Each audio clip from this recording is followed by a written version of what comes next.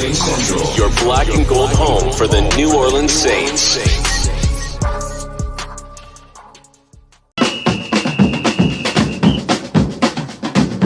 Who that say they gonna beat them Saints? Who that? Who that? Who that say they gonna beat them Saints? Who that? Who that? Who that say they gonna beat them Saints? Who that?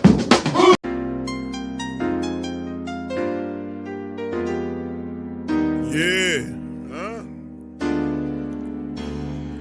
Boogie like Benson, I'm a who that. I'm a who that. Long as I'm living, I'm a who that. Lose or winning, I'm a who that. Sports coma, yeah, this is where we do that. Where we do that, where we do that, where we do that, where we do that, where we do that. Boogie like Benson, I'm a who that. I'm a who that. Sports coma, this is where we do that. Where we do that. Welcome, welcome, welcome. Somebody please better help. Running this thing like Elf. I thank God every day I'm not a Falcon. Go to YouTube Live with Big Q and the guys. If you ain't ride or die, the bandwagon get flipped. Been marching in, that was way for the ring. I was yelling out your shame for the championship. Bucking on town, duck down. Falcons pluck, get shut down. Panthers ain't much touchdown. The vision really belong to us now. So much hate on the Saints, you could probably tell. Ever since Bounty Gate hit the NFL, when things seem fishy, then you probably smell the crooked referees or Roger Goodell. Yeah, fucking like this, and I'm a who that. Every day I'm living, I'm a who that. Lose or winning, I'm a who that. It's the sports coma, this is where we do that. Where we do that, where we do that, where we do that, where we do that, where we do that. Boogie like this, and I'm a who that. It's the sports coma, this is where we do that. You're listening to the Sports Coma with Big Q and the guys on the PRO Media Network.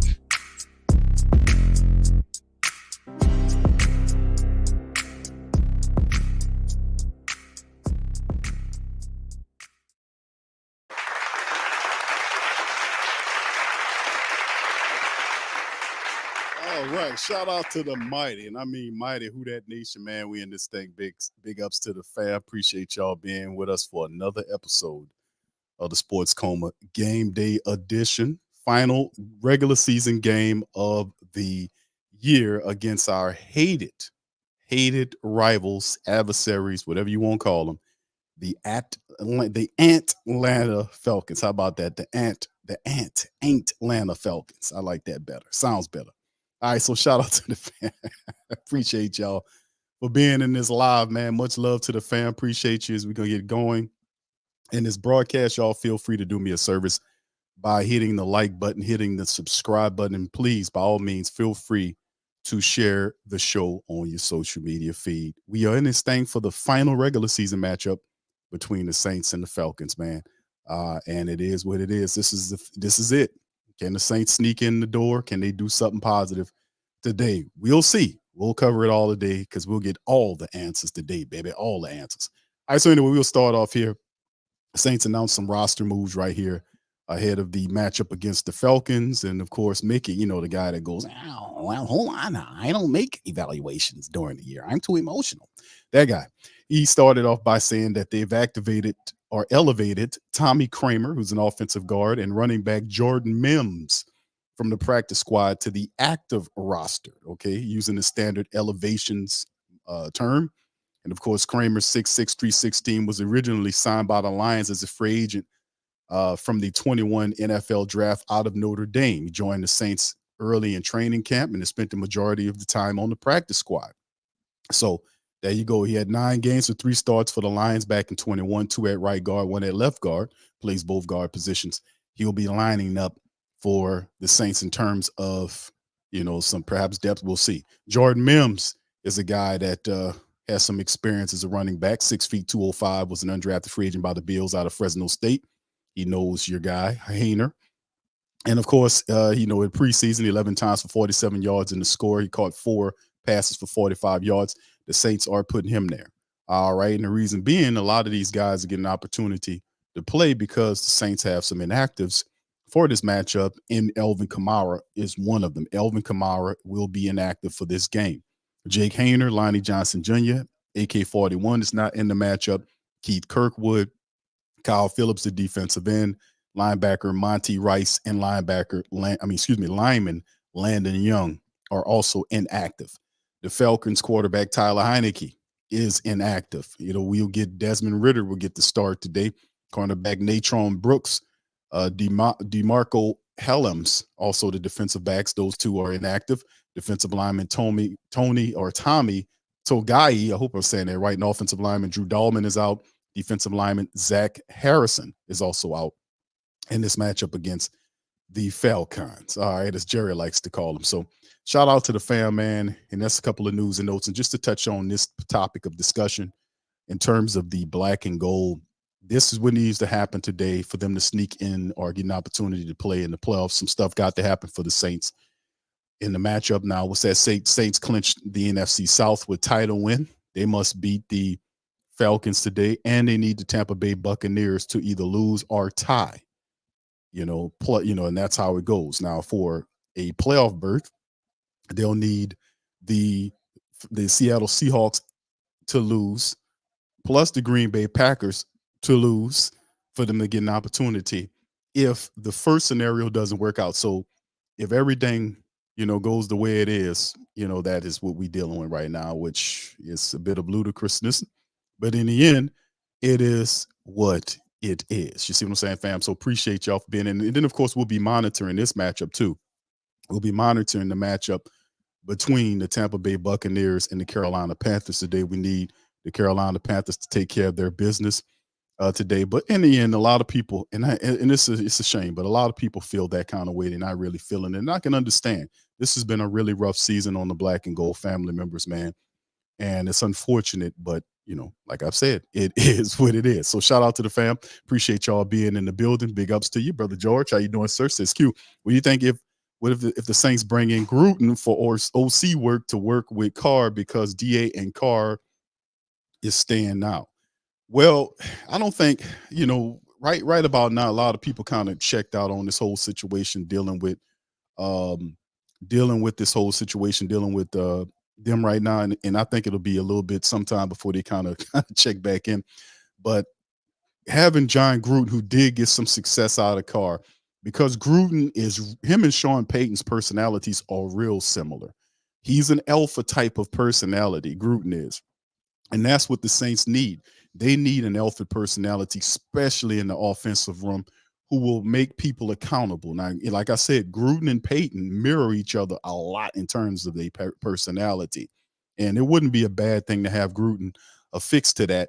Wouldn't be a bad scenario at all, George. The only issue is Gruden is currently suing the NFL. So with that being said, with him suing the NFL, how will all this line up? What will go on here? How would that look? And I think his stuff was pushed back towards January in terms of what they got to deal with him. So we'll see exactly what's going on that side of things, man. So anyway, thank you for the question. Pelicans Nola, shout out to you. Appreciate all y'all for being in the building. Debbie, Tori, shout out to you guys. KB, much love. All right. What's up, Gundam? Shout out to you, brother. I seen your message, bro. I meant to reply about that. You asked me about the Green Bay matchup. And when it happened, I said that's one that the Saints are going to pay for, that they're gonna have an issue with coming back. It was one of them. It was an instinctual thing. I knew it because it was a game that you wasn't supposed to lose. You were up by 17 and you lose. You were up by 17 with 11 minutes left to go in the fourth quarter, and you lose the game by 18 points. So it's 18-17. That's not supposed to happen. When they imploded, because that's what it was, an implosion. The defense just lost their mind. They didn't do what they were supposed to do and stop this team. The offense died. They couldn't put up any more points. So, when that happens, that let me know right now, this team, I started questioning not only the intelligence, but when that happened, that was heart. That was a big problem with this damn team's heart. And they've played like this, like up and down like this the entire season. Like, where's your heart? Where's your pride? Sometimes some of them guys seem like they were just playing for a check. But I knew instinctually, bro, when they lost to Green Bay, I said, this is going to kick them in their ass. I knew it off top.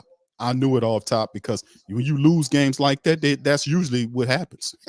That's usually how it goes. I've seen so much of it, bro. So thank you for that. Black Preacher Man, salute, bro. Appreciate you for being in the building as well, sir. Appreciate you. Much love. KB, brother Reggie, Tori, everybody, man. Appreciate you. What's up, Melissa? Good morning to you as well. Appreciate you. Muse, shout out to you. Carlton, how you doing, sir? All right, big ups to you. Good to see everybody. 504. What's up, bro? Says Q. I started. Nah, brother, you gotta be. You can't start drinking this early, brother. You gotta you gotta chill out, man. Yeah, you can't do that right now. What's up, Uncle Freddie? How you doing, sir? Jeremiah, shout out to you. This is my motto. I just beat the Falcons and get ready. Yeah, yeah, beat the Falcons. What's up? What's up, Elite? My brother Revolt's in the building. Shout out to you, Revolt, as well.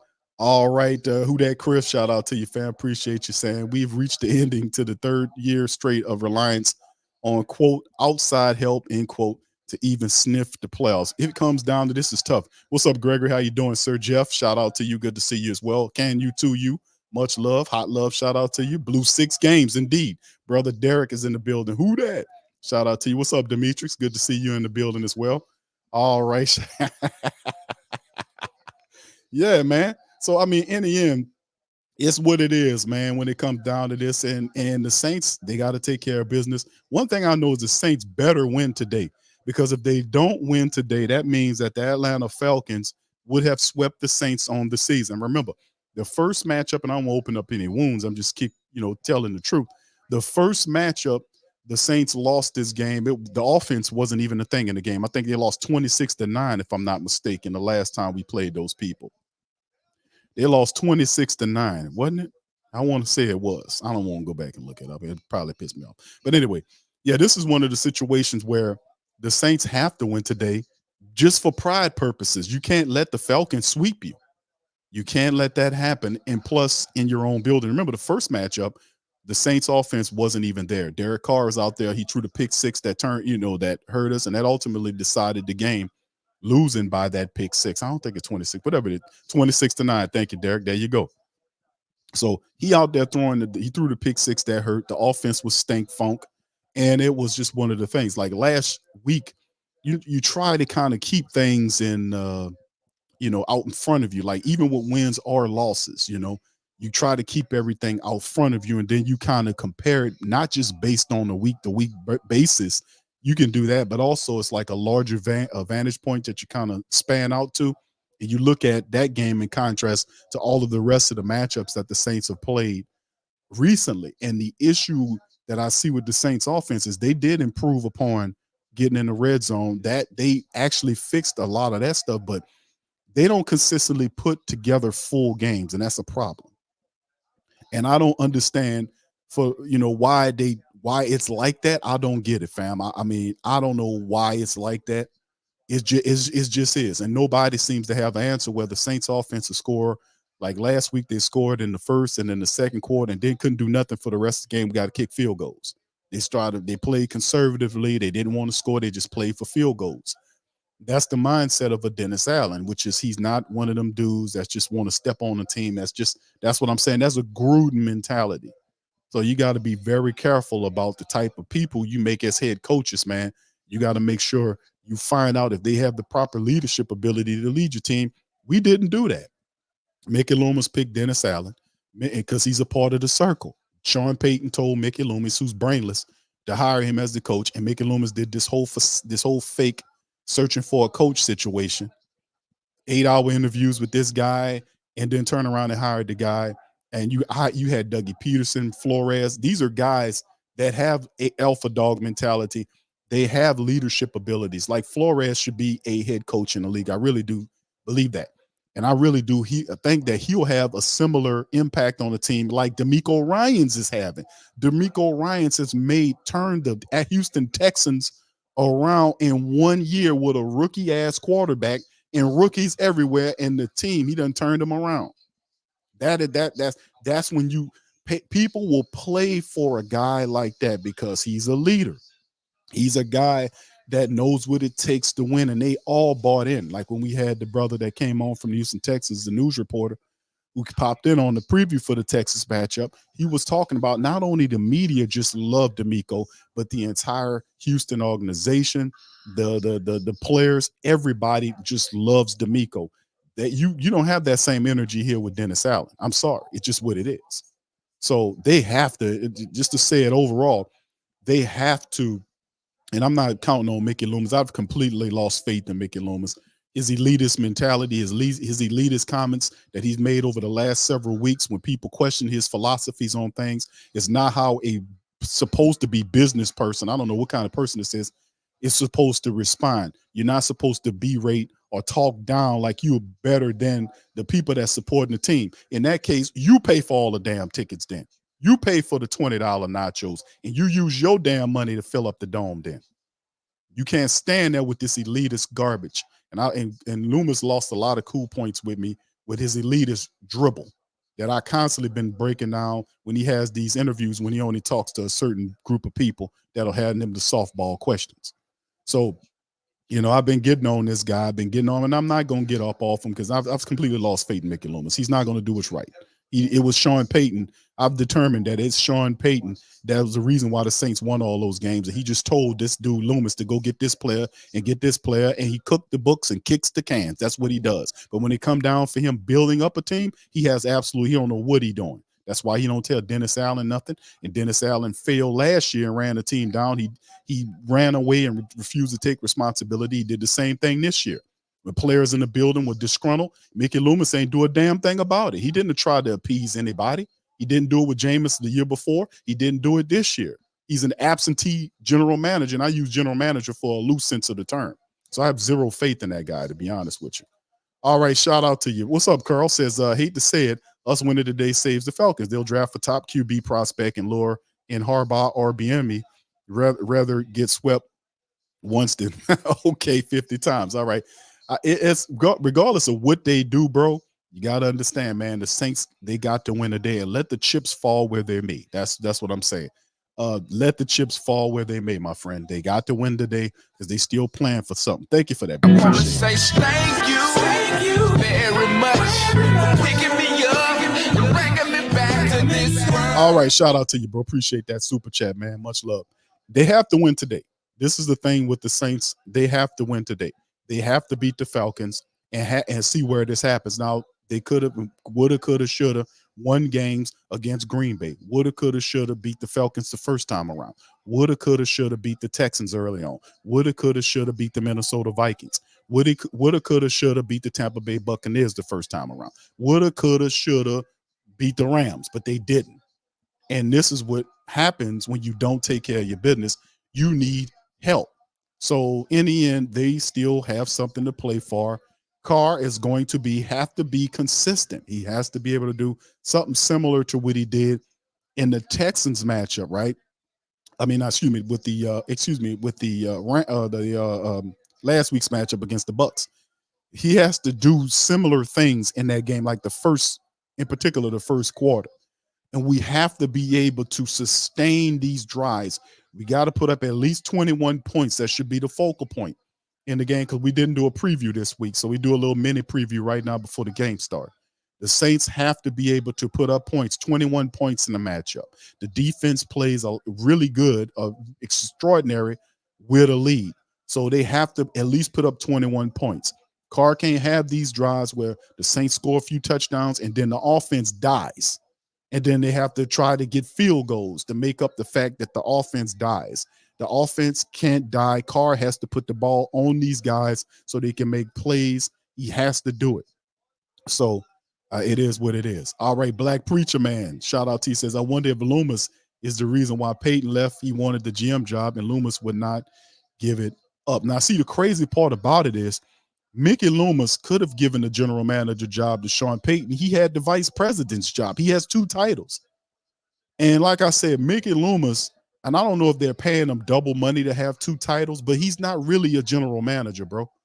And we've discovered this because of when Sean Payton left the Saints, you can literally see what the team looks like in 2 years. It's not just 1 year. 2 years, the team has looked like this. Has been an up and down, inconsistent team because they lack leadership. They lack the motivation. They lack the disciplinarian that keeps these guys in place. And this team is undisciplined.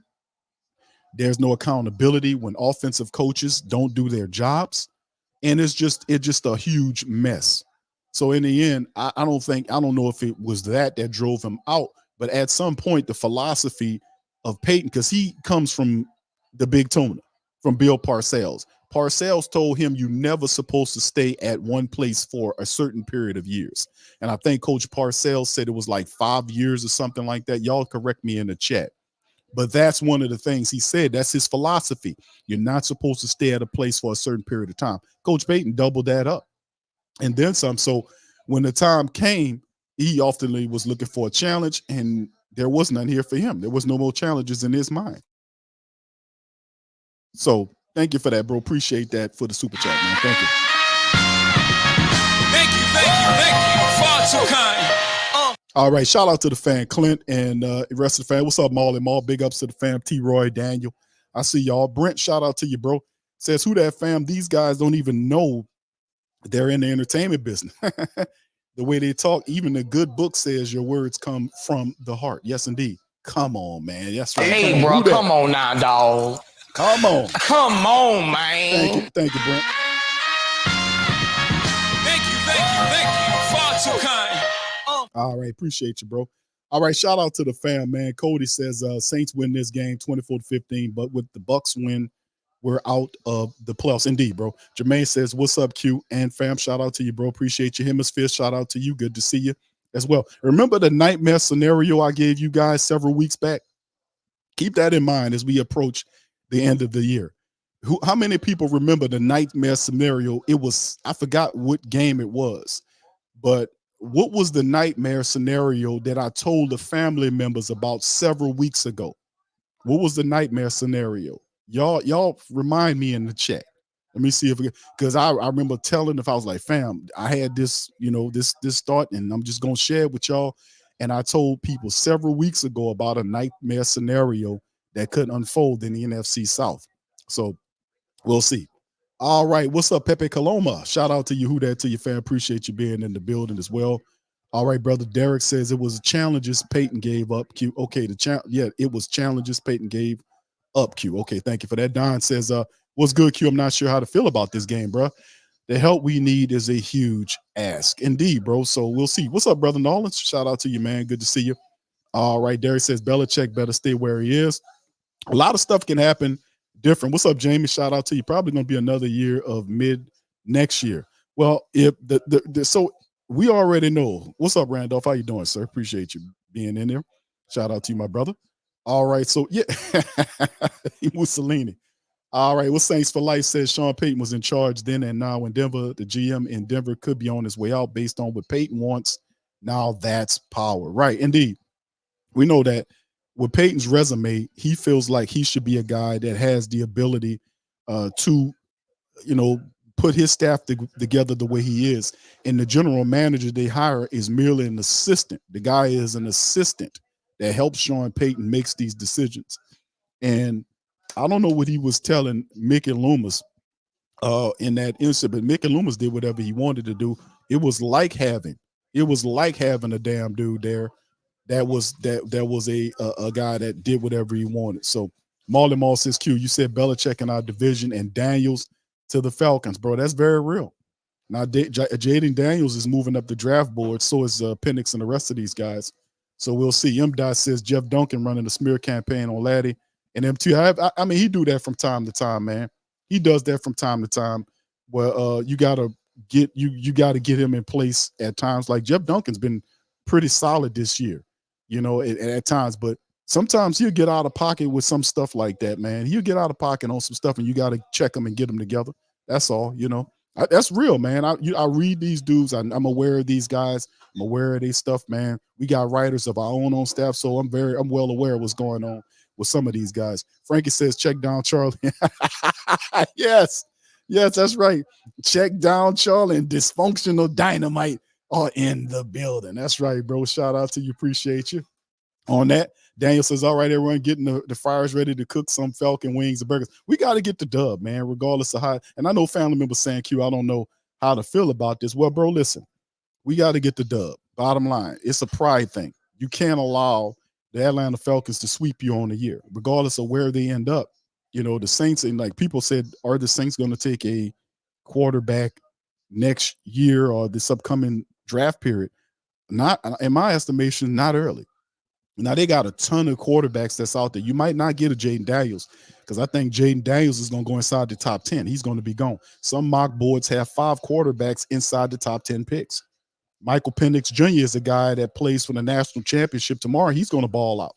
I think McCarthy's a good young quarterback for Michigan, but I think he's way further up than what he's supposed to be. No disrespect, but I think there are other quarterbacks out there that are better than McCarthy of Michigan. Penix to me is better than McCarthy from Michigan. So it is what it is, man, as we keep it going. All right, shout out to you, Rich. What's up, bro? He says, I'm buckling Q. I got my dog. Okay, the graveyard dirt and brick dust. Just like, okay, thank you, Rich. Appreciate you, bro, for being here. Thank you.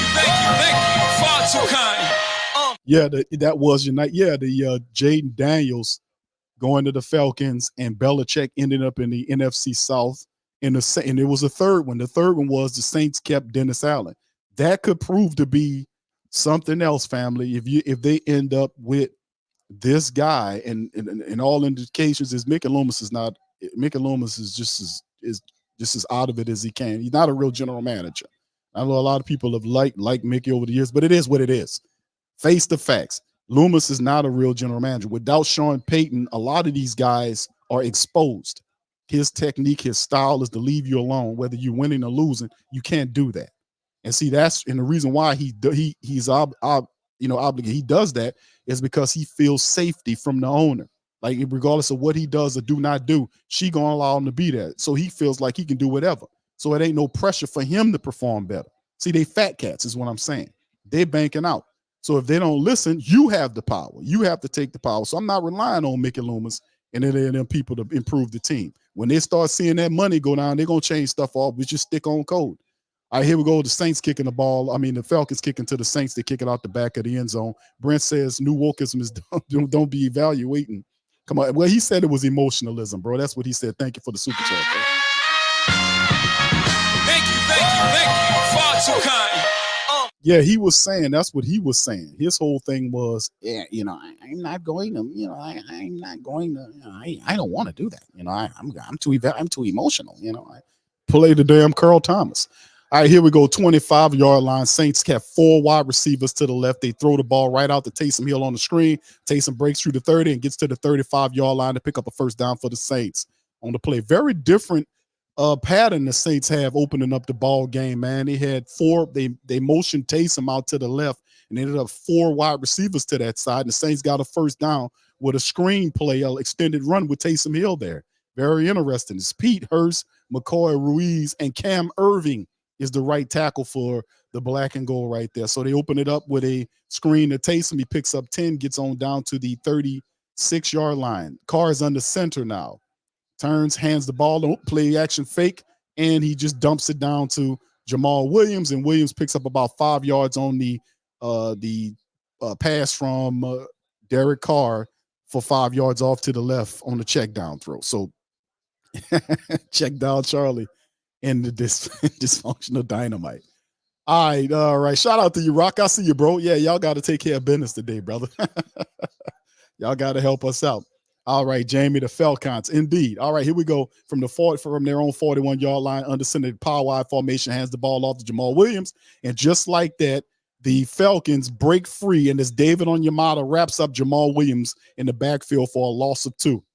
And that's just what it does. They've been doing that all season long, been let people get paid. They've been a sucky run team.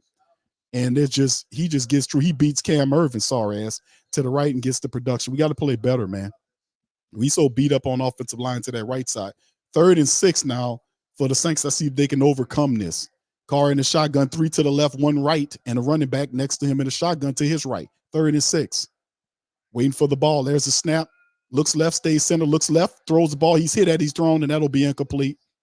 It'll be an incomplete pass, but they're treating it like it was a fumble, and it should be an incomplete pass. So Falcons get the Carr as he was throwing the ball, and it's incomplete, so it'll be 4th and 6.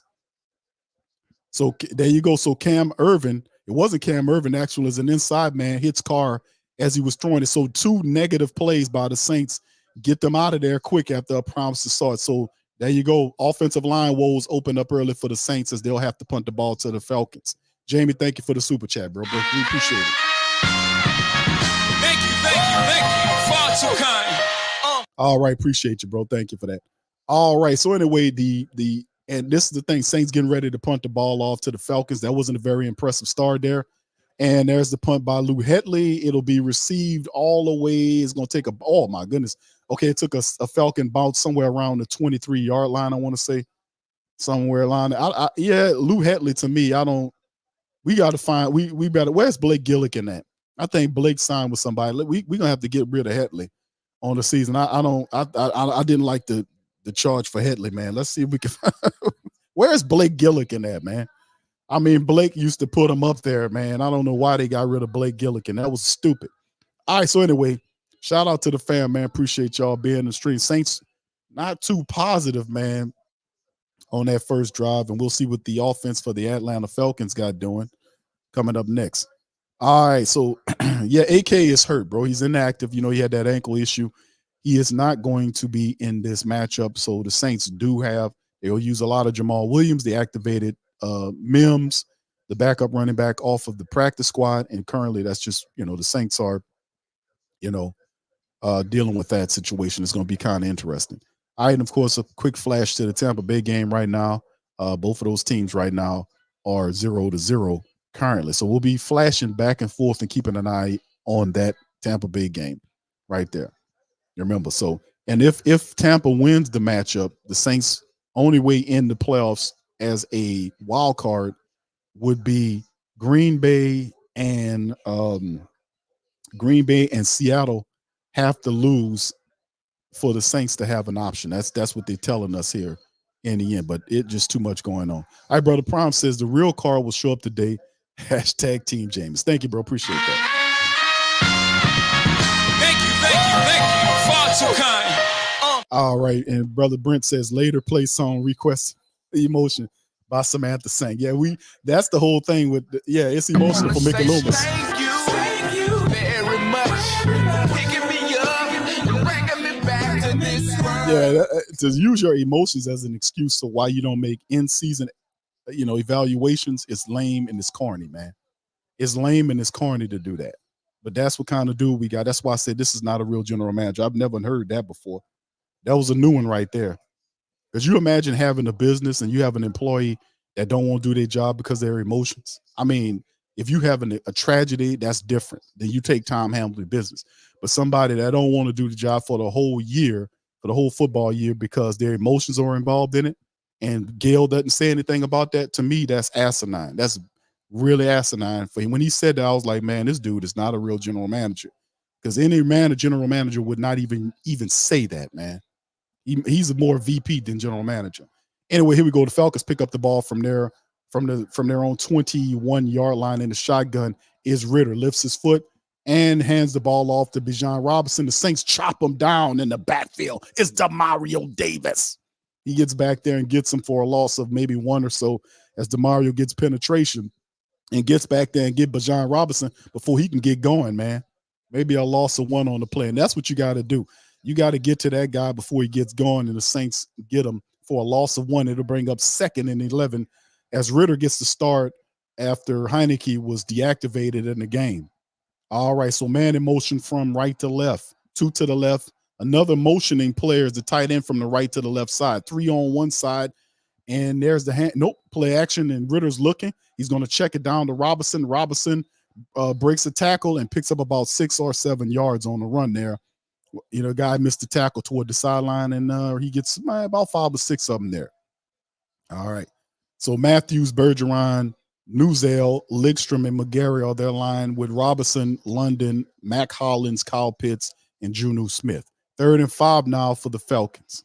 Their coach is under pressure too, man, to win. A lot of pressure on him to win today as well. Shotgun, Ritter, Bijan to his left in the pocket. They got 2 to the left and right, sitting up at the 26-yard line. A man in motion is the wide receiver from left to right. And he turns, looks right, fires right up the field. Man, wide open, and he's down to the Saints 40, 35, and it's a foot race, and he gets brung down by Jordan Howden. Wide open wide receiver running down the field. It's Miller, Scotty Miller, and it's just, there you go. And if I'm not mistaken, Miller was the motioning guy, if I'm not mistaken. Wasn't he the motion guy that they motioned over there? Yep, he was the motion guy. Nobody picked him up, and he was wide open running down the field, blown coverage by the Saints, and he gets all the way down to the Saints 20 to the 16 or 17-yard line down there. So big play by the Falcons as they get in Saint territory all the way down to the 18. Ritter in the shotgun, 2 to the left, 1 right. It's a play action. He rolls right, and he's gonna pump and throws it to number 5. He gets pushed out of bounds right around the first down. Nope. Referee's gonna say he's just shy of the first down on the play. So a 9-yard pickup with the rollout throw to the Falcon wide receiver to the right side. So the Falcons, man, with the play early on, have gotten up the field in the Saints territory. And let's see, they got a good mojo going. 2nd and 9 right now on the play as he found Drake London off to that sideline to gain a 9. Falcons are rolling right now. Down to the Saints 9-yard line. Ritter's in the shotgun. They got 1 right, 2 left, and a running back, and he sends the motioning guy from right to left.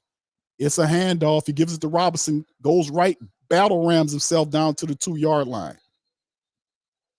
And the guy just butted Carl Granderson in the face with his helmet, and he should be ejected. Look like a flag has come out, and that's going to help the Saints. That's going to help the Saints. The guy butts Granderson in the face with his helmet, and that will back the Falcons up with a personal foul of 15 yards. Back them on up.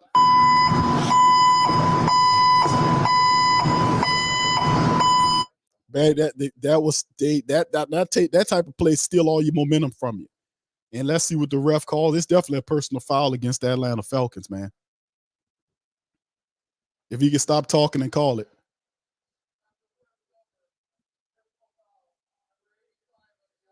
Yes, personal foul.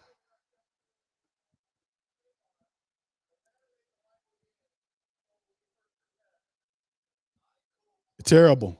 He got up, him and Granderson was going at it, and he headbutted Granderson with his helmet. What a dumbass, man. He just headbutted Granderson, and Granderson says, listen, I got you. Stupid, man. Dumb play by them. And that's what dumb players do, man. That was a dumb play. They were rolling. That's going to help the Saints. All right. He said he wasn't in motion. He was. Yes. Thank you, bro. Appreciate it, man. Thank you. Far too kind. That's going to help the Saints out big time for him headbutting Granderson like that with the helmet, and that's 15 yards. And what are we talking about? What do they have in the conference room? Let's get this over with. Let's get some football on the field. Shit. All this talking. All right. Congress don't meet this much. All right, yeah. Okay, Gundam said we slow today. Yes, indeed. IKB says we're not winning this game. We're gonna win. We're gonna win. I want them to win. I need them to win. We can't be swept by the Falcons, man. We can't be swept by the Falcons. And besides, if they lose, they're still not gonna fire that dumb Dennis Allen.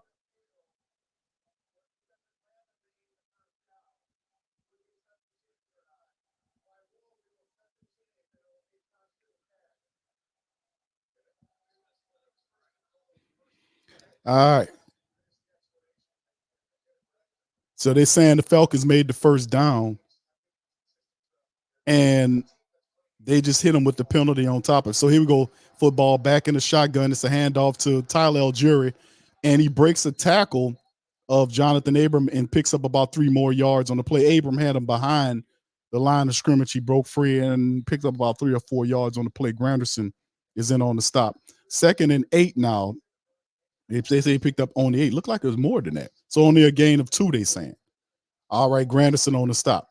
All right, so yeah, we get it going. And here's Ritter is in the shotgun now. Wide receivers, 2 to the left, 1 right, and he's running back next to him. Lifts his leg. There's a snap. It's a play action to the running back. He rolls out to the right side.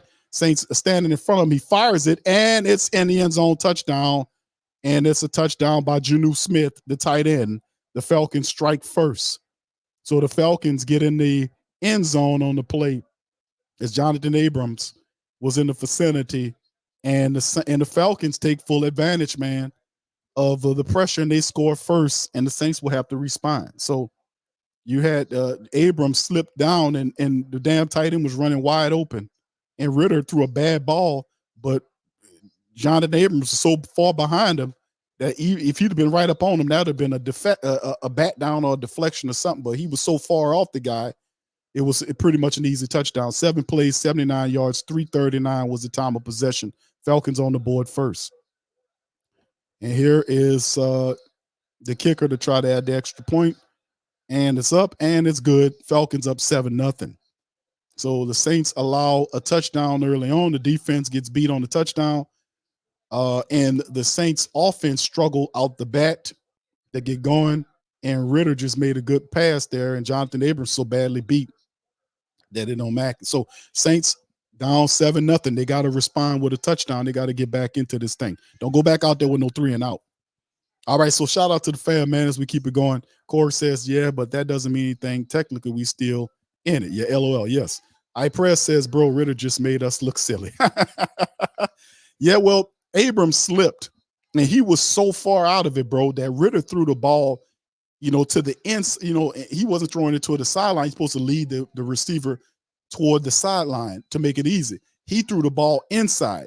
And that usually works for the defender, but the defender was so badly far off from the tight end that he wasn't even in there to even have a play. He ran in there after the guy caught it and fell down. So it is what it is. But that's the knock against Jonathan Abram, is that he's a better run stuffing safety than he is a pass producing or a pass.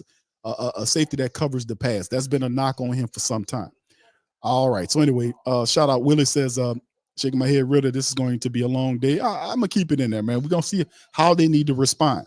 They need to respond and come back here and stop the momentum. They got to get a touchdown here. All right. Rose says, Q, hope you don't have to wear that shirt again. Nope, I don't have to wear it. I didn't bet low. That's what happened when you bet on your team and believe in your team. You make a bet and they let you down and then have the nerve to turn around and say to you, please support us. I'm not supporting you guys no more, man. You got to show something, bro. I did that. I gave you a shot and you let me down. You let me down. IRC says, so you want to go to the playoffs. Why? To lose. That's all that's going to happen. Shake my head. Y'all love being losers, just like DA mediocre mentality. Bro, no, it's not that, bro. People don't lose on purpose, dog. If you're a winner, you got to win. You got to win. You got to win for pride, RC. You're going to sit up here and say, lose for what? What are we going to lose for? Why would we need to lose to the Falcons? So they'll sweep your ass? They sweep your ass on the season? No, bro. You get up. You got to win. You got to win. Regardless of what you're facing, you've got to win. We're not paying people to lose. It might seem like it. We're paying people to lose. But regardless if they lose or not, they're not getting rid of Dennis Allen. And do you really think they're going to address some of the things that you might want, like a quarterback and all that kind of stuff? They're not going to do that. The losing, the Mickey Loomis is not paying attention to records. He's not paying attention to nothing. This dude is a complete oof. He's a Dumbo. He's not on the planet. He's out of his mind. So, if you thinking losing going to help Mickey Loomis make better decisions in personnel, don't bet on it, bro. We just in a tough space right now. M. says Warner just stopped and stared at him. JG, game over already. No, it's not, bro. What's up? What y'all talking about game over? It's just one touchdown, bro. We got like 3 full quarters and 8:42 left on the clock. The game ain't over. It's not even close. Uncle Who that said we got to beat the Birds today. Yeah. Said brother-in-law will never let me hear that. Right. That's what it's about. You can't let these people sweep you. Where your pride at? Where your pride at, man? You got to beat these people. You can't let them sweep you. All right, here go the Saints picking up from their own 25 cards under center. And you got a guy running across. Is going to be, he tried to read the snap. It's going to be against the Falcons encroachment. No, it's a false start. Is it against, who is it against? It's Max Garcia hit with a false start. That's one of the unforgivable things you can do. And they actually took Max Garcia out of the game. And that's what you're supposed to do. You don't get false starts in your own damn building. 1st and 15 as Taysom Hill trumps back in here. All right. All right, prayer says Q. No facts. No excuse for the TD. Either way, Warner had the sack right there too, or should have been able to swat the ball. Yeah, indeed, bro. You're right. All right, Taysom Hill is in as a quarterback / running back. How many people think he'll actually be a running back? Got the fullback in there with him. All right, he's in the shotgun. There's a snap. Nope, he's going to keep it and run, and they just stuff his ass for a gain of maybe 2 or 3 yards. Not much happiness. Ellis is there to stop him as Carr runs back out there on the field. What's up, Dante? How you doing, sir? Dev84, how you doing, man? Penning has been benched, cuz. Penning has been benched. Yoshi says, here come DA Power Walk. The cloud walk. Thank you, bro. Appreciate it.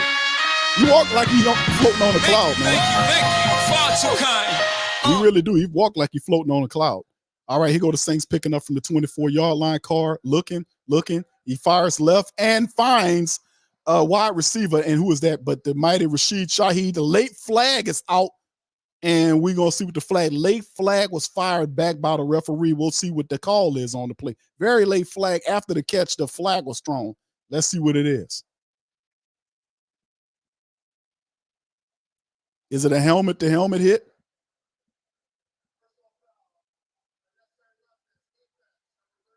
It's unnecessary roughness. Okay, so Clark Phillips III, the defensive back, hit Rashid Shaheed helmet-to-helmet. And the referees called it was a helmet-to-helmet hit. A helmet-to-helmet hit on him, and that'll put 15 yards on top of the Rashid Shaheed catch. 7:48 and counting down. Good call by the refs, trying to do their best to protect the players. That puts them in the Falcon territory at the 41-yard line. Carr's under center, sends Rashid in motion from right to left. Handoff is to Jamal Williams, and he gets brung down about maybe 3 yards on the play. Not much shaking on the play. All right. JG said you don't play just to play. Right. You got to win games, fam. I understand people frustrated. People think that by the Saints losing, that'll force Mickey Loomis to make changes to the team. I put it to you like this. If the Saints had lost every one of these games, from the Rams game, the game against Bucks, and the Falcons game today, Mickey Loomis would still not have gotten rid of Dennis Allen. It's up to you to force these people right. And there's Taysom's in with the game, and Taysom picks up the first down about 11 yards on the quarterback keeper. It's Taysom Hill turns into a running back that time and gets a good gain of 11 running up to the center and to the left as Carr runs back into the contest. So Taysom comes in and pretends to be a quarterback. Adam Prentice blocks out the game, but Caden Ellis, the guy that Prentice should have blocked out, was the one that wrangled them down for a gain of 11. So Taysom here is definitely going to be more active with Elvin Kamara being inactive in the game. He's the second leading rusher on the team. Carr at the Falcons 30-yard line. It's a handoff to Jamal Williams up the center. Got a good run there, twists and falls, about a 9-yard pickup. Nice run by Jamal Williams on the play. No, actually, that's Miller. I'm sorry, that's Miller in there. They got the scat back running back Miller in the game. There you go. Kendre Miller's in there. All right, we hadn't seen Kendre in a while, man. He looked pretty good on that run. All right, he picked up 9 yards, Kendre Miller.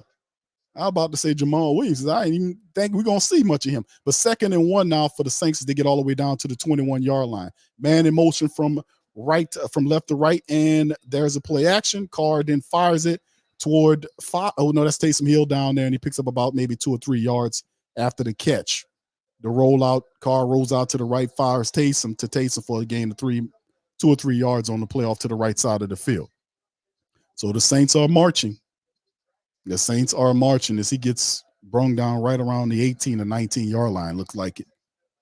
All right, so getting Taysom involved a lot in the game, the Saints are trying to do. All right, they're at the 17-yard line or the 17 or 18-yard line.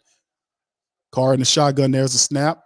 He holds it, pumps it, throws it, corner, touchdown, black and gold. It's A.T. Perry with the catch. There we go. Shout out.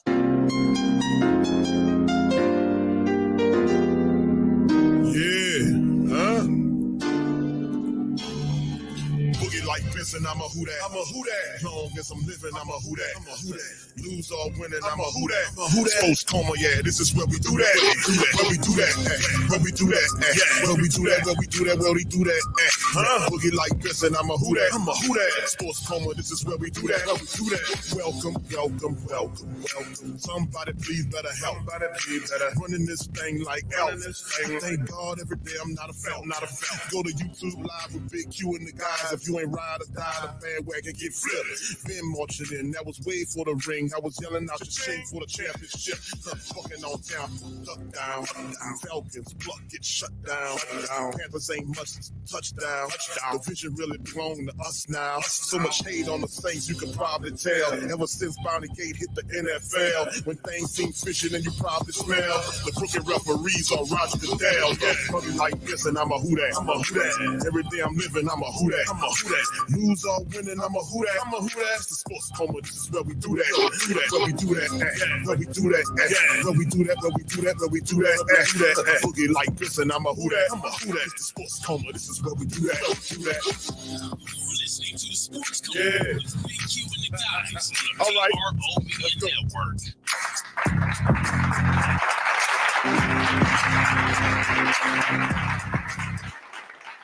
All right, so touchdown. The Saints get on the board with a touchdown, matching the energy of what just happened as the Falcons scored. Saints scored on the next drive. They tied the game up at 7-all as a good one. That was a very good drive by the black and gold, getting down the field.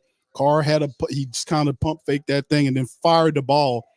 Fired it, ran in there. A.T. Perry makes a good catch there against the Atlanta defender. The Saints matched the drive. So, we 7-7 again. So like I'm saying, they could beat this team. Falcons got a lot of problems here. They got a lot of problems. The Saints have an opportunity. If you got a chance to get in the playoff, though, regardless, you got to win, and you can't let the Falcons sweep you. So they're doing their best right now. So let's just keep them, hope they can keep this going for the rest of the game. All right, so big ups to the fam, man. As y'all can see, now we just need our defense to respond here. The Saints mixed in some runners on that play. We seen Kendre Miller in there. We seen Taysom Hill get a lot of carries in the game. So the Saints mixing in the running game to help keep them moving the ball, and it translated with Carr's touchdown pass to the rookie A.T. Perry to do it in the game. So anyway, that's what it is. And of course, we watching Carolina right now. The game is still 0-0 in that matchup. But right now, the Saints doing their job, trying to keep in this thing. 5 minutes remaining in that first quarter of play as we keep going. So, yes, indeed, man, that's very positive drive for the black and gold on this thing. As you can see, last drive there, not bad for the Saints. 7 plays, 75 yards, 341 for the black and gold as they span to Elvis dancing. All right. So, anyway. Big ups, fam. Please hit the like button if you don't mind. Hit the like button. What's up, Tenacious? Shout out, bro. Appreciate you being here. All right, there we go. All right, RC said, y'all comedy for real. Okay, well, bro, they won that, bro. How you gonna hate on the touchdown, RC? Come on, bro. You mad today, brother? What's going on, man? I mean, how you gonna hate on the touchdown, bro? you be upset if they didn't score the touchdown, bro. You can't hate on the touchdown, my brother. All right, big ups. All right, Rose says start fast defense. Yes, indeed. All right, where's Cam? Cam, bro. Yeah, we need that defense to step up and do and handle the business, man, in the matchup. So we got to handle the business. All right, who that? What's up, Dr. Drew? How you doing, sir? All right, from London. All right, shout out to you, Dr. Drew. Thank you for joining us, man. Appreciate you all the way out there in London. All right, so the Falcons pick up the ball from their own 25 in the shotgun. Ritter hands the ball to Robinson. Robinson goes right and picks up about 4 yards off to the right side. He's brought down by Big Nate Shepard and others, and they pick up about 3 or 4 off to the right side for the Falcons. So, indeed, man. So we gonna need our Saints defense to provide a stop and offense to keep pushing and make some positive plays. So good back shoulder throw to A.T. Perry, who made the adjustment and brought it down. And remember, A.T. Perry, man, has had a pretty solid season for the black and gold. The future is bright in terms of that. All right, so here we go. 2nd and 6 after the game. Ritter in the shotgun, wide receiver left and right. There's the snap. Fires to the left side out of the backfield of Bijan Robinson to the 50, 40, 40, 35, 30, and it's Tyrann Mathieu misses it, and Bijan Robinson is all the way in for the touchdown, man. Just like that, man. Huge run. It's a check down basically out of the backfield. Several missed tackles along the way. The Saints defense are not handling their business early on. We finally get the offense to do right, and the Saints defense is not responding in kind. So there you go. A long touchdown there by the Falcons on just a simple check down to the wide receiver, and Bijan Robinson takes it all the way down, man. Huge run, 71-yard touchdown run for Bijan Robinson, man. And the Saints missed tackles along the way, 2 of them, and he gets in the end zone. So the Falcons strike on the long run, 2 plays, 75 yards, less than a minute. And the Saints will have to come out and meet that same energy. The defense, we usually talk about the offense doing what they're supposed to do, but the defense have allowed 2 touchdowns on the 2 possessions with the Falcons, and that simply can't happen. They got to do a better job than this, man. Just when you get the offense, they do what it's supposed to, the defense, and that's just what the Saints have been all damn season, up and down inconsistent. 2 touchdowns just like that, 14-7 on the play, a 71-yard strike off a check down to Bijan Robinson, man. Wow. Crazy, man. All right, Random says, we see what the defense, yeah, bro, what's up, man?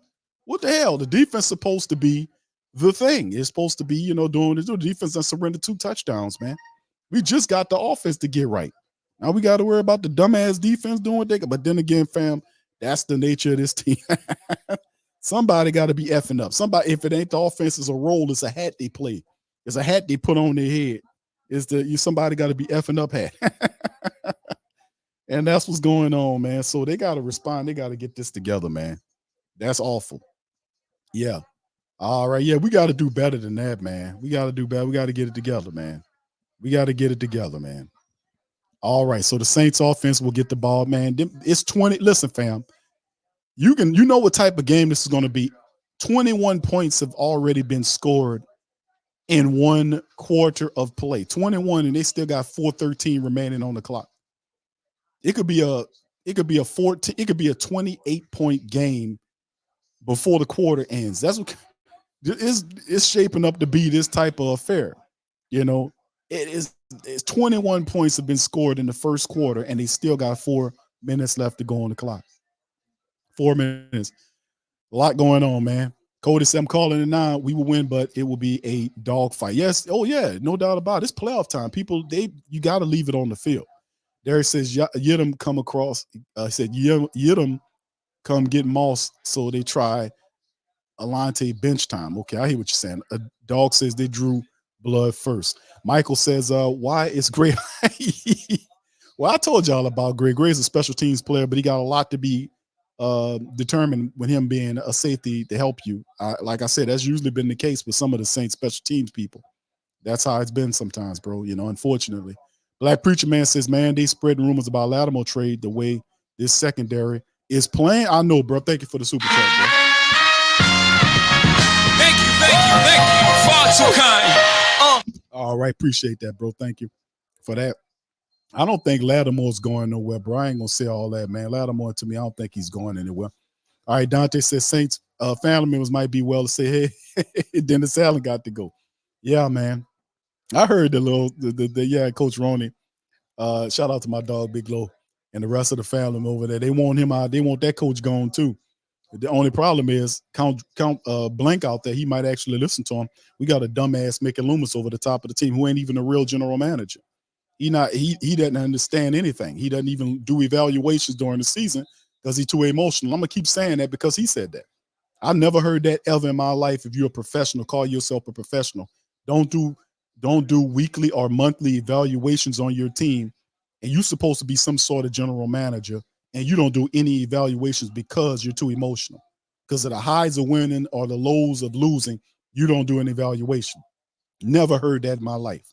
Never heard that ever in my life.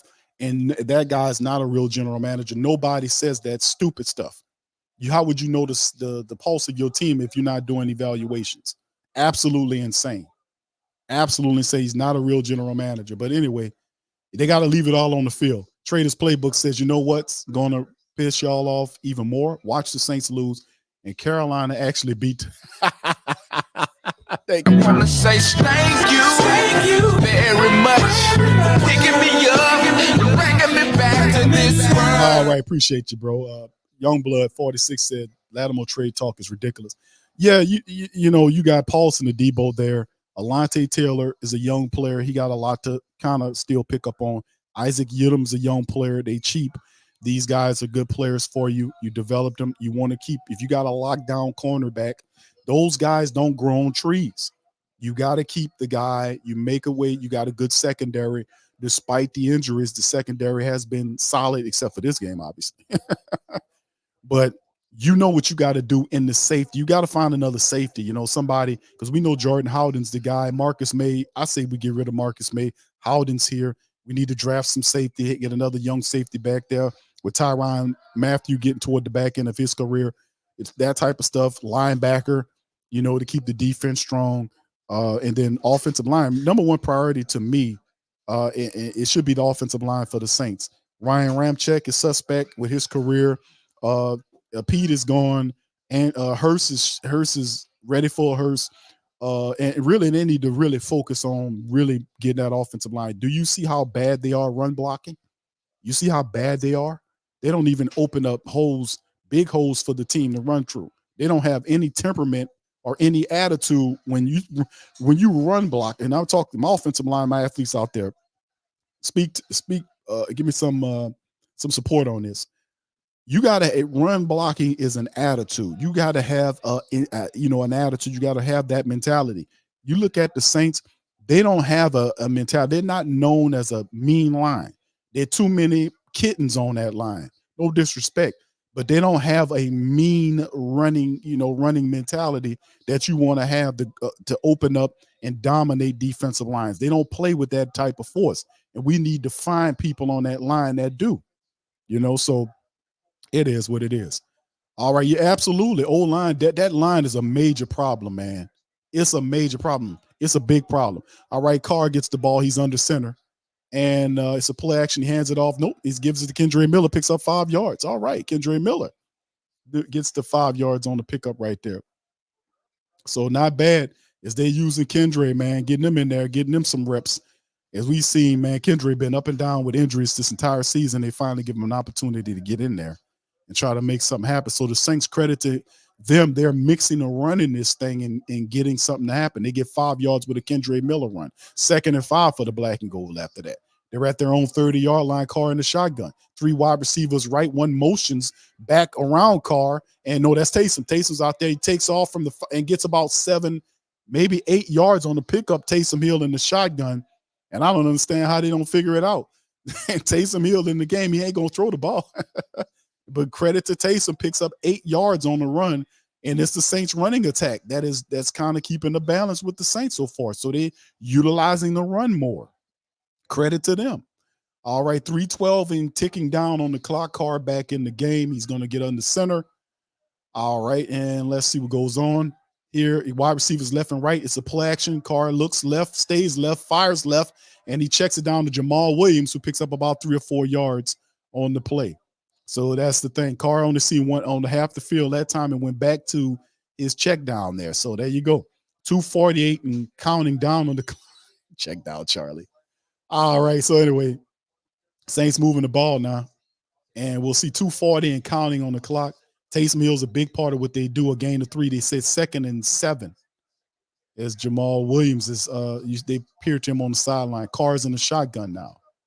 All right, 1 wide receiver left, 2 right, running back next to him in the shotgun.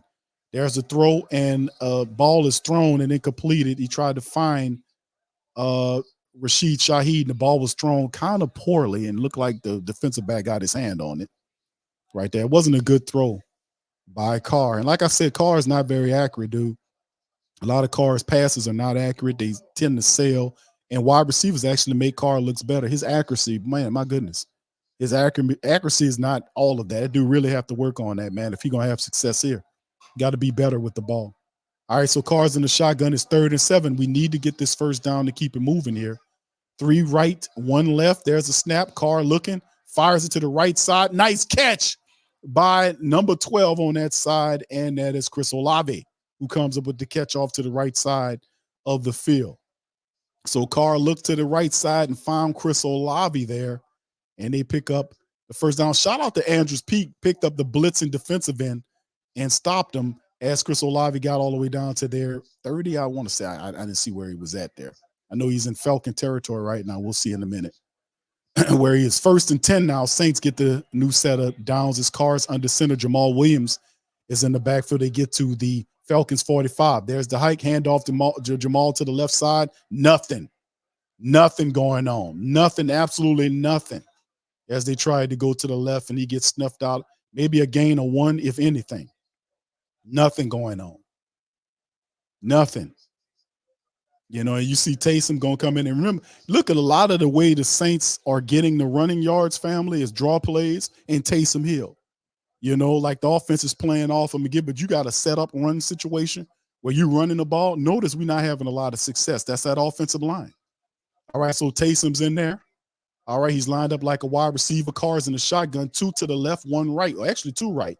There's the snap. Carr looks center, fires left, and it's a catch by Taysom, and he gets the first down. It looked like he got the first down, depending on where they spotted. No, they're saying third down. He was a yard shy. They saying it's third.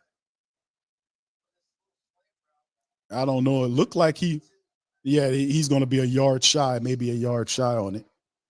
On the play. So that'll be third and maybe a 1. Yeah, 3rd and 1 is Taysom's the guy making it all go. Taysom's running and catching the ball.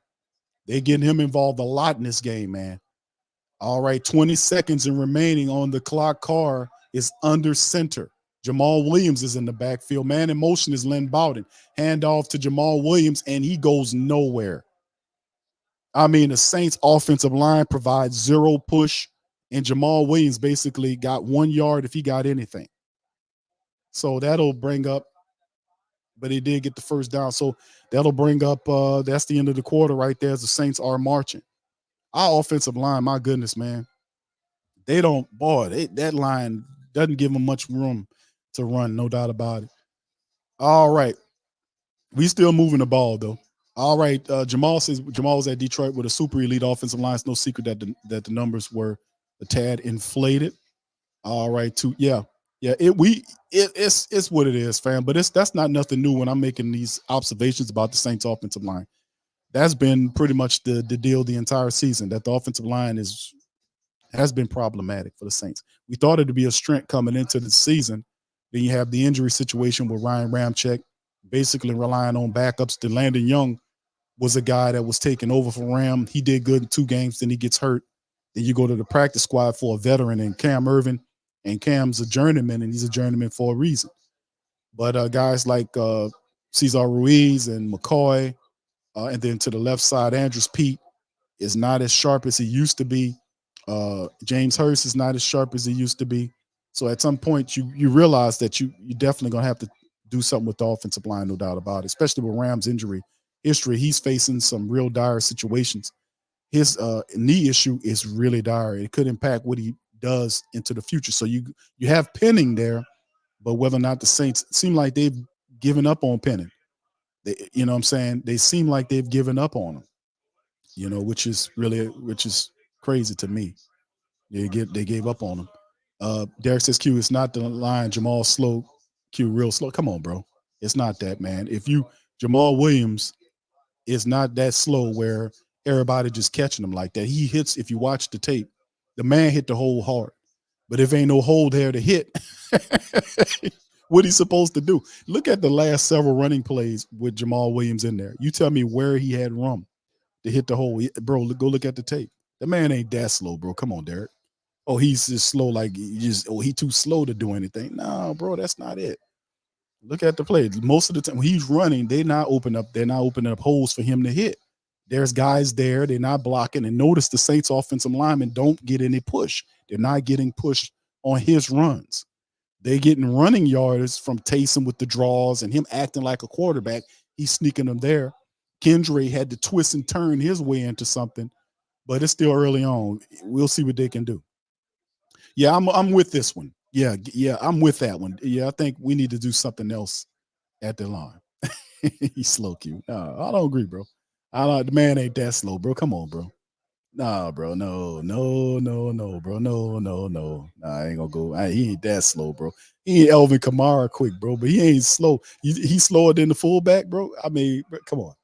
All right, so here the Saints with the ball. It's a hand. Nope, it's a play action car. It's going to roll out to the right. He's being forced, and he makes the throw, and it's a catch to the, let's see, who was it make the catch there? It's Mims, Jordan Mims, number 33, gets in the game. So the Saints using They using pretty much all of their running backs. Jordan Mims, the practice squad running back, made a catch right there. It looked like for a gain of maybe 4 yards. No, they're saying it's a drop. Yeah, they're saying it's a drop. It wasn't a completion there. 2nd and 10 for the Saints. All right, 2nd and 10. Tim, shout out to you, Big Q, much.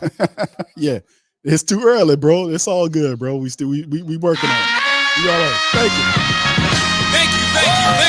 Far too kind. All right, Carr. Here we go with Carr after the incompletion. 2nd and 10 for the Saints.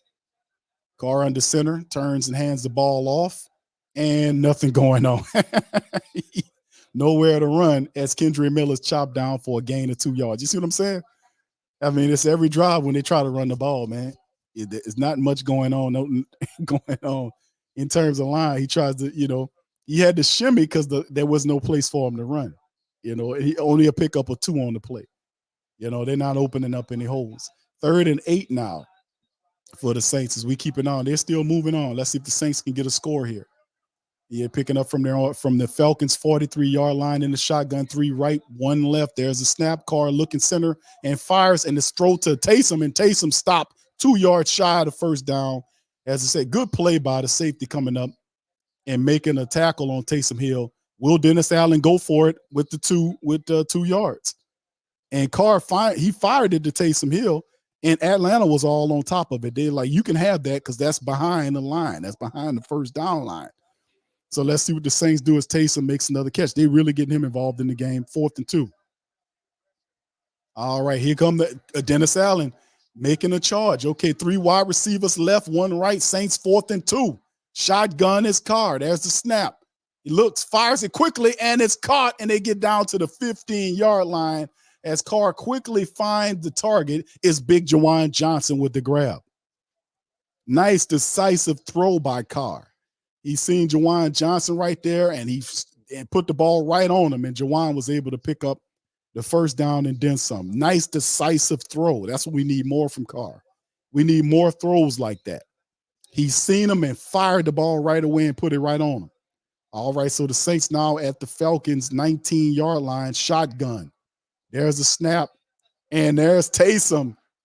Turns into a running back and picks up that's Carr. How about Carr? Carr kept the ball. It did his Taysom Hill impersonation. Go ahead, Carr. Carr, he actually ran and picked up some stuff. How about that? That was a shock. All right, Carolina. Carolina messed up, man. He was going for a touchdown and fumbled it out. Carolina just messed up, man.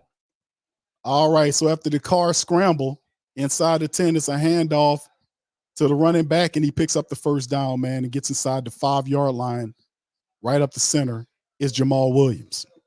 All right, so credit Dennis Allen. Let's give Dennis Allen some credit for that.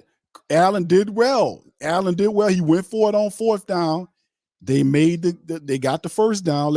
We always blast his ass when he do, weak stuff. That was a gutsy call. Dennis Allen went and got it. Let's credit him for that. Brent says we better take the emotion out and quit evaluating. There you go. All right, hold on, Brent. All right, so the Saints inside the 5-yard line. Carr hands it off to Williams, and not too much going on that. Maybe a gain of 1 yard. Not much shaking. It'll bring up 2nd and goal for the black and gold as Caden Ellis is in on the stop there. No, I'm sorry. That's not Caden. That's number 53. Is in on the stop. So the Saints getting inside the top 5 right there. They're getting inside the 5-yard line, bringing up 2nd and goal as Jamal Williams runs out to the sideline. Let's see what they can do. Probably Taysom's in the game. Put Taysom in the game. Jimmy Graham should be in here right now. And let's see what the Saints do. Man in motion from left to right. There's a toss toward the left side.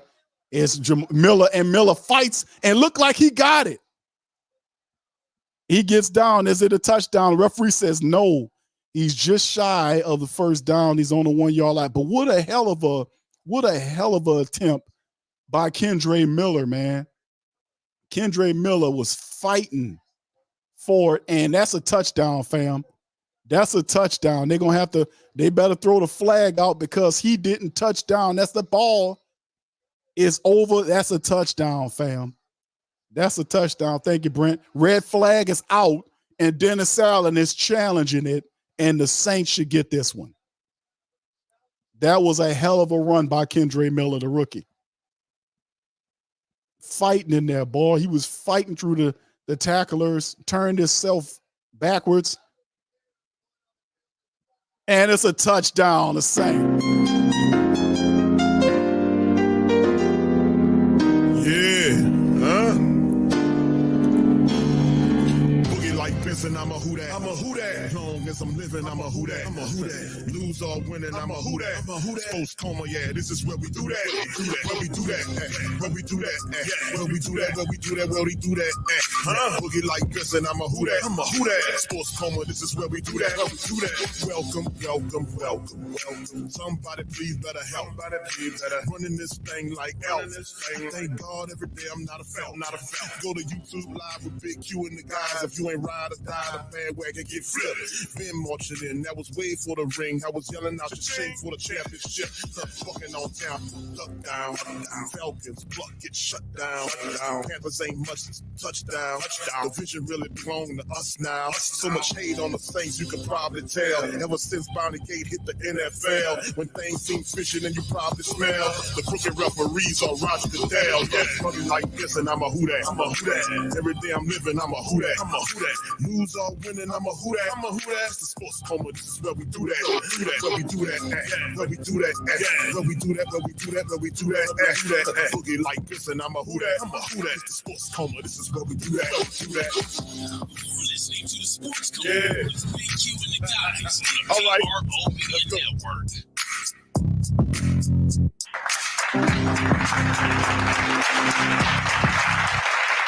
Man, come on. That's what I'm talking about. The Saints are playing hard. Now, it's 28 points combined by both of these teams right now, and it's 11 minutes left to go in the game. 11 in the first half, anyway, in this quarter. And it's already 28 points have been scored. This is going to be an exciting finish to the matchup because both teams understand what's at stake for them, and they're going all the way out. They're playing tough. They understand that there's no tomorrow, and they have to keep this going. Anyway, we're looking at the matchup right now with Tampa Bay. It's still 0-0 after Carolina had a chance to score. They fumbled it in the end zone. Too bad. All right, so anyway, Saints doing it, 14 tight. We just need the defense. The question now is, what does the defense do? That's when it comes down to it. Right now, it's what does the defense do? What does the defense do? The defense has allowed 2 scores to happen. The defense can't let this happen.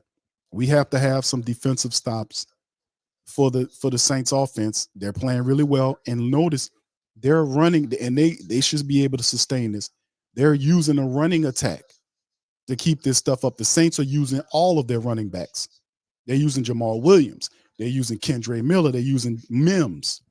They used him in there. They're using Taysom Hill, who's a part of the running back room, in my opinion. So, I mean, you have all this stuff going on, and the Saints are using Taysom heavy. They're using a running game heavy, and Derek Carr's on the back of that making throws.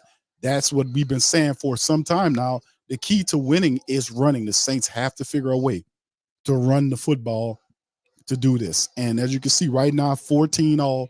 The defense needs a stand. They need a stand. They need a stand. They need a stand. All right. Yeah, he is, Demi. I think Cam is playing. He's not on the injury report. He's not inactive. Cam is available. We just hadn't heard anything from him yet. But the game is still very young. Jim Kev says, hey, Q, we got a shootout. You know how I feel about Loomis and Allen, but I'm looking at the scoreboard, hoping we win. I missed Saints play. Exactly, bro. Thank you for that. I want to say thank you very much for picking me up and bringing me back to this world. I know, bro. Thank you for that, man. And that's the thing. The defense, what we have to do, the defense, and that's the mentality of the team is up and down. Like in this game, you need your best performance because of what's on the line. We don't need the defense allowing 71-yard touchdown checkdowns to turn into, you know what I'm saying? You can't have that. The defense has to stop this to give the offense, who's flowing right now, a chance to add to the lead. So after the kick, they operate from the 25-yard line. There's the handoff to the running back. It's Patterson, and Patterson gets brought down by multiple Saints for a gain of maybe about 4 yards on the run by Patterson. So the Saints, that's one of the things that they have to watch out for. The Saints defense has to get this team, they have to stop them and get them off the field right now. All right. Yeah, thank you, Randolph. Says, damn Saints offense playing good and the damn defense comes out and play like this. Come on, man. Indeed, bro. Indeed. That's just what it is. We need our best performance. What's up, Lewis? All right, here we go from their own 29-yard line, the Falcons in the shotgun. Man in motion from left to right is Pitts. The handoff to the running back. Saints, missed the tackle, but they get him back again and get him and look like a flagging on a back play. I don't know if it's a face mask, but usually when that happens, it might be a face mask or something like that happen. Late flagging there as Bijan Robinson gets about 4 yards. He's a yard shy of the first down. Let's see what the call is. It's against the offense. Holding. Let's back him up.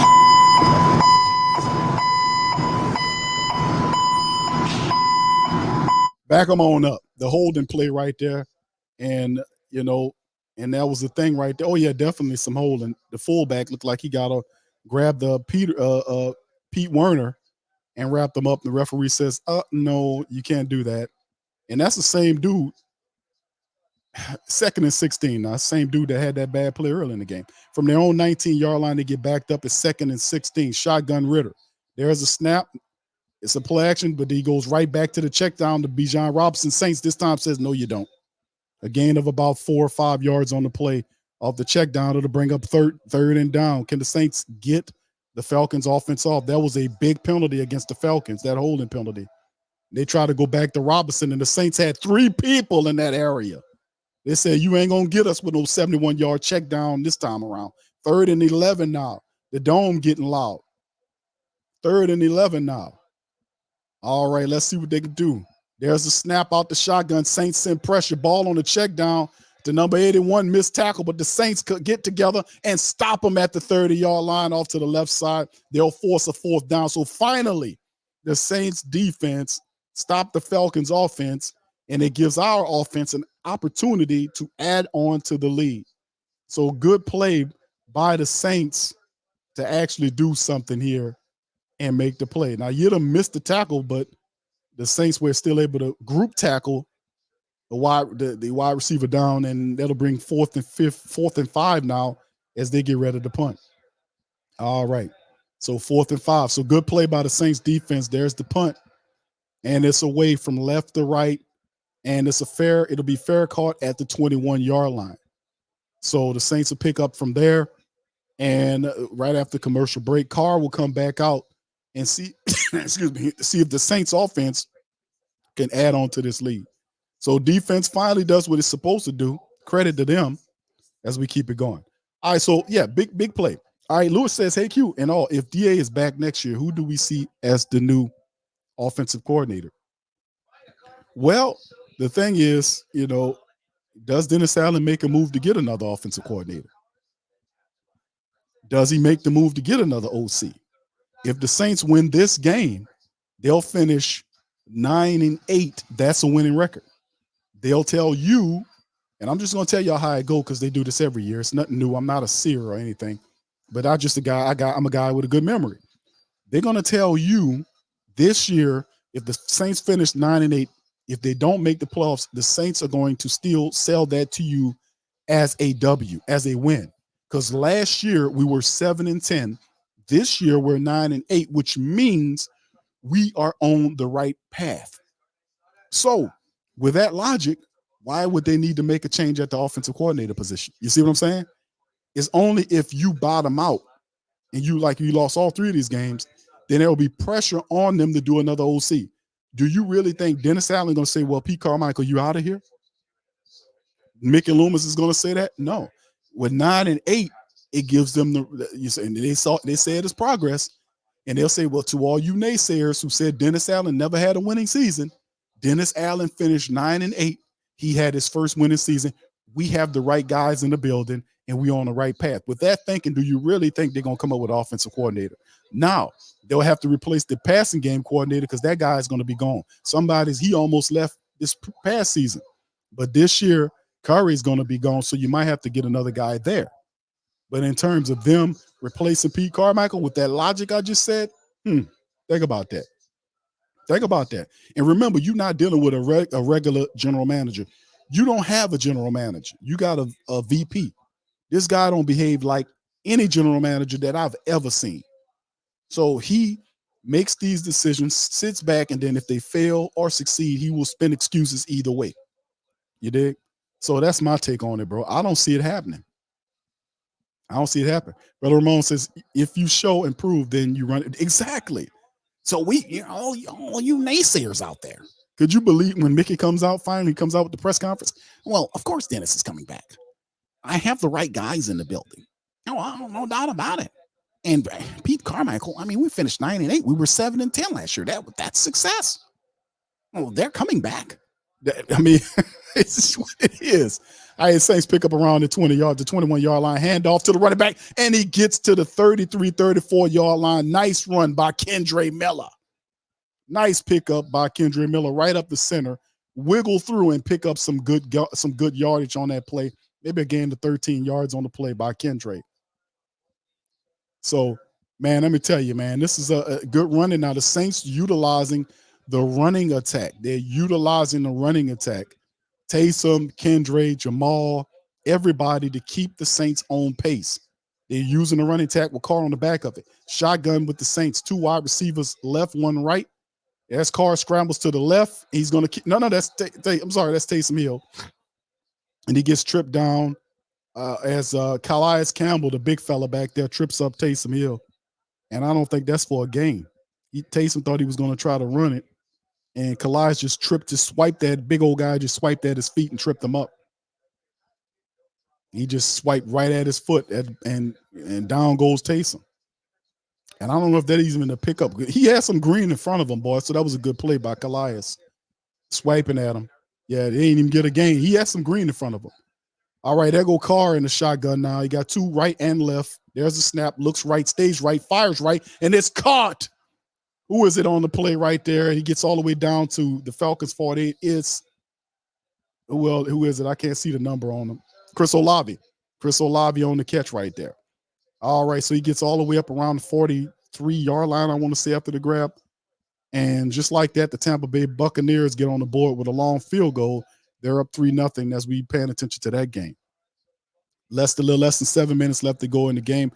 As the Saints convert, they get all the way down to the 48. They're on 48. Carr's under center. He sends a man in motion to Rashid Shaheed. It's the handoff to the running back. He's chopped down as several players are in the backfield. He's going to lose about 3 or 4 yards on the play.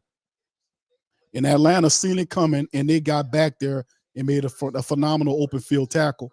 And that guy got through there, and who was it? Who missed the block?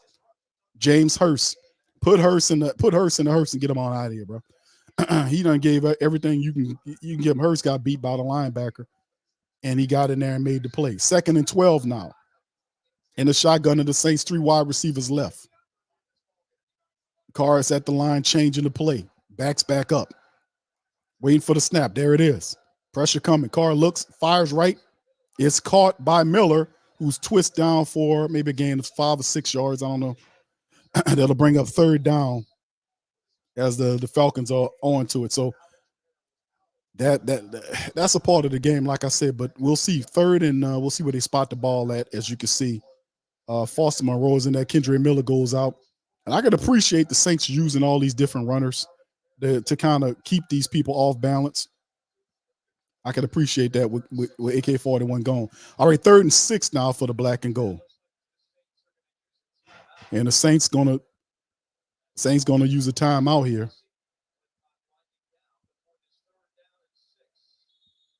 And what's the purpose of what this is?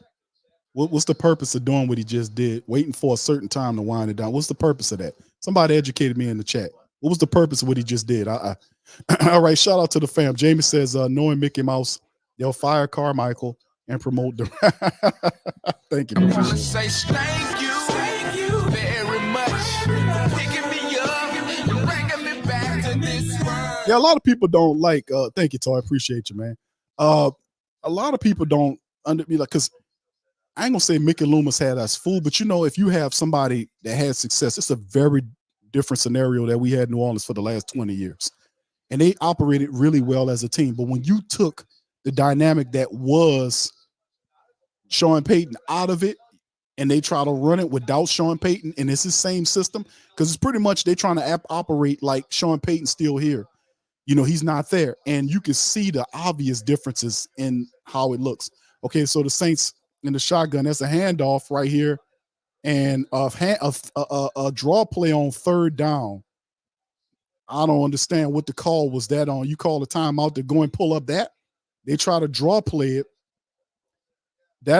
See, that's not playing to win. See, Dennis Allen them called a draw play on that play. That didn't make any sense, and Carr goes off.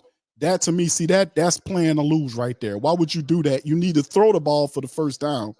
And they went to a draw play. That is really dumb. That type of stuff right there is what people get them upset.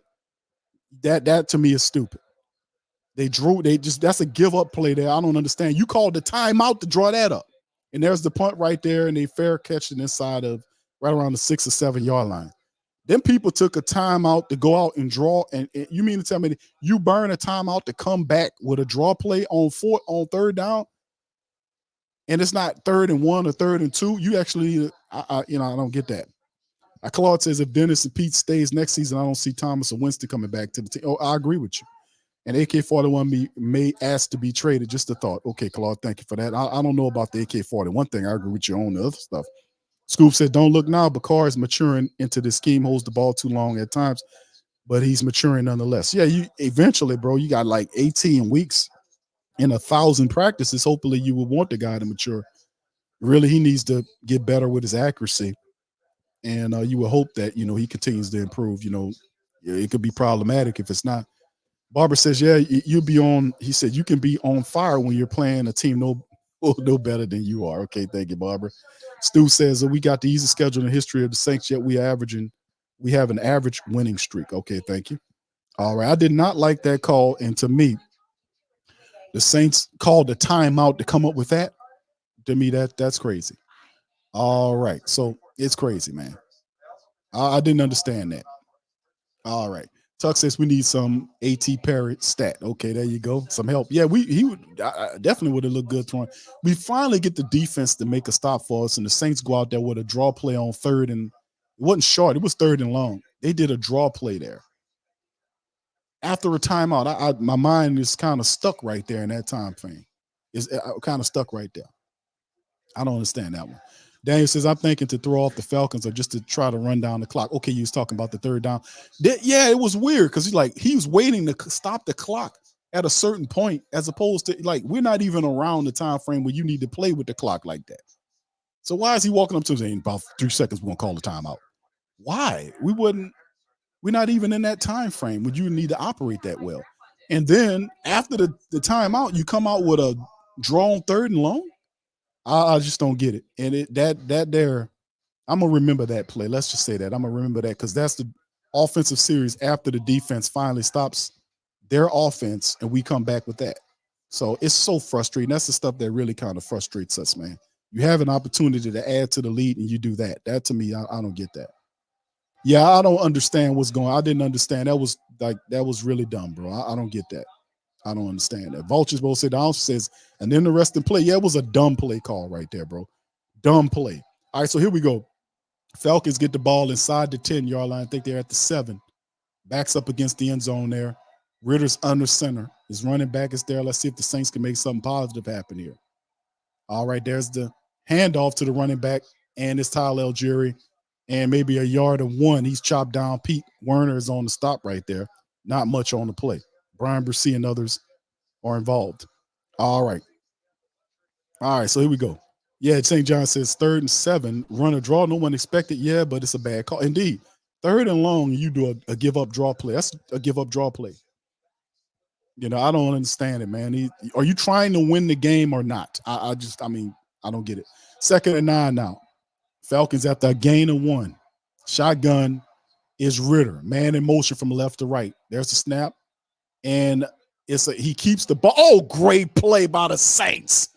It's Jonathan Abram with the chop down the Ritter behind the line of scrimmage. They're going to lose some yardage on that one there. And boy, did Abram did a great job of chopping the scrambling Desmond Ridder, he was trying to scramble off to the right side of the field, and Jonathan Abram made a great open field tackle, bringing up 3rd and 9 now.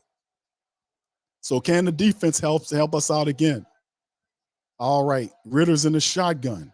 He got Ridder. He got big Bijan back there with him. 2 to the left, 1 right. There's the snap. It's a give-up run play to Bijan Robinson. Saints get him for a gain of 3, and that'll bring up 4th down. 4th down on the play. Great defensive series by the Saints, making it happen. Great play. And you see Ugo in there making some stuff too. You see Tyrann Mathieu and Ugo Amadi and several others involved on the play and making a stop there. So that'll force the Falcons into a punt scenario. Great stop there by the Saints defense. So 2 consecutive series of Saints defense have sniffed out and stumped down the Atlanta Falcons offense. The offense must score for the Saints here. There's the punt from inside the, a terrible punt. And it'll be at the 39, 40-yard line. What a great punt by the Falcons for the Saints now. Terrible punt on their side, but he shanked the hell out of it. He knew it when he kicked it. He turned around and said, man, this ain't going to work. And boy, that sets the Saints up right around there, right around the Falcons' 40-yard line. He knew it. He knew when he kicked it that it was a terrible one. It went off to the right side of his foot, and boy, it's inside right around the 40-yard line. So it wasn't a long punt at all. So the Saints will open up with great field position from the Falcons 40 or somewhere around in there. Thank you, Pennon. Some of these punters have been working for the Saints the last couple of games. I know the Tampa Bay punter was working with us last week. It looked like this guy's got his Cash App right here to help us out too. All right. 2:28 remaining. The Saints get the ball. They open up right at the 30, what is the 37-yard line of the Falcons in the shotgun. The handoff to the running back, Jamal Williams, and not much shaking on the play, maybe a gain of 2 or 3 yards. Not much happening on that play either. He tried to hit the Falcons up the center. Not much shaking. All right, so let's see what the Saints can do is we getting close to the 2-minute warning right here. Getting right up on the 2-minute warning, and I think the Saints are not going to run the play. Let's see. Carr in the shotgun, 3 wide receivers right, 1 left. And there it is. The Falcons encroach. Flag down. That's extra yardage. As they try to read the snap, he jumps. Jumps, and that's an encroachment. It's against the Falcons. They say neutral zone. That means some bitch got offside. So that'll help the Saints out big time on the play. And that'll put 1 more second before the 2-minute warning. So they give the Saints an opportunity to run a play before the 2-minute warning, which is also positive. So he gets in there, jumps in there and helps the Saints out. So another player got their Cash App. All right, from the black and gold. All right. And then they set it at 1, and then they move it to 2-minute warning. I don't know what these people doing, man. How you set it at 1, nobody ran the play, and it just runs. I don't know what they're doing. It's crazy. All right, so anyway, William, what's up, says, what can the Saints do with this? All right, Dex 504 Saints better score before the half. Yes, indeed. Yeah, he says, wonder where the punter will be. I think they like that guy. I don't think he'll be going anywhere. Scoop says, defense bailed. DA's dumb. You know what? Out the play call. That was a dumb call. Corey says, Falcons, I think, gets the ball at the half to score. Jamie says, gain some yardage somehow. Yes. Jamal Williams, 2 yards. Yeah, nothing much popping. Sean says, why do the Saints always run the ball up the middle? Yeah, that's what they try to do, bro. They try to run it left or right. They hadn't got much. They hadn't really had too much of success running it left or right, bro. You know, you would think because that involves the offensive lineman have to pull and block, roll out and block and pull, that you would have some success with that. But they just deciding to attack the Falcons up the middle. Truth of the matter is they've been having success hitting the Falcons up the middle of the defense. They've been having success doing that. Kendra Miller had more success than anybody. Taysom Hill doing his thing as well. All right. So anyway, analysis don't look like the Saints trying to win. All right. Well, I mean, we still got a lot of time too. Please don't go away from. Yeah, Kendra Miller has the energy right now. No doubt about it. Kendra's performing admirably right now. He's doing a good job. He's running hard. And he has the vibe. You got to go with the hot hand, the guy that's showing some success. All right. 504, he has 0 moves. Now he's a north-south power runner, which will work if you can open up holes for him, because it's like he operates like you shoot him out of a cannon. But he's not a wiggle room guy. He can use a stiff arm if he goes to the left or right. But the reality, his power is he's a north-south power runner. You're getting off the south with this guy. You get him and open up the hole, let him hit the pocket hard. And a fullback wouldn't work either. I mean, a fullback would help. Rather, a fullback would help too. We don't use a fullback to help these guys run. They just nakedly send them in there. Can we run a little fullback so the fullback can clean out that interior linebacker so that Kendrick can get to the second level, perhaps break a tackle, a defensive back that might be there in the third level. We don't use the fullback at all like that. I don't get it. All right, here go to Saints 2nd and 3. Wide receivers on both sides of the formation. There's a snap. Carr staring left, looking left, and fires it to Juwan Johnson, who gets down to the Falcons' 22-yard line and picks up a first down there. All right, so there you go. All right, so the Saints get a new set of downs as Juwan runs off to the sideline, but not a bad throw. That Derek Carr looks left, fires left, and put the ball right on Juwan Johnson, and they get the first down and keep it moving. All right, the Saints now up at the 22-yard line of the Falcons in the shotgun. And that's another jump off sides by a neutral zone infraction against the big man, Calais Campbell. So the Saints, 2 neutral zone infractions against the Atlanta Falcons. This time it's big man Calais Campbell helping the Saints out. He got his cash app. So a lot of these Falcons, boy, they greedy at the end of the year, man. They getting their cash apps from the Saints today, boy. He was notified in his helmet that he got the cash app, so go ahead on and pay your part. All right, back out there. 1st and 10 now. Saints in the shotgun, 3 to the right, 1 left. Running back next to Carr in the shotgun.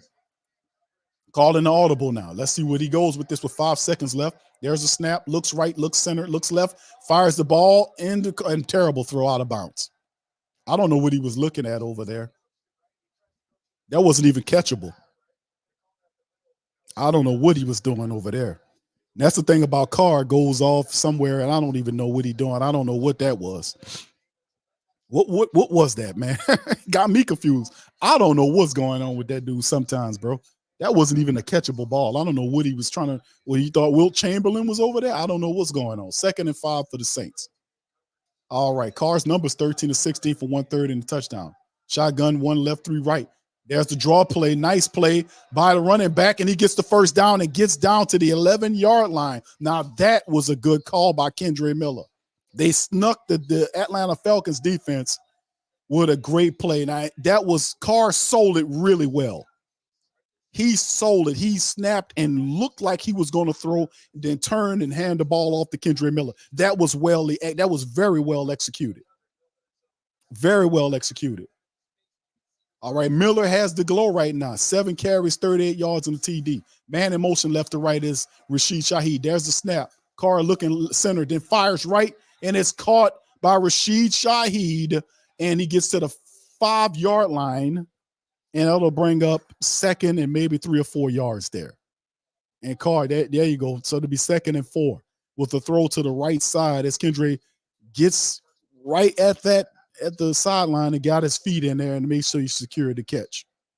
All right, so here we go. The Saints got time here as he falls out of bounds and stops the clock at 1:09. Saints still have 2 timeouts here.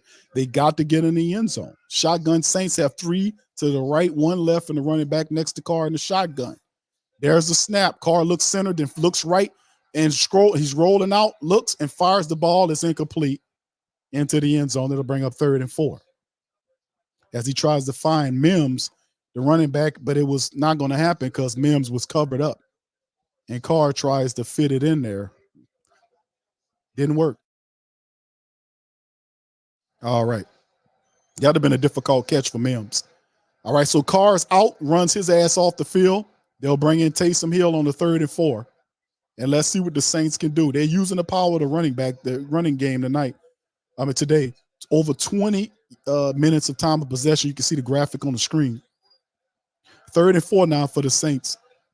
They got 2 to the left, 1 right. Taysom has a running back, and he gets wrapped up right at the line of scrimmage. The Falcons did not fall for it.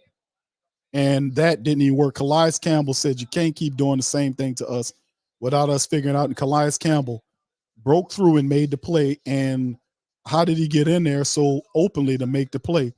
And boy, they just didn't account for him. Jamal Williams missed the block, and it's not like Jamal's going to block Calais Campbell. So yeah, he got in there clean, man. He got in there clean. You got to account for Calais Campbell. All right, so with a minute left, it's 4th and 4. The Saints are going to send the field goal kicker in there. You got to send the field goal kicker in there to get the points. So Blake Grupe is coming out. It's basically a chip shot field goal for Blake. And the Falcons had a lot to do with the Saints, and they credit to the Falcons defense finally getting the Saints out of there because they gave them all kind of other stuff. Saints had all kind of reasons why they should have got a touchdown. They'll settle for a field goal of 24 yards out. There's a snap, ball's up, and it's good. And that'll put the Saints up 17-14 currently. All right, Tim says O-line hates Williams. I want to say thank you. I don't think so, bro. Very much. Picking me up and bringing me back to this world. All right, big ups to the family. O-line hates Williams. You might have to buy him some Rolexes like old boy did, or some steaks or whatever. I pray I say, hey Q, if they draft Jaheim Bell, he'd be a solid tight end, and he's great at rush. So there's our fullback right there. Fast for his size too. Yeah, I wouldn't be mad at that, bro. I've been advocating for some time now for the Saints, if they're going to have a fullback, have one that can do multiple things. Like have a guy who is strong enough and fast enough to operate as a short yardage rusher for you. A guy that can then play, do H-back stuff and then do it and become a tight end for you. You can line, a guy that can do versatile things, because that's what kind of offense you try to have. I've been advocating for that for a while. I don't know why we got a traditional fullback here. Prentice is like as basic as it gets. Half the time, no disrespect to Prentice, but half the time he doesn't even clear out the guys he's supposed to be blocking. Fullback's supposed to dominate and blast out guys. I mean, you see Prentice coming there. He don't block most of the times. He gets in there, and the guys that he's supposed to block, he don't block. So I'm with you on that, bro. He go to Saints kicking the ball off from right to left. It's going to go out the back of the end zone. They'll retrieve it at the 25, but less than a minute left to go on the clock. Now, the Falcons still have 2 timeouts right there, and the Saints defense, hopefully they can force a turnover or something to kind of negate them having an opportunity to do anything here. So it's been a very interesting first half of football right here between these teams. 17-14 right now is what's going on with the black and gold. All right, so very interesting. So we'll see. There they go. They pick up from the 25-yard line. Ritter right now, 7 of 7 right now in the shotgun with 2 to the left and right. There's the snap. There's the fire, and the ball is thrown into the ground. It's incomplete, so they'll bring up 2nd and 10 with 50 seconds on the clock. Bad pass by Ritter. All right. Daniel says probably hallucinations from the coma or something. All right, Gundam says, what the F is, okay, now Kendra Miller was open. Okay, I see from the previous drive right here. I'm way up here. All right. Yeah, Joanne Red Zone, yes. All right, Prentice says way too slow for the job. Exactly. All right, so here the Falcons 2nd and 10 now from their own 25 in the shotgun. 1 left, 3 right, running back next to him. Ritter's going to audible out of the play now. He's audibling out to see what they're going to come up with, something different. Let's see what the call is. There's the snap. Saints come with pressure. Ritter stands tall, throws to the right side of the field, and got the wide receiver at the 45-yard line. Steps out. You see Darren Rizzi saying it was juggling it. Referee says it's a catch, and they make it right around the Saints 45. Boy, with a throw by Ritter. He put it right on Pitts, right over the top of Zamario Davis, and they're saying that he was bobbling the ball from the 44, but it don't matter now. There's the play, and he checks it down to Bijan Robinson, who gets chased out of bounds right there. So the Falcons got really quick up to midfield with 42 seconds remaining in the first half. So we'll see what's going on. They're trying to say it wasn't a catch, but what a catch it was. Yeah, it wasn't, because he bobbled it. But it's too late for that. They don't need to show that because it don't make a hill of difference now, because they ran the play afterward. 2nd and 2 now inside Saint territory. Ritter firing to the left side of the field, and it's knocked away. Great play by Isaac Yiadom. And boy, number 5, Drake London's in bad shape. He got up slow because, boy, he hit that ground hard. He hit that ground hard, man. And Yiadom landed right on top of him. And Yiadom right here got in there, swiping at it, and boom, lit him. In London, hit that ground, and Yidam landed right on top of him, and he getting up, walking gingerly. So he's out of there right now. 3rd and 2 now from the Falcons from the Saints 48 or 49 yard line shotgun. 3 wide outs, right, 1 left, running backs there, and there's a timeout called now by the Saints. Saints burn the timeout, and they don't see something that they like. They call the timeout to get the right package in there. 1 timeout remaining for the Saints. The Falcons currently have 2. All right. Shazam says we need to draft Oregon running back dude nice, like he's a smaller Sproles type. Yes, indeed. I'm always a guy that love to have those type of running backs, man. There's so much versatility with that. Go Maha 23 says, who gets the ball to the second? Who got it first? I think hold on, let me recollect here, man. Y'all help me out, man. The Falcons get the ball. Yeah, there you go. I have to think back. Falcons get the ball. All right, so yeah, here we go.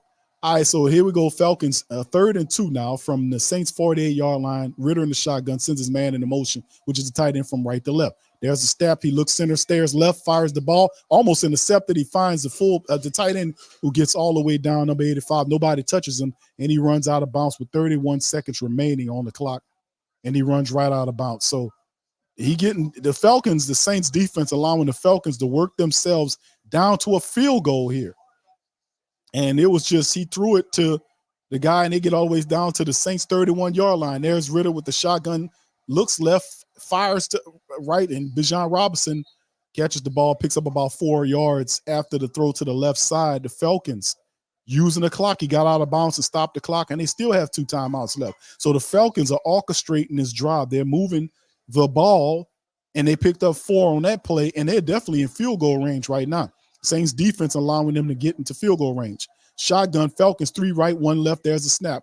Fire to the right side is caught, and it's a first down at the 21-yard line to number 15, Jefferson.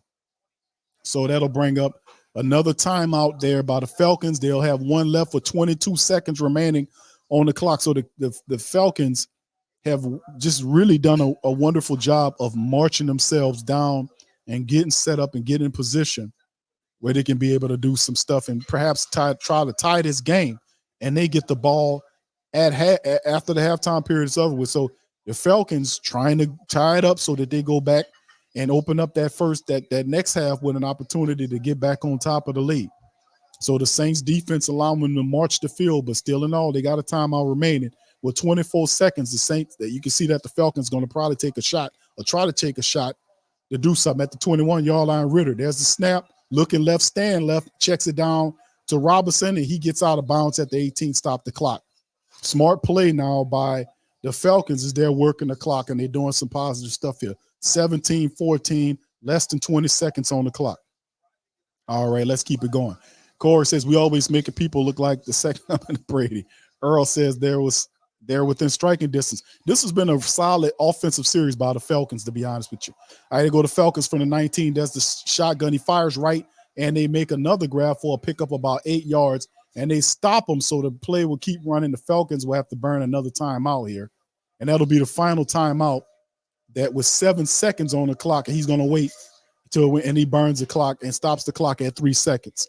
So Arthur Smith calls the timeout with 3 seconds left. It gets him in position to be able to kick a field goal, a chip shot field goal for Young-Ho Koo, who's probably one of the best kickers in the game, on the 3rd and 2. So the Falcons would have done a wonderful job of getting all the way from downfield into field goal territory to kick a field goal to tie the game, and then they get the ball at half. So this is going to be interesting to open it up. All right. So it's definitely a chip shot field goal for Young-Ho Koo, who's 31-36, as long as it's a 54-yarder. And this will be no problem, but it shouldn't be a problem for him, a kicker of his caliber, to tie the game for the Falcons. 30-yard attempt, unless the Saints block it or he misses on it. Here we go. All right, they're waiting for the snap, and they wait. I don't know what they're waiting for. The clock stopped. There's a snap. Young-Ho Koo puts it right down the center and ties the game at 17-17. And that'll go right into half. The 3 seconds will take the Saints and the Falcons into halftime with a 17-17 tie right now, as the Buccaneers and Carolina game right now, Buccaneers are beating Carolina 6-0 as it stands. So we get right into the halftime period here. We got over almost 700 people in the building. Please hit the like button, family, if you do me that service. Yeah, I didn't like that last one, but they did, they played for the field goal. They were able to get it and tie the score. And it's going to be an interesting second half, man, to come out, because the Saints had an opportunity to get on top of this thing, and then they had that give up draw play that was stupid. I don't understand that. And that basically punted the ball back to them and set up this whole current change of events, which got the Falcons were able to march down the field and kind of tie this thing at 17. Plus, they get the ball back at half, not looking good. What the Saints did. So we need to play better in the second half to get control of this game. You got to leave it out on the field. All right, so anyway, halftime, let's look at some of the halftime statistics, fam. We'll go over some of the scores in either way. As you can see right now, currently the Saints right now with 16 first downs versus only 7 by the Falcons in the matchup. Third downs, 2 of 6 by the Saints, 2 of 4 by the Falcons, 1 for 1 on fourth down. 40 total plays. Saints have 40 plays to the 24 plays by the Falcons. Total yards, 251. Falcons to Saints, 203. The drives are even at 5 all. But the Falcons are averaging 10.5 yards per play. That can't happen if the Saints, that can't continue if the Saints want to win the game. That can't continue. 10.5 yards per play versus the Saints are half of that. 5.1 yard per play. 230 throwing through the air currently right now for Ritter, who's actually doing pretty good. He's 14 to 16. We'll go over the individuals in a moment. The Saints at 130. So are we seeing a sea change right here? 70 total rushing yards versus 20. Falcons held down to just 20 yards right now, which is very impressive. Being you got Tyler Algieri, Patterson, and Bijan Robinson, the Saints have held them to 20 yards rushing at half on 8 attempts. So Falcons not really running the ball. Why? Because the Saints are doing a really good job of controlling the clock. 73 overall rushing yards by the Saints on 20 carries, almost 4 yards average. Red zone, Saints are 2-3 in the red zone versus 1-2 by the Falcons. Only 1 penalty today by the black and gold, 5-yard penalty, only 1. Falcons 5 penalties for 51 yards, very sloppy. Shouldn't be 17 to 17.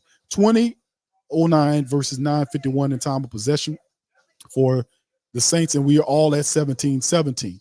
Individual statistics right now for the Saints. Derek Carr is 14 of 18 for 136, 7.6 yards per throw, a touchdown. His rating is 116.7. Kendre Miller is the top running back for the Saints, 7 carries for 38 yards. He's averaging over 5 yards per carry, almost 5.5 with a touchdown. Taysom Hill, 4 carries for 19, almost 5 yards per carry. Jamal Williams is the exact opposite. You look at some of the receivers here, 4 catches, 4 targets. Taysom, 28 yards. He's getting it going. He also had 19 yards rushing the ball.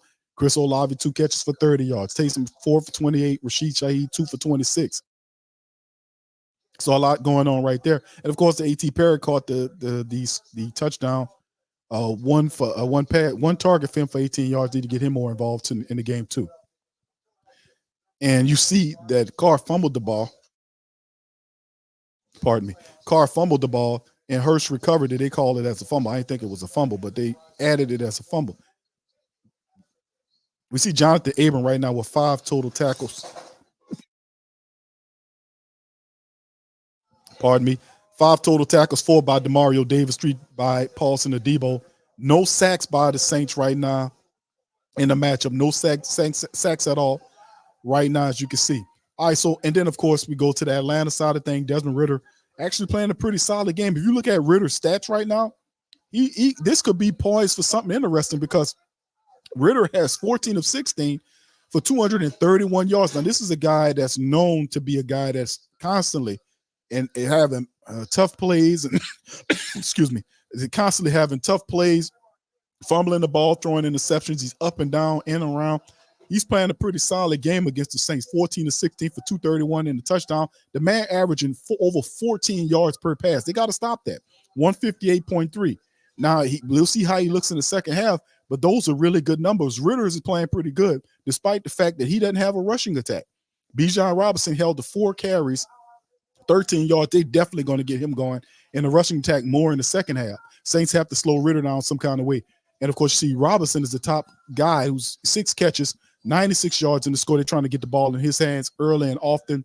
Not too many other people are doing anything. We know Janu Smith had the touchdown with Desmond Ridder throwing to him there. 2 catches on 21 yards and a score there.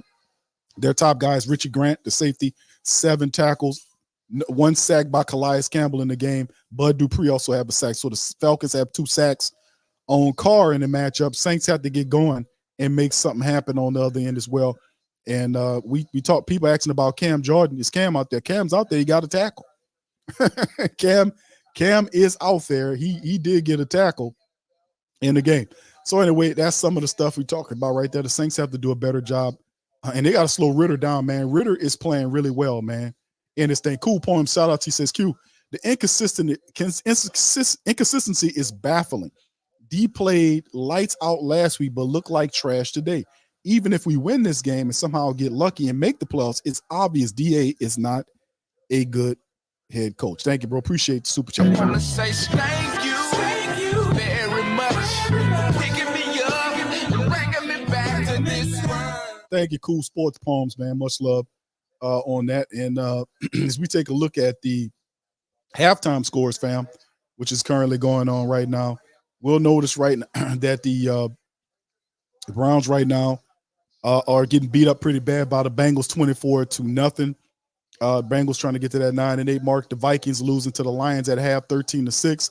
The Titans on top of the Jags, 21-13 at half. The Jets beating the Patriots 6-3 at half. We know about the Saints score, and right now, a lot of scores people paying attention to is the Buccaneers score. They're currently beating the Panthers 6-0. So a lot can change there. All right, you see some of the second or afternoon games rather. They'll be played. If Tampa Bay wins today, the Saints still counting on Seattle and Green Bay, teams like that, to lose. The Green Bay has the Bears. Seahawks got the Cardinals. So we asking a lot. All right, and then of course that's what it is at currently right now at halftime. So anyway, keys to victory coming back out into the second half for the black and gold. They got to do something about and slow down your boy Desmond Ritter. Ritter looks pretty good, man. We got to slow him down some type of way. And you can understand and know the Falcons are going to go. The Falcons are going to do everything they can to get their running attack going. Patterson, Tyler Algieri, Bijan Robinson, they're going to do everything they can to get these guys involved and get them going in the game, man. So, yeah. All right, Black Preacher, man. Let's hear from you guys, man. What do you guys think's going to happen in the second half of the matchup? 17-17 has been a very eventful game, man. But when the Saints have an opportunity to step ahead of this thing, they kind of let us down here. They need to do better. All right, so anyway, Black Preacher Man says, Q, where is DA's blitz game today? And indeed, they got to turn it up. All right, Kevin says, Corey White, exactly right. He says, right about them not using Jimmy Graham in the red zone. Play calling is just predictable. Bad. Yeah, I don't know where Jimmy Graham is, man. That's the question every week. People are asking me about Jimmy Graham. I don't know why he's in, why they don't use him as much as they're supposed to use him. And this on their minds because people keep asking about it. I don't know. He's a red zone weapon that will help you, and for whatever reason, they go away from him purposefully. I don't know. Him said DA is a one-track mind. He can't seem to grasp the idea that being a head coach means you're responsible for all three phases of the game. But bad situational coaching. Indeed, the dude is a lacking guy in many capacities, bro. So still your coach, bro.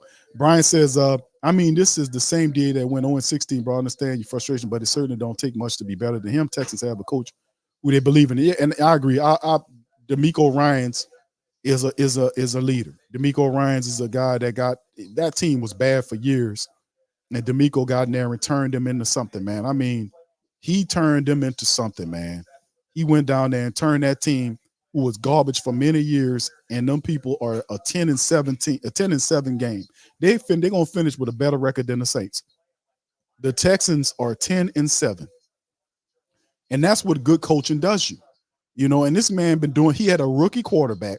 A lot of his players on defense were rookies, and he turned them into a 10-7 football team. That's what a good coach that people believe in will do for you.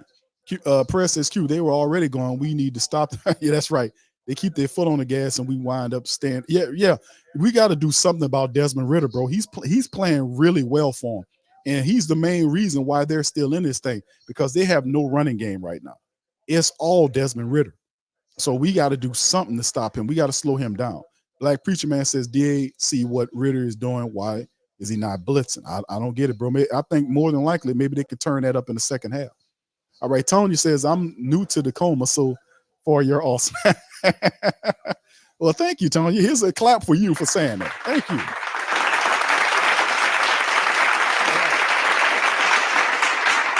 All right. Thank you for saying that. And you're awesome for being here. Appreciate that. One awesome deserves another. 504 says good coaching makes a big difference. Indeed, Jack says we will have to evaluate when the season's over. Yes, indeed. Well, why now, Jack? We'll have to evaluate at the end of the year. I'm going to tell you something. Look, after this win, I'm going to tell you guys something. I'm going to have a special press conference, and I'm going to tell you goddamn guys, listen, I've been involved with the NFL for almost 40 years, okay? I've been here for 40 years. I've worked for the Saints for 20 plus years. I've been a general manager and a vice president. I know what I'm doing, okay? I know what the hell I'm doing. And all of you guys out there, I've been affiliated with the NFL for 40 years, and you guys have 40 years of sitting on your ass. You don't know what you're talking about. And you're not qualified to talk about my coaches. You're not qualified to talk about NFL coaches. And you're lazy and unsophisticated for even thinking anything opposite of what I tell you. So, and listen, I stay back because I don't really want to evaluate during the season because, my feelings are involved. So I don't do my job for the whole year. And that's fine. You know why? Because I've been in the league for almost 40 years. And you guys have 40 years of sitting on your ass. So I'm telling you, that's what it is. All right, Mickey, thank you for that. All right, Hemisphere says, cute idea behind prevent is to limit you to middle of the field throws. Protect the sidelines and don't get beat deep. The last 2 minute deep play calling was trash. I agree with you, Hemisphere. Good observation right there, bro. Shout out to you. No, that's Mickey. What you talking about, bro? That's Mickey. All right, Rusty, what's up, man? It says fire looms and Allen. Yes, indeed, bro. Prayer says because we already halfway attempted it early and Warner choked up on his job instead of just sacking Ritter when he had the chance. Yes. Yeah.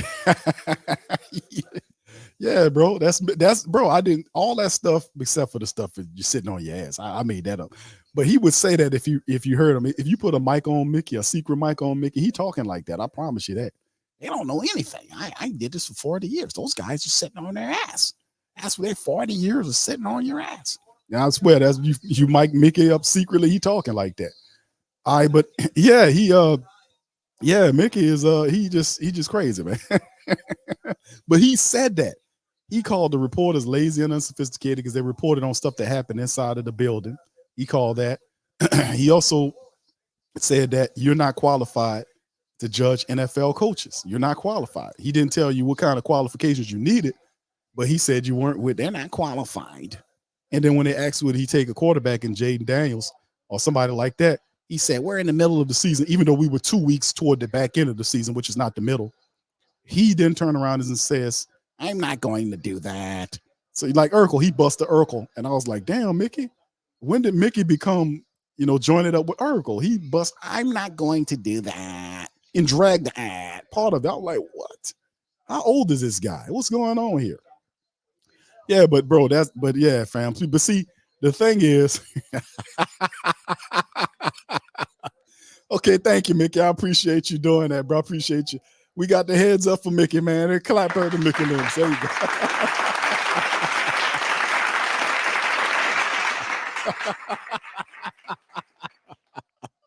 Nice job impersonating me, Q. All right, thank you, Mickey. Just as long as you're happy, brother, it's all good.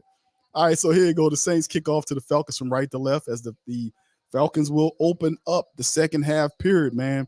We're going to see what the Saints can do here. This is the big money period right here. We got a half of football remaining before the regular season ends. We will know today what's going on.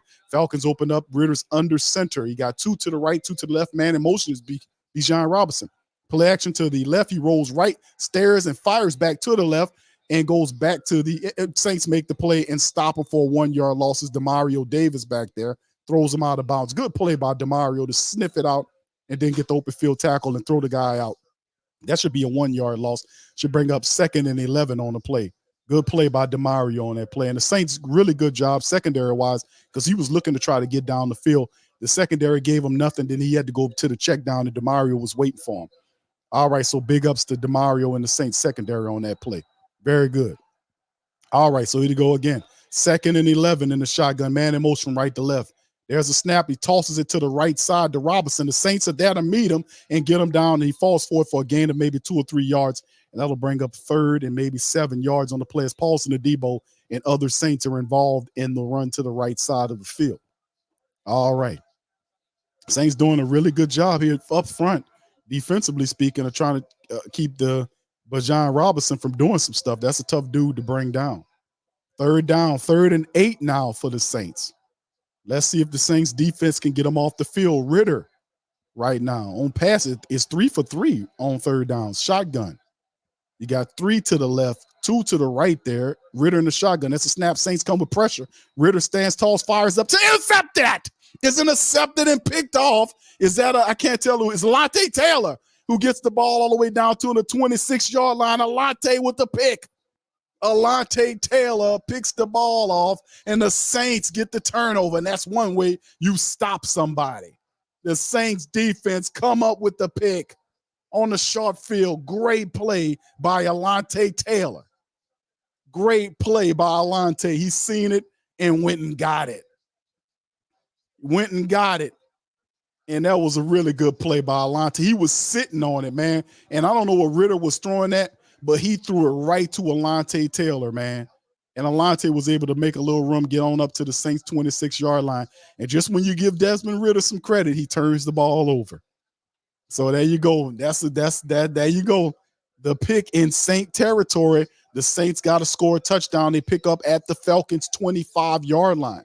They need to get a score. Taysom is in the game. He motions and then goes back to his original position with Carr under center. Jamal Williams is the running back. Saints hand the ball off to Williams, dances around to the left, and he gets chopped down for a loss of 2. Nothing happening. The defensive back from the Falcons, Hughes, gets back there and makes a great open field tackle. But there were several other players that was involved back there, and there was really nowhere for Jamal Williams to run. And he was at a deficit the moment he went east to west. The moment Jamal Williams went east to west, he was a problem. And Calais Campbell is down on the ground. He grabbing the back of his right thigh. The back of his leg looked like. So something going on with Calais. He might have cramps or something. I don't know. He might be cramping up or something, but he's on the ground. Hopefully he's all right. So the Saints get the pick, man. They shut the door on it, man. That's what I'm talking about. And we'll see what the Saints offense could do. We need to score a touchdown here to kind of change the dynamic a bit. Scoob, shout out to you, bro. Says Lonte gave up 2 touchdowns. Now he gets, yes. Yeah, well said, Scoob. Shout out to you. Brother Duke says, that's what I said. Q halftime adjustments on riddles. Yeah, riddles. Yeah, he's a riddle to the Atlanta Falcon family members because he looks like that in the first half, he was excellent. He would, without his play in the first half, things would have been radically different. I mean, he was really that good. He was 14 of 18, I want to say. He was on point. He was orchestrating. He was making the passes. And then the second half starts, and the guy throws an interception, an easy interception. I don't know what he was throwing at because Alontae Taylor was just sitting there, and he just threw it right to him. So, I mean, yeah, that's the thing about Desmond Ritter that drive them Falcon people crazy. Drive them crazy as hell. Black Preacher Man says the pressure made the difference. Indeed, bro. LOL. All right, yeah. Hemisphere says they need a touchdown. Yeah, this will change the dynamics of the game now, man. This will change the dynamics. This will change the absolute dynamics of the game, bro. If the Saints can get that score right now, that'll definitely change some stuff up, bro, big time. Because the defense is going to be motivated after the pick. The offense kind of gets that energy and go and make sure they make the play. That will be really cool for them to get a score right now. All right. Yeah. Samoan Nomad says O-line garbage at the – I know, bro. You see it too, don't you? You see it too, bro. Like we said, the moment he went east to west, it was over with. That's not Jamal Williams' strength. His strength is not going east to west. His strength is north-south. The moment he went east to west, it was over with. It was over with. I mean, that's something that needs to be that's added to the scouting report. If you make him go east to west, you got him. Jermaine says we got to score TD off this turnover, no field goal. Indeed, bro. I agree. Williams says Carr is stupid. It's scary. Run the damn original play because he's not okay. All right, thank you for that. Alpha says, are the Panthers tanking again? I don't know, brother. I don't know. Right now, they had an opportunity to score a touchdown. They fumbled the ball in the end zone. I did see that play, which is very, very kind of. But you know that be blame. That's your blame for counting on these people to win. You know what I'm saying? That's what I'm saying. All right, so here we go. Saints in the shotgun. It's Carr. There's a snap. He got time. Fires to the right and throws it one-on-one. Is it caught? Nope. Oh, it is. It's a touchdown. Great catch by Chris Olave, man. Yeah, huh? Boogie like Benson, I'm a who that. I'm a who that. Long as I'm living, I'm a who that. I'm a who that. Lose or winning, I'm a who that. I'm a who that. Post coma, yeah, this is where we do that. Where we do that. Where we do that. Where we do that. Where we do that. Where we do that. Huh? Boogie like Benson, I'm a who that. I'm a who that. Sports coma, this is where we do that. Where we do that. Welcome. Somebody please better help. Running this thing like Elf. Thank God every day I'm not a felt. Go to YouTube live with Big Q and the guys. If you ain't ride or die, the bandwagon get flipped. Been marching in, that was way for the ring. I was yelling out the shame for the championship. Fucking on town, duck down. Falcons, pluck, get shut down. Panthers ain't much touchdown. The vision really belong to us now. So much hate on the Saints, you can probably tell. Ever since Bounty Gate hit the NFL, when things seem fishy and you probably smell the crooked referees on Roger Goodell. Yeah, money like this and I'm a who that. I'm a who that. Every day I'm living, I'm a who that. I'm a who that. Lose or winning, I'm a who that. I'm a who that. It's the sports coma, this is where we do that. Where we do that. Where we do that. Where we do that. Where we do that. Where we do that. Boogie like this and I'm a who that. I'm a who that. It's the sports coma, this is where we do that. You're listening to the Sports Code with Big Q and the guys on the PRO Media Network.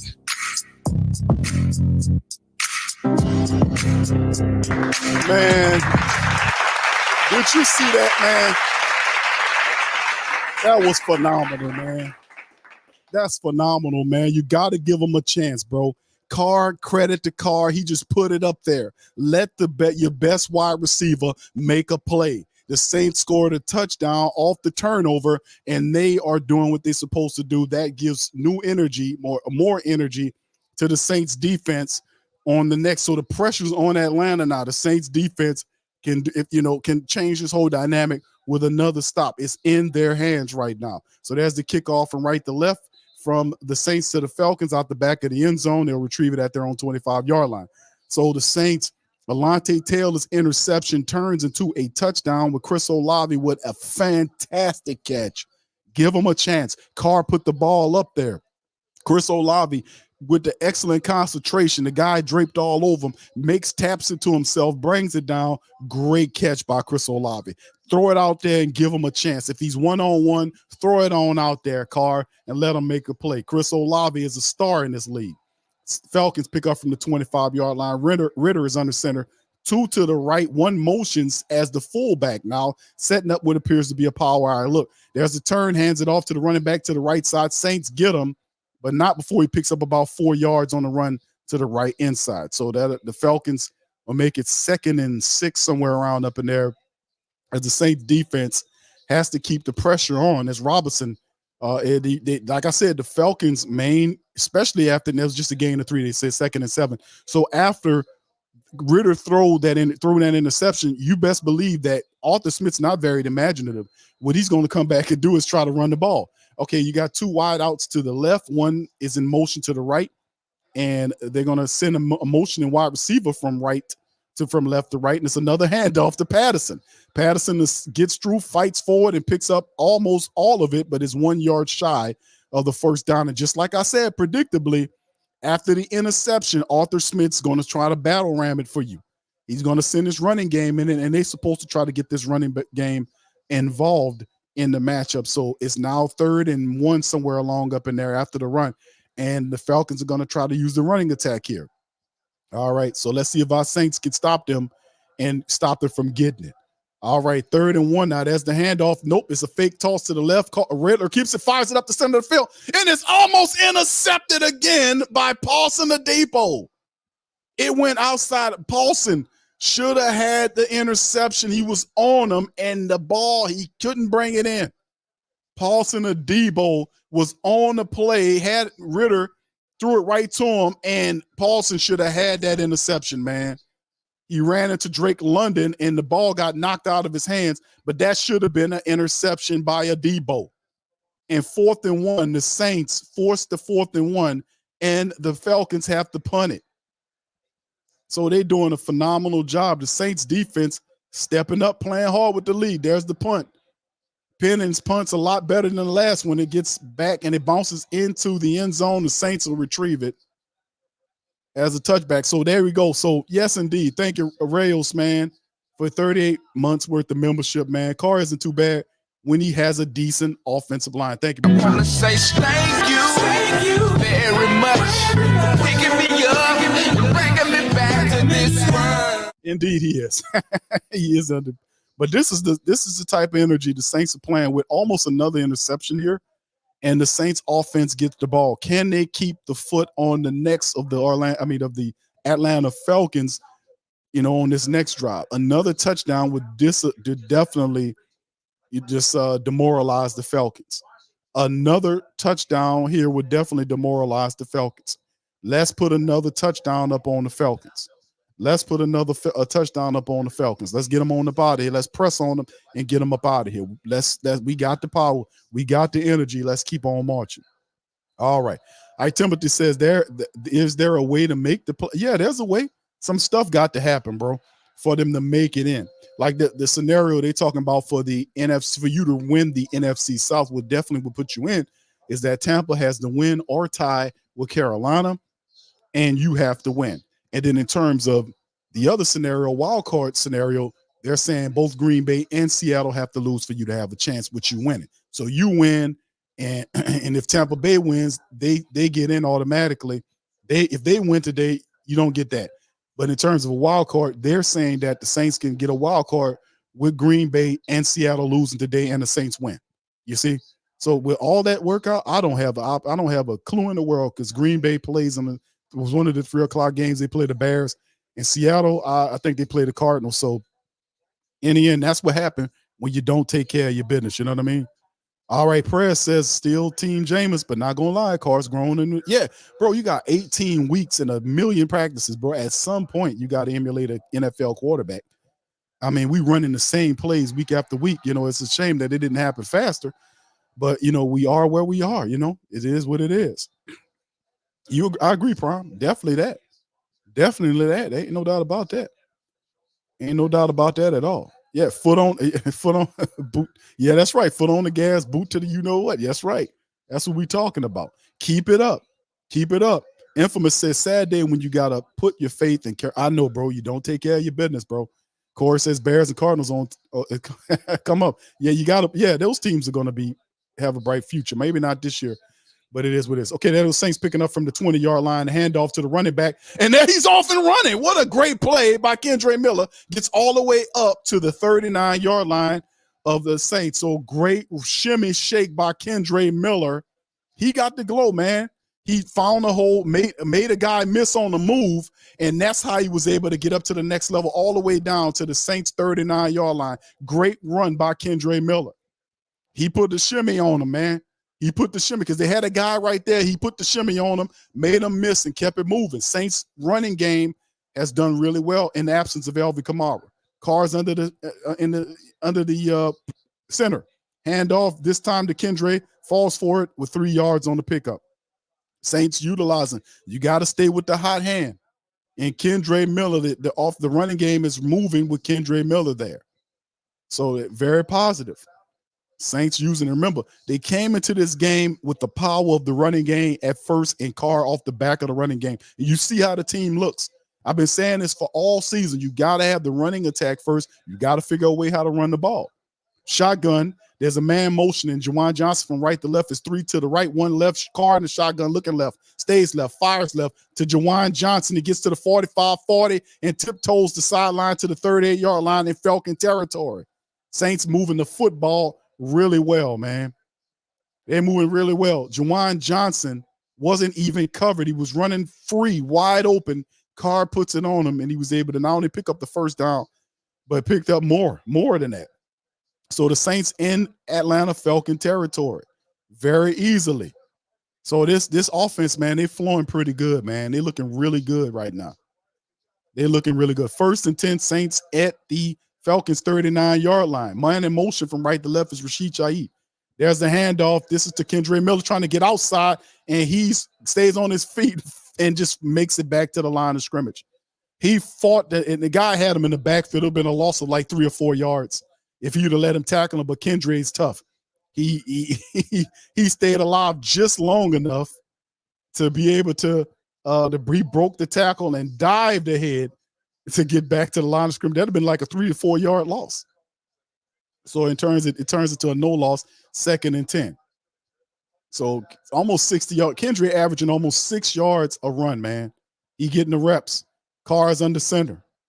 Wide receivers left and right. There's a play action fake. Carr looking left, looking center, firing center for the end zone. Is it one? And it's caught. Rashid Shaheed, is it a touchdown? It is. Saints on the board, man. Come on. Yeah, huh? Boogie like this and I'm a who that. I'm a who that. Long as I'm living, I'm a who that. I'm a who that. Lose or winning, I'm a who that. I'm a who that. Post coma, yeah, this is where we do that. Where we do that. Where we do that. Where we do that. Where we do that. Where we do that. Huh? Boogie like this and I'm a who that. I'm a who that. Sports coma, this is where we do that. Where we do that. Welcome, welcome, welcome, welcome. Somebody please better help. Somebody please better running this thing like hell. Thank God every day I'm not a felt, not a felt. Go to YouTube live with Big Q and the guys. If you ain't ride or die, the bandwagon get flipped. Been marching in, that was way for the ring. I was yelling out the shame for the championship. Fucking on town, duck down. Falcons, pluck, get shut down. Panthers ain't much touchdown. The vision really belong to us now. So much hate on the Saints, you can probably tell. Ever since Bounty Gate hit the NFL, when things seem fishy and you probably smell the crooked referees on Roger Goodell. Yeah, funny like this and I'm a who that. I'm a who that. Every day I'm living, I'm a who that. I'm a who that. Lose or winning, I'm a who that. I'm a who that. It's the sports coma, this is where we do that. Where we do that. Where we do that. Where we do that. Where we do that. Where we do that. Boogie like this and I'm a who that. I'm a who that. It's the sports coma, this is where we do that. Do that. You're listening to the Sports Coma Yeah. with Big Q and the guys. All right.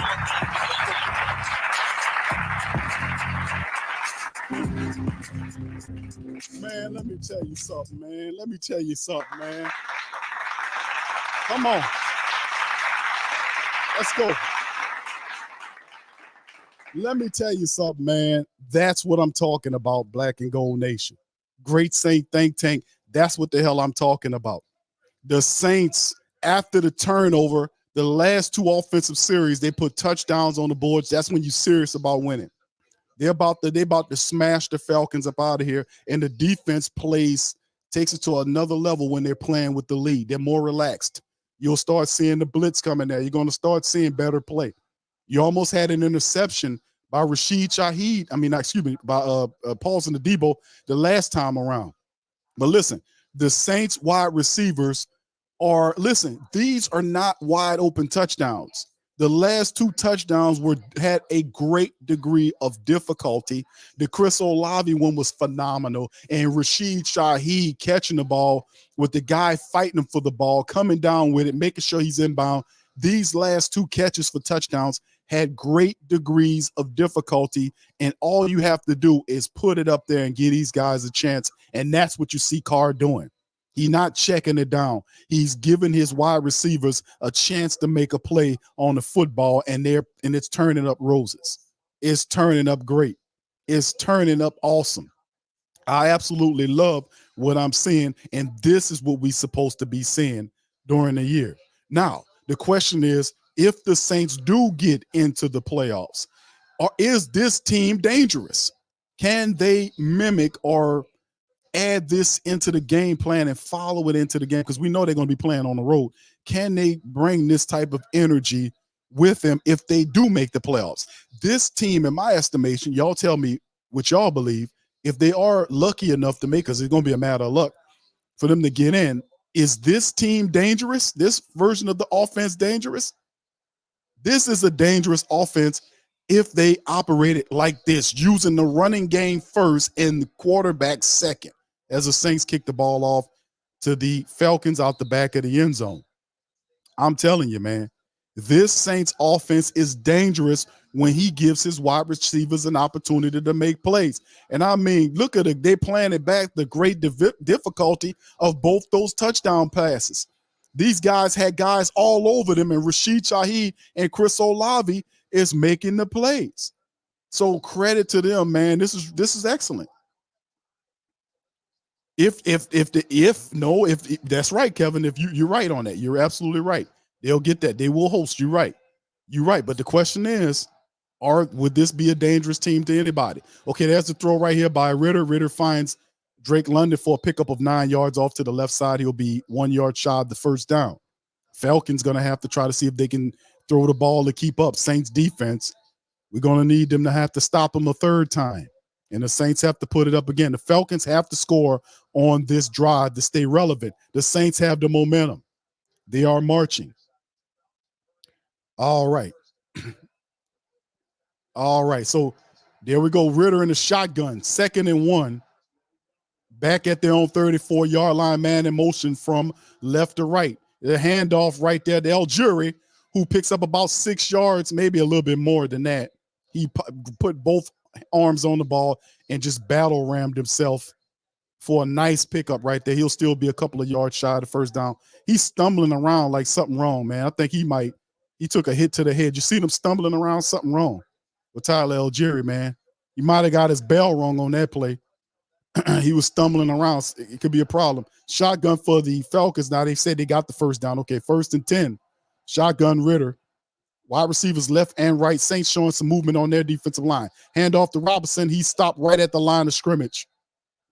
Off to the right side, not much. 2nd and maybe 9, if anything. All right. All right, Scoop says, Q, they will beat the Eagles round 1 at home, winning if Tampa loses. Bro, I'm just saying, I'm not saying they are going to get in. I don't know, man, how this going. I just want to win. We can't let the Falcons sweep us on the year. I don't want to hear that the whole off season. You see, people, I get all that extra shit extra. I don't want to deal with that. There's a shotgun. The throw is quickly thrown, and it's knocked away. Drake London. Ritter, that was a very curious throw. He threw in a double coverage over there, and it was incomplete. Almost, Alante had a chance to intercept that ball.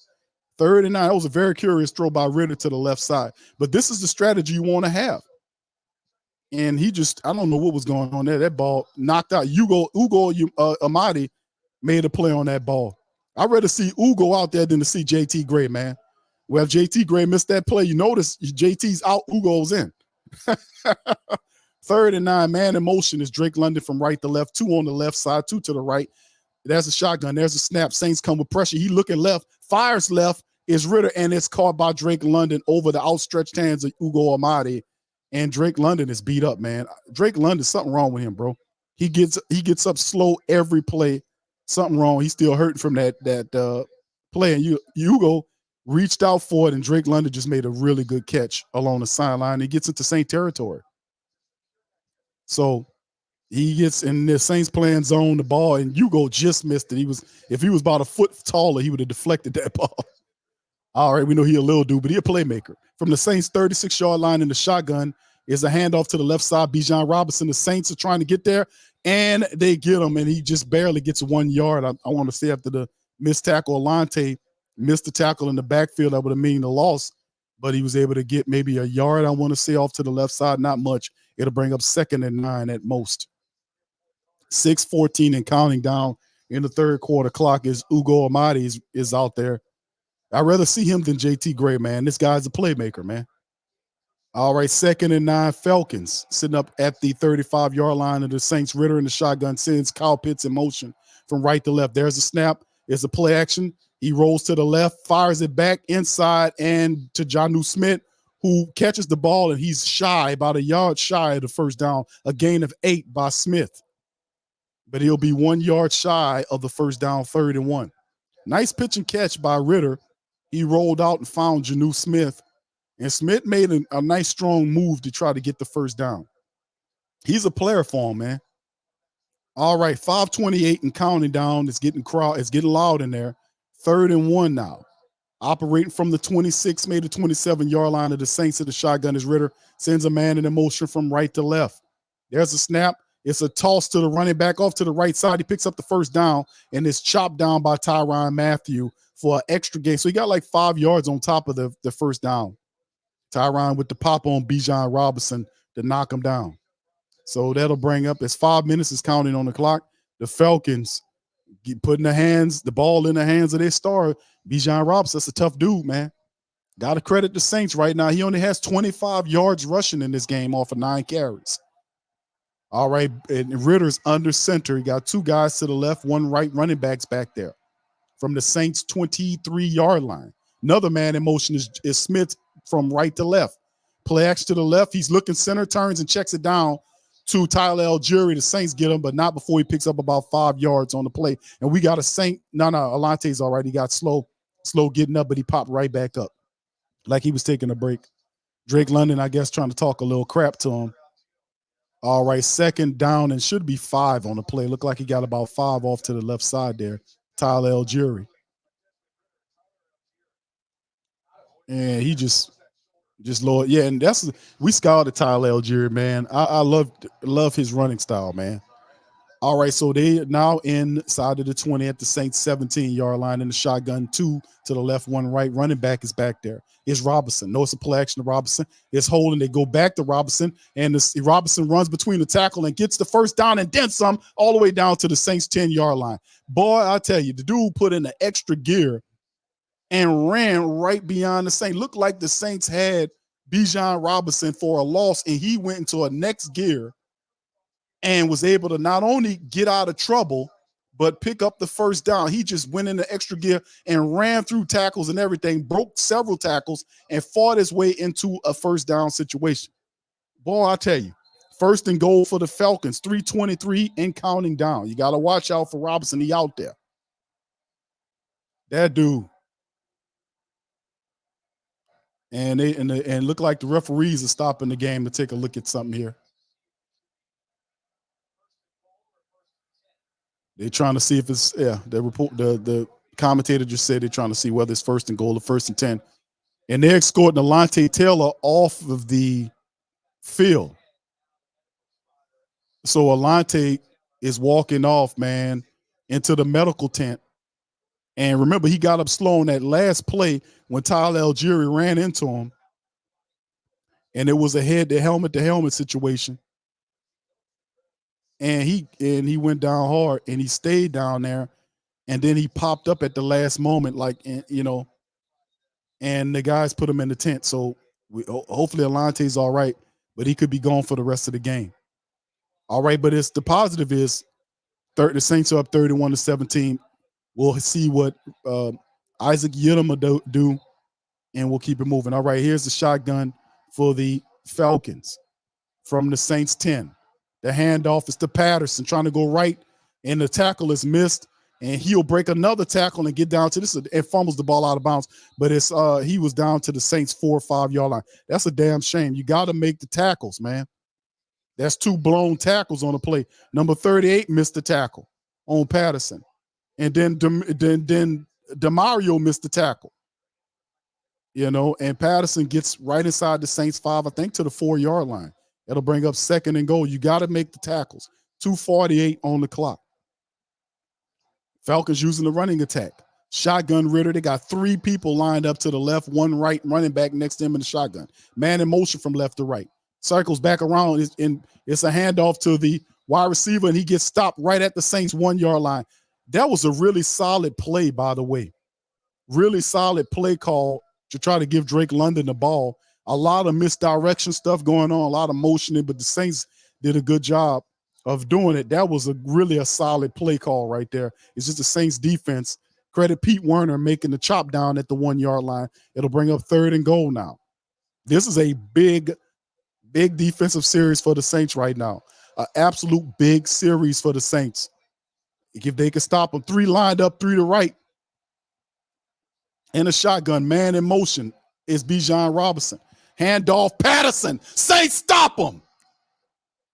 The Saints stop him. It'll bring up 4th and 1. Carl Granderson on the stop. That'll be 4th and goal now for the black and gold defense on the stop. Of course, they're going to go for it here. This means everything for them. A field goal won't help them. They need to score. Carl Granderson got in there. He got penetration and stopped Patterson before he can get going good.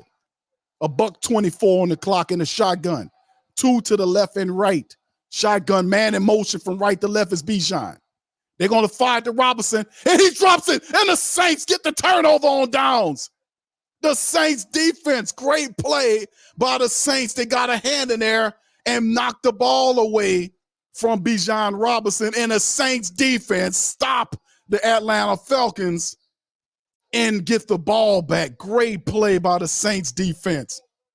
Hugo Amadi with a play to disrupt the catch, and that right there is a kick in the nuts. That's a big one right there. The Saints stop them. That's what I'm talking about. Let's get a round of claps on that one. Come on. That's what I'm talking about, man. Defense on it, stopping Atlanta. They wanted to go for it there. They needed a touchdown right there, and the Saints stopped them. That lets them know you're not going to win today. This is something else that's happening right now, and that was very positive right there. They went back to their best player. He couldn't bring it down for him. Hugo Amadi on the stop, making the play, getting himself involved in there, man. Yeah, I know, but yeah, that was almost a bad play. Hugo Amadi, kind of moved in that direction and got in between the ball and made it difficult for Bijan Robinson to make that play. So, yeah, this is cool, man. Very cool. The Saints up 31-17 after stopping the Falcons on 4th and goal. How about that, fam?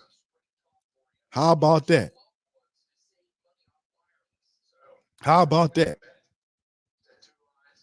How about that, man? Random says, if Bryce Young going to play like the number 1 pick right now, bro, looking at the Panthers game right now, the Buccaneers are up 9-0 on them right now. But, like I said, man, whatever happened. We just have to beat the Falcons, man. I don't want them to sweep us because I don't want to hear all this mess at the end of the year about the Falcons sweeping the Saints and all. I just don't want to hear. Gundam says Carmichael need to put his foot on their necks and aggressively score. Indeed, bro, that was huge. That was huge. IM Dot says the team we've been asking for all year right here. Yeah, we finally get them at the end of the year. Indeed, man. The defense has switched and they made some adjustments. Early on, they looked pathetic and bad. They didn't come to play in the first half. They made some corrections. They made some adjustments. And now they're feeding off what the offense doing. So you got a complete team operating right now. They need to keep that going. Keep that up. That was a fantastic stop. Farouk says, who that Q? In the nation, they need to let Kendra get us out of the shadows of the goalpost. Indeed, Kendra Miller's been running really well, bro. Really well. James says, got to get out of the, yeah, indeed. St. John Butler says, defense and offense with a great third quarter, 2024. This is wow. All right, P-Max says, Q, so Derek Carr's out there looking like a used Buick instead of a yeah. All right, so here the Saints pick up from their own, 2-yard line, I won't say, under center of his car. And there's the handoff to the running back, and he pushes through, and maybe a yard of 1 or 2. I can't tell, but it's not much. No, that's Jamal Williams. They send Jamal out there, and he picks up not too much. Jamal Williams has really not been having a good game today. All right, yeah, he's been having it difficult. I don't know what Kendra Miller do. Well, Kendra has a little bit more wiggle room on him. He got a lot more wiggle to his game than Jamal. Jamal's north-south guy. You got to, having a fullback and a bigger hole opening for him helps him. That'll help him. All right, so the 2nd and 8, 2-yard pickup. There's Carr in the shotgun. It's a snap. He rolls out to the right, looks, and just throws the ball out of bounds. And that'll bring up 3rd and 8 on the play. So I don't know what kind of play that was the Saints called, but Carr rolls out, just throws it out of bounds. Anything's better than him not just getting a turnover. So there you go. All right, Williams says, Q, all I have to say is, yeah, Green Bay shake. Yeah, that's a tough one, bro. That's a tough one. That's a tough one. That's a tough one. All right, yeah. All right, Mel says decent piece on the team and can't do nothing. I don't know what to say about the Carolina Panthers, bro, but still a lot of game left. All right, here's Carr in the shotgun, 3rd and 8, inside the Saints 5, 3 to the right, 1 left. There's a snap. He's looking center. He's going to fire left. And it's caught. A.T. Perry with the catch. A.T. Perry. What a great catch by A.T. Perry. And Carr is giving his guys a chance to catch the ball. No, Carr's not checking it down. He's looking deep. He's seen A.T. Perry. He gave A.T. a chance, and A.T. makes the catch. and gets the Saints up around the 30, I want to say the 33-yard line, maybe the 32-yard line. Great catch by A.T. Perry. I mean, he's giving the wide receivers a chance, and that ends the quarter, the third quarter, and the Saints are on the move for another score. This is what I'm talking about. This is how you play football in the black and gold city. This is how you play. You know, this is how you play. That's how you play football in the black and gold city. That's how you do it. Man, I tell you what, man, them people doing a fantastic job out there, man. I'm happy to see it, man. We've been looking for this the entire season, fam. We've been looking for this the entire damn season, and we finally getting it. We finally seeing it out here today. So, man, that's pretty cool to see that happening, man. To see that happening, to see it going on. But like I said, fam, I'm gonna let Will tell y'all, man. This is what we supposed to be saying. We're gonna let Will Smith tell. Now that's how you supposed to drive. From now on, that's how you drive. Yeah, that's what.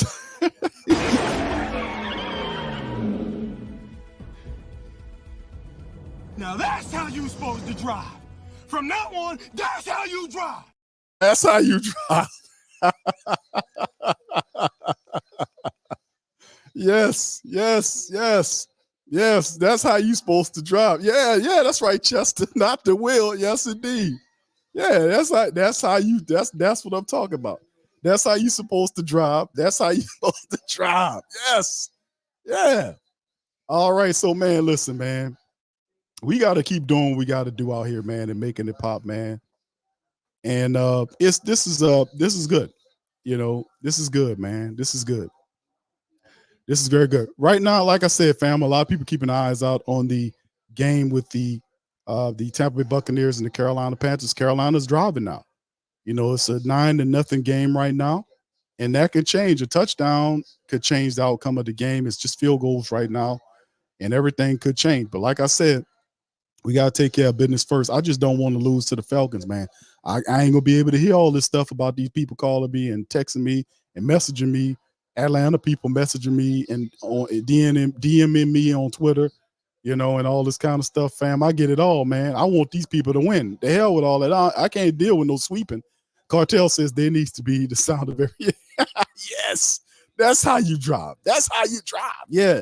I mean, every who that in the world feels that right now. All right, so the Saints picking up from their own 34-yard line in shotgun. That's shotgun.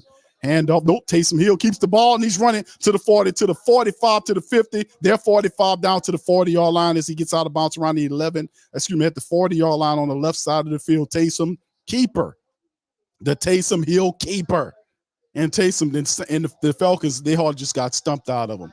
It's over with because Taysom ends up getting the ball and keeping the ball and just running past these people and doing all of this and getting to the next level. And he just runs out of bounds at the 40-yard line in Falcon territory. It's 4:30 and counting on the clock, and the Saints they took the Falcons hard on that last drop. Another touchdown would be great. Let's get it. Carr under center at the 40-yard line of the Falcons. You got one to the left and right. Play action to the left. Carr looking to the right, rolling. He looking and he just checks it back down to Foster Monroe. It's kind of low, but Foster made the low catch and pick up a 4 yards. And Carr feeling it, man. Carr checked it. He threw it a little too low, but Monroe went down and got it. And it's a gain of 4, so to bring up 2nd and 6, something like that. All right, so yeah, the Saints, this is good, man. This is good. This is all good, man. This is good. All right, so they said it's a gain of 3. I could have swore it was 4, but they said 3, 2nd and 7 now. As the Saints keeping it moving, man. All right, Carr's under center. He got Kendre Miller in the game now. Kendre's in. Man in motion from left to right is Rashid Shaheed.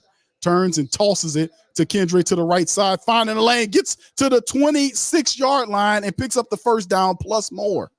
That'll bring up 1st and 10 now for Kendre Miller on the play. So here we go as they keeping this thing going. So that's a nice toss play by Kendre Miller to make it happen, and we keep moving this thing along. So, yeah, the Saints are now running the football. You can tell Atlanta, man, we done took all their heart and soul on this stuff. They ain't got much going on now. So it is what it is, man.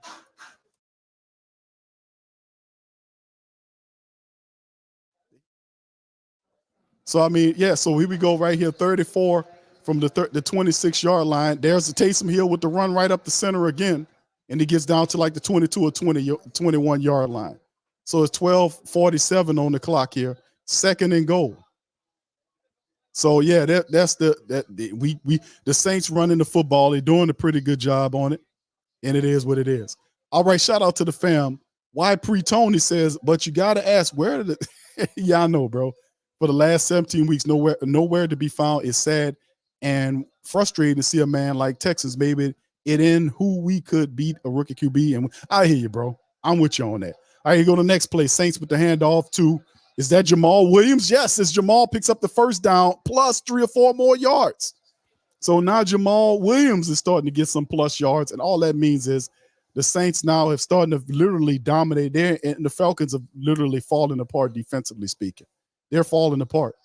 And you can see because Jamal hits it, and then runs right through him, stays on his balance, and picks up the first down plus some. So the Saints running attack and is doing a wonderful job. 1st and 10 now for the Saints as they're beat down on them. 85 yards, 4 minutes and 30 seconds is the current drive. 11:38 and counting down, Carr's under center. Turns, hands the ball off, this time to Miller again. Miller fights forward to the 10-yard line before getting pushed backwards for a gain of maybe about 4 yards, 3 or 4 yards on the play, maybe 3 yards on the play. So to bring up 2nd and 7 is Kendre Miller. Has been a pleasant surprise for the Saints with almost 73, with Kendre 12 carries for 73 yards, and he has a score today. Kendre Miller, who was not active for much of the season, comes into this matchup with Elvin Kamara out and is leading the team in rushing with 73 yards, and he has a touchdown off of 12 carries. Shout out to Kendre Miller and the Saints running attack. The Saints made it on their mind to make the running attack work this game and to pass off the back of it. Saints line up like it's a power eye look. There's a handoff, another running play. Jamal Williams off to the right center and gets all the way down to right around the 5-yard line as the clock is right before maybe to the 6-yard line right there to maybe pick up a 3. 3rd down for the black and gold. Saints just beating them up now. 10:37 and remaining on the clock. It's now 3rd and 3 remains in the game. 31-17. Let's see what the Saints could do right here. Another touchdown here would be just absolutely lovely. We blow these people completely out, crush them, take their heart away from them and crush them. They're already falling apart. Just give them that Mike Tyson punch. All right, so here we go. Saints, they got Taysom lined up like a wide receiver here, and Carr's under center. Looking, he adjusts Taysom closer to the line. There's the handoff. Play act, nope. It's a play action. Carr keeping it, and he's going to throw it out the back of the end zone. He didn't see anybody, so he just throws it into the stand somewhere. Carr just turns around and throws it into the stand somewhere. He didn't see anything he wants, so they'll just send out Group A in the field goal unit there. Carr didn't see anything he liked, and he just threw it into the stands. All right, so, but we'll see what's going on right there. So 4th and 3, the Saints will send Blake Groupie out there to kick the field goal and put the Saints up 34-17. It's a 24-yard chip shot by Group A. Most of them's been chip shots for the rookie today. So we'll see.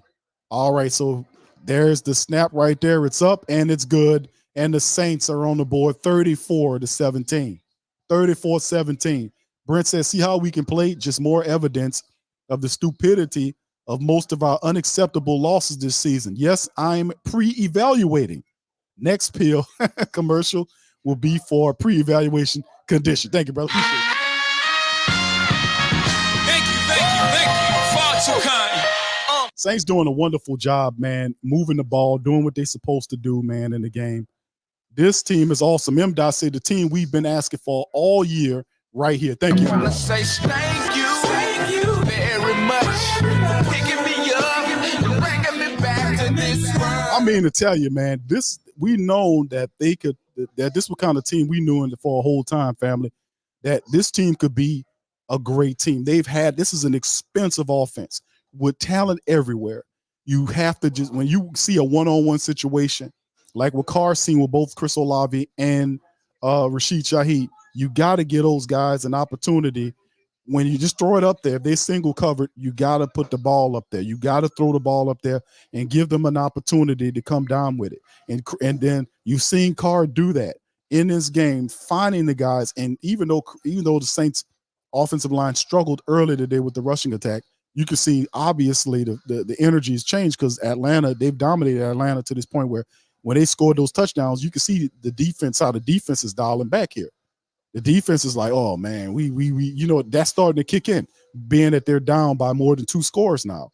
So, but credit them for, and even though they got 2 sacks on Carr today, credit them for pretty much most of the game keeping him clean enough where he could find those guys up the field.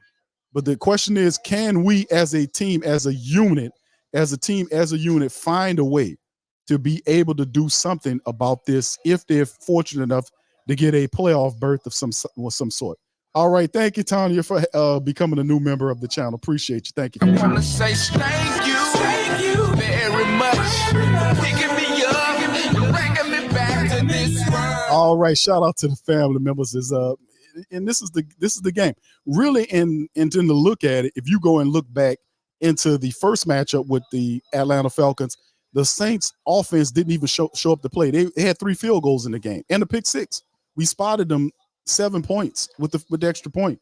So the whole thing is, this is what you wanted to be seeing for this entire year. This is what you wanted to be seeing. And if as long as you are playing like this, this is a whole nother different level. This is a whole nother different level period. So Group A, 2 for 2 on the field goals today. The Saints are up 34-17. And this has got to be one of the best. All right, RC says to bad Green Bay, one fair and square, shoulda, coulda, woulda, ain't helping nobody. Indeed, the Saints gave that game away, bro. You can't be up to somebody 17-0 with 11 minutes left to go in the fourth quarter and allow them to score 18 points to beat you. That's an implosion, man. That was a bad loss, and it ultimately came back to bite the Saints because they need Green Bay to lose. You beat Green Bay, things look differently. You beat Atlanta the first time, things looking different. But woulda, coulda, shoulda is definitely valid right there. All right, so that was a good one. All right, so anyway, let's keep it going as the Falcons pick up the ball at the 25-yard line in the shotgun. 2 to the left, 1 right. Ritter's in the shotgun, running back motions to his right. There's a snap. He turns right, fires right. The ball is caught by Pitts for a pickup of about 8 yards on the throw to the right side as he's tackled down by the Saints. So 8-yard pickup with 9:40-something remaining on the clock. So they're going to try to operate a 2-minute offense for the rest of the game with 2nd and 2. Shotgun, 2 wide receivers, both sides of formation, running back next to him in the shotgun. Ritter walks up to the line to audible out of the play.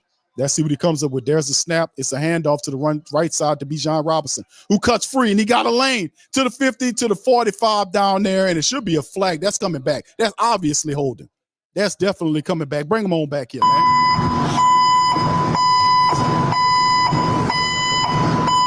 Bring him back. Ain't no doubt about it. That hole was too wide open for that to happen, and usually when that happened, it's holding. The Lickstrom caught on the hole. He was credited on the hole. They back him on up. 2nd and 12 now on the play. That damn sure holding. I was like, hold on here. How did that was too open on the play. And you can see Lickstrom pushed him down in the back. So ain't no deed about it. 2nd and 12 on the play, bringing him back. The referee made the correct call. All right. So anyway, Tony says, Q, man, you mean a lot to us again. Thank you so much for seeing. Oh, thank you, brother. Appreciate that, man. I really do, man. Thank y'all for being there and just listening to me and putting up with me. All right, from the 25-yard line, the fell shotgun, bad fire, and then blah, blah, blah. Saints recovered.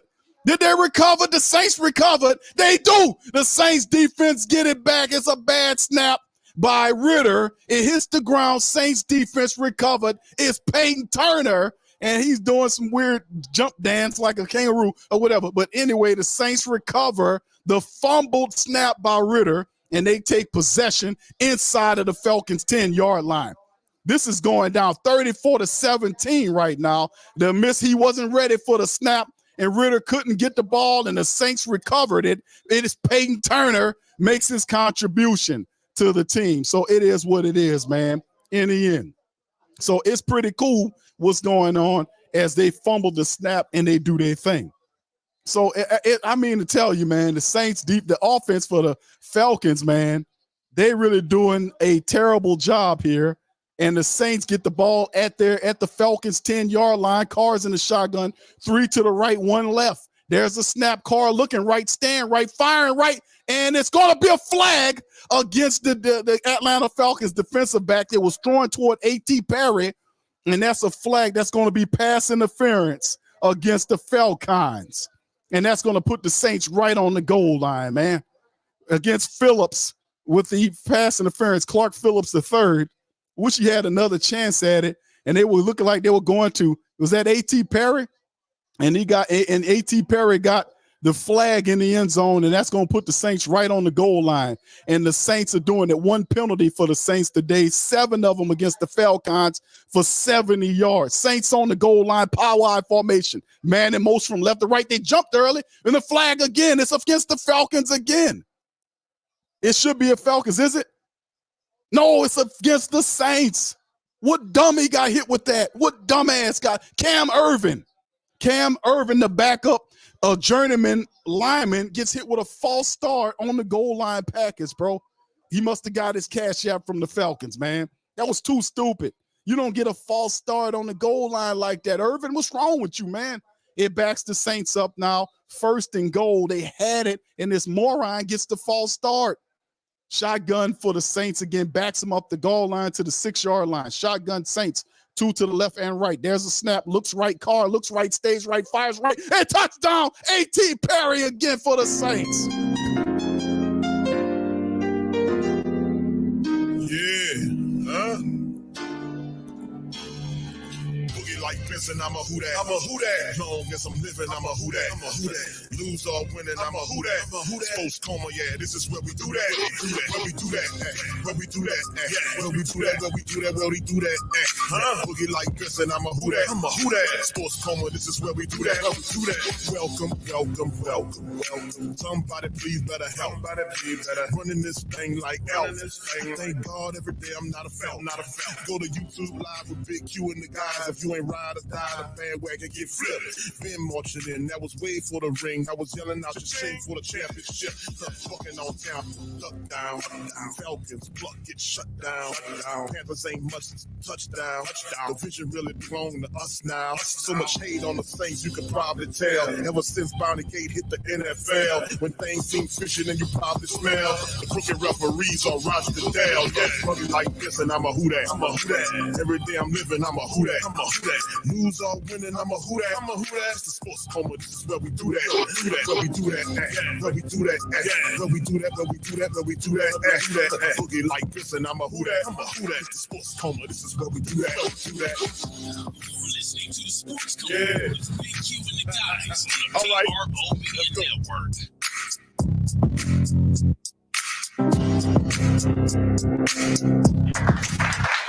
Man, shout out to the mighty Who Dat Nation, man. This is football, and this is black and gold style football. We've been talking about this all season long. These people finally show up to play today, and putting a 40 burger up on the Atlanta Falcons to close out the season is a good way to go. No sweeping going on here. James says, Q, maybe spit out my whiskey. Yeah, I got kind of fumbled up on that, bro. Thank you for that. I want to say thank you very much for picking me up and bringing me back to this world. All right, brother Francis, man, says, Q, we building on this. Keep the skilled players, revamp O-line, and get a couple of pass rushers. Indeed, bro. If they could play like this, and listen, that's the question. We known that they could play like this. They've been had the talent. They spent this a very expensive offense, and it took them way too long for this to finally get clicking. And if they're lucky enough to have a playoff situation, man, we'll see. But this team here, man, would be a dangerous team if they can maintain this. But listen, we've been saying this for a while, family, about running the ball. They said they were going to do it. Notice they're not going with Carr as the predominant dude coming into the game like they was trying to get him going. No, they started running the ball and operated with Carr off the back of the run. And the running attack is what helped them kind of keep this stuff going. And Carr, with that pressure, with him having a running attack and plus him making the throws, man, it's a whole nother world altogether for the Saints. St. John says, Q, after that bet you lost earlier this year, I hope you double down. No, I did not bet, bro. I did not bet, bro. I really didn't. And I wasn't going to even try, bro. I ain't going to lie to y'all. I wasn't going to try because I was like, man, I don't know who this team is. If I'd known this would show up, because the Saints are unpredictable and inconsistent, bro. Let's keep it real. It ain't no way in the world I'm gonna put myself out there like I did in the first week. And them people they not even serious about winning. M. says Q, they better stop scoring foot on it. They better not stop scoring foot on the neck. Indeed, bro. Thank you for that. Thank you. Far too kind. Indeed, man. Yeah, it is what it is, man. And it is. Charles says, calm down. It's Atlanta. Now, hell with that, Charles. No, don't calm down shit. Them people was talking crap that first time. You calm up. Don't calm down. Calm up. They was talking smack, man. You get the dub and you shut it down. Bottom line, don't calm down. Calm up, brother. This is a win, and this is how you supposed to be. I don't get people. The Saints hammering this team. I don't care if it's Atlanta or nobody. This is our rival. This is Atlanta. You're supposed to hammer Atlanta like this. Beat the hell out of them. Don't calm up. You don't calm me. Be calm down. Don't calm down. Calm up, brother, is what I'm trying to say. All right, so they hand the ball off to Patterson up the middle. He picks up about 4 yards on the play. But yeah, this is your rival. This is your hated rival. What are you talking about? You're beating them 41-17 at the end of the season. They beat you early in the year. Don't calm down, brother. Calm up. Go up. You're going the wrong way. All right. Melka says, not gonna lie, Q. We should run it back next year and just upgrade the trenches. Yeah, offensive line help is definitely something we got to look at, bro.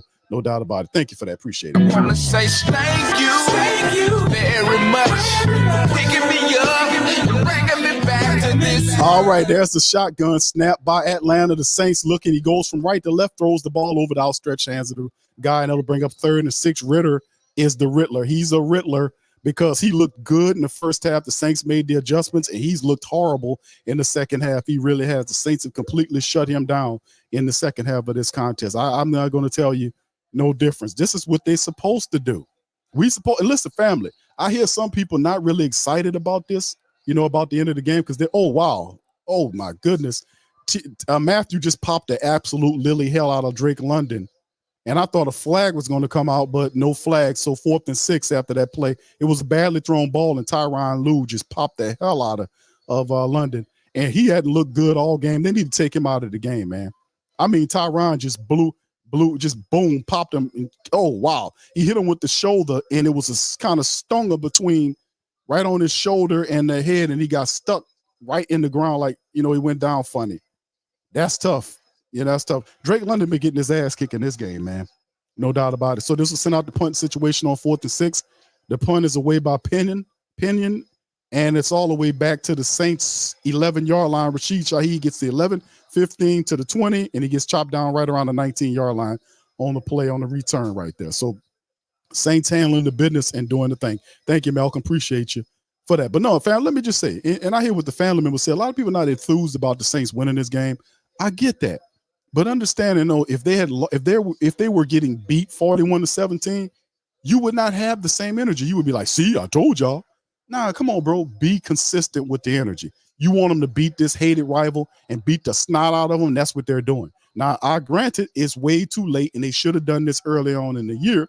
But being where we are right now in this current reality, this is an 8-8 team that's beating the hell out of a 7-9 team right now, and they're the hated rivals. We doing a positive thing in my regard in terms of this game.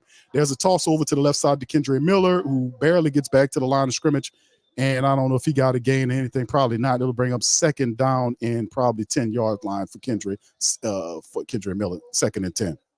Rich says, Q, we got to pull back in this nightmare. Now we wait. Indeed, bro. The Saints are obviously going to win this game, but like I said, man, it is what it is right now. Thank you. Far too kind. Yes, we got to keep it going. Yeah, RC, yes, you're right, bro, but you can't be. You are absolutely right. I don't have nothing to say bad about it, bro. You're right. This is a letdown. All right, and there's the throw out to the left side, check down throw to the left side to Jamal Williams, and he barely gets back to the line of scrimmage. And they start an attack to the sides as opposed to attack downfield. So Carr is going to come out. Look like they're going to run Taysom Hill in the game, and they should. And they go to this check down Charlie crap. Keep tacking it downfield. And we got an injured player that's taking a knee, and I can't tell who it is. They're standing on top of him. So we'll see. All right, but RC, he said, love you guys, love my guys, but this is not how this year has. It's not. But you are where you are, and you got to beat the hell out of this team. You got to beat them and smack them down and humiliate them, and that's the Atlanta Falcons. You know what I mean? IP Max says somebody put a new transmission in that used car. He playing good, bro. I wanna say thank you very much. Picking me up and bringing me back to this world. All right, thank y'all, man. Appreciate it. All right, so yeah, this is, like I said, the way I see it, bro, and I agree with what a lot of you guys are saying. Like some of my guys is upset about the season. I get you on that. But you got, that's Andrews Pete is limping off. Yeah, but we got to, we got to remember that, they beating this Atlanta squad. Anytime you spank and destroy Atlanta, a heated rival is a positive in my book. Shotgun for Carr, 3rd and 10, looking, it's a check down situation to the running back. And actually it's to Bent Bowden, and he gets nothing, but there's a flag out right away, and he struggles his way to like 4 or 5 yard pickup. A flag is out right away. So I don't know what's going on there. 647, the same helmet rolling around on the field. So we'll see what's going on there, man. We'll see what's happening, man. All right. So anyway, with that being said, Brother Doozy, what's up, bro? Said it all ends in 7 minutes. All of it doesn't carry over till next year, indeed, bro. So that's going to be against the Saints as a pass interference call offensively. If penalties declined by the Falcons, and there'll be a 4th down situation where the Saints will have to kick out. Didn't like the fact that they turned into Chuck down Charlies. That's when I don't like. That's them dialing off from doing it, and they start checking it down and being too conservative. You got to still, they did not try to attack down the field, and that's what gets them in trouble. You got 6 minutes left. You have no reason to be checking nothing down. Several check down plays that were involved in this one that were totally just ballless. You got to keep the pressure on them. Brian says, see y'all next year, Wotis. Tampa Bay 1-9-0, not the season we wanted, but beating the brakes off. Hotland is always a win. Right, exactly, bro. I'll take it. I wanna say thank you very much. Picking me up and bringing me back to this world. 9-0 spanking. Tampa Bay gets the victory there. And like I said, that they'll clinch there. And the Saints situation is they need other help. Now, they won't make it in, and FC will win the whatchamacallit, but they clinches the South title. And the only other issue is whether or not what happens in the late game. So regardless or not, man, it's one of those things, man. It is what it is. But like I said, it was a long shot for them to do any of this anyway, right? It was a long shot. When you leave your team in the hands of other people, man, I mean, what you expect to happen? What you expect to happen when you leave your stuff in the middle of everything that's going on? You're leaving your hands in your future into the hands of everybody else, and you're not taking care of your business. That's what's supposed to happen, man. So there's the kick.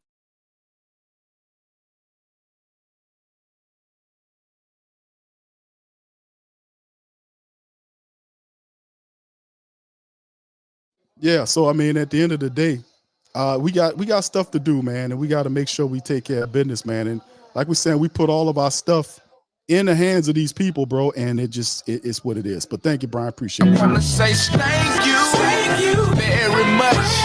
Picking me up and bringing me back to this world. All right, who that for life? Chris says it's only a letdown cue when you seeing them play like this after 17 weeks of nothing close to this. But I got the same energy though. Can't stand. Okay. All right. So anyway, there it is. That's the shotgun. Falcons got a backup in there now, and the Saints get their first sack. Is Big Nate Shepard drags the backup quarterback down, and the Saints defense is keeping it up. So that Woodside come in and he goes down. Logan Woodside come in and he goes down with the sack right there. They could have left the Rittler in there. That's a 17-yard loss on the sack. 2nd and 17. Shotgun 2 to the left and right, and the running back there next to him. Now he walks up, and let's see what the Saints finally got a sack off on him. And we'll see. There's the snap right. Nope. And the false start by the left tackle. And the Falcons can't help themselves. They're going to false start it there. And that's going to back them up. 5:55 on the clock. Atlanta's completely imploded. They completely imploded. Yeah, indeed, Chris. Thank you for that. Appreciate the super chat, bro. Appreciate Thank you.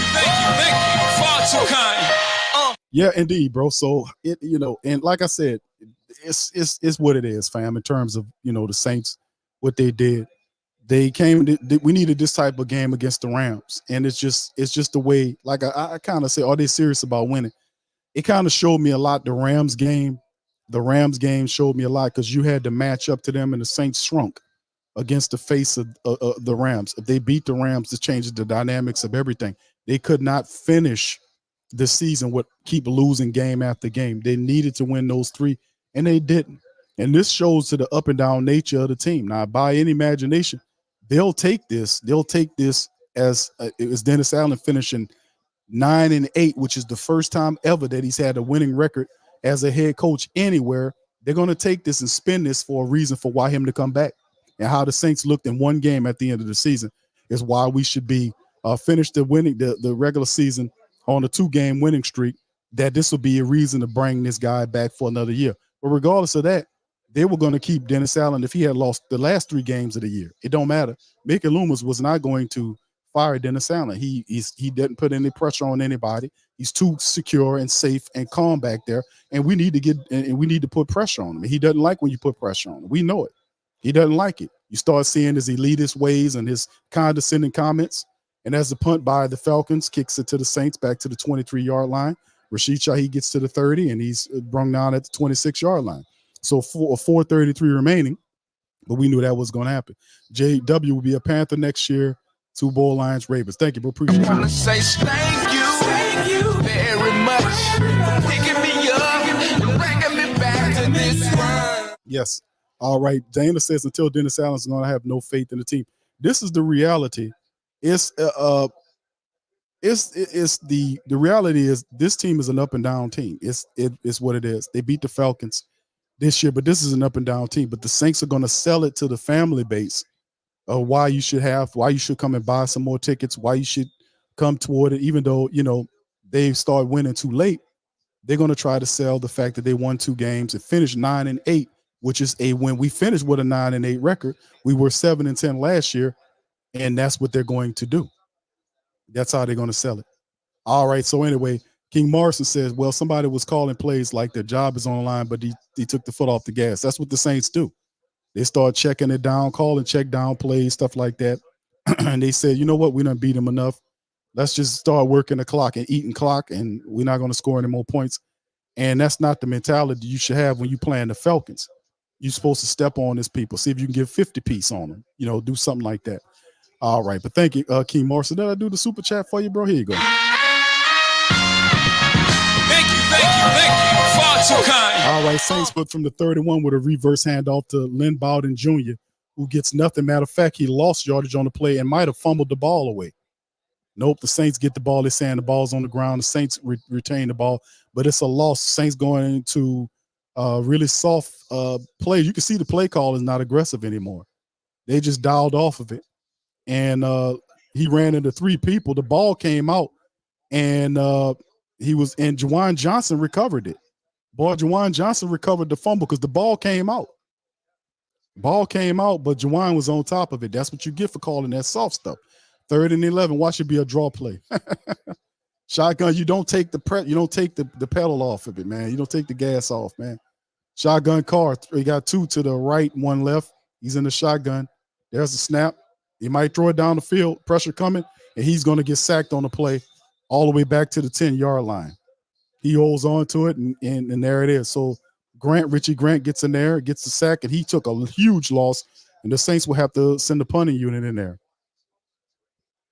And Carr seen the man coming. I don't know why he reacted so late to that, because you could see the guy coming around the edge, but it's what he does. All right, so anyway, it don't make a difference. It's at the end of the game. They'll just punt it away, and the Saints would have, if they wasn't calling that, it'd probably been a draw or something. All right, RC says, thanks for the coverage, all the conversations this year. I became a fan of you and the channel this season. We'll continue. Thank you, bro. Appreciate you, RC. Much love to you, man. Thank you, man. Appreciate you. Thank you. Far too kind. Appreciate you, brother. Thank you. All right, and much love to y'all, man, as they kick the ball off to the Falcons, who gets pushed out of bounds on the return. I think it's around the 35-yard line. We'll see. 2 minutes left to go in the game. The Falcons right now are trying to get another score to make it a little bit more respectable. Saints hammering this team 41-17 and doing a really good job. 2:07 remaining on the clock right now. All right, 2:07 remaining. We'll see what the Falcons pick up after the punt attempt by the Saints and the return by the Falcons. And can the Saints defense close the Falcons out, not allow them to put up another score? That's the only challenge right now. But be prepared for my family members and the 600 plus people in the building. Stay with us. We'll have the Saints pre-game, or actually the post game with a very cocky Dennis Allen at the podium. And there's a throw right there to the tight end who gets all the way down to the Saints 46-yard line. Fitzpatrick, the tight end, catches the ball and he's in Saint territory, and it stops the clock at the 2-minute warning. So if we the black and gold, just keep Atlanta, keep them out of the end zone is the best thing that we can hope for right here. All right, so anyway, like we saying that the Tampa Bay Buccaneers did end up winning the game. They did beat the Carolina Panthers 9-0 in the matchup, and that pretty much puts the Saints, who are going to beat the Falcons, turning them into 7-10. Saints will be 9-8, 5-3 at home, which means Dennis Allen will get his first winning season as a head coach. It's his first winning. It's not in a playoff situation, but it is something where, it is where it is. So yeah, so we'll see. So like you're saying, what's left for the Saints, they're not completely eliminated now, family. They're not totally eliminated here. If you think about it, they're not totally eliminated. The Saints won't get the NFC South. The Buccaneers clinched that. But if you look at the wild card, they need two teams to lose for them to get in there. Their only path in there is they need the Bears to beat the Packers and the Cardinals to beat the Seahawks to get in the wild card. So they're not going to clinch the South. The Bucs did. But remember, to get a wild card, they need that to happen. So they still got a chance. I got to tell y'all, it's still a chance they can get in there. They need the Bears to beat the Packers, and they need the Cards to beat the Seahawks for the chance to sneak in as a wild card. So I know it's a long way around, but I still have to tell y'all that, man. I just have to tell y'all that. All right. RC says, I take no moral victories. I'm with you on that. I just need some change. Depending on other teams, just ain't in me. Yeah, I agree with you, bro. I don't like moral victories either, bro. I really they start talking that moral stuff, man. I just had my ears shut down, bro. I don't really like the moral talk. This is a game the Saints had to win because, number one, you can't have Atlanta to sweep you on the season. And I didn't want to deal with that the entire offseason. Oh, we beat you, we did that. I don't want to deal with that. And it's still, if they win, it keeps them alive for something. And even though Tampa won, they still have some. It's crazy, man. They still have a chance, though. They still have a chance. All right, Charles says, Q, you're a true man. I appreciate you, but where fools go. Thank you, Charles. No, man, bro. You're right, bro. I'm not gonna say it any different than that, bro. You're right. We got this. They have to do better than this. All right, from the Saints 46-yard line in the shotgun is Logan Woodside. He's gonna scramble to the left side, try to pick up some yardage, and he gets about maybe 6 yards before he runs out of bounds, stopping the clock at 1:55. All right. Yes, like I said, fam, I got to tell you all that. I got to tell you that, but the Saints still alive. They need, like I said, to happen for them to have a chance in this thing. Marley Moss says, Q, the only thing the Saints did was help the Falcons get a new head coach and a new future QB to build their team while we stuck with a bad head coach and QB. Even if we had lost this game, bro, even if the Woodside throws it to the right side to Woodside throws it to the right side to Tyler Algieri loses his shoe, but he did pick up the first down and a yard beyond. But now, I mean, you got a point on that, Marley, that they did help them. They might lead them to firing, but even if the Saints had lost this game, the Saints wouldn't have fired Dennis Allen. So you might as well get the W, bro. You might as well get it. Shotgun for the Falcons, 2 to the left, 1 right. Logan fired it to the center, and it's intercepted. It's Tyrann Mathieu, and he's going to return it all the way for a touchdown. Tyrann picks it off, and Tyrann running down, and he's getting it, and like he don't want to score. What's up with that? Tyrann Mathieu running like he didn't want to score a touchdown. What's up with that? Why was he running like that?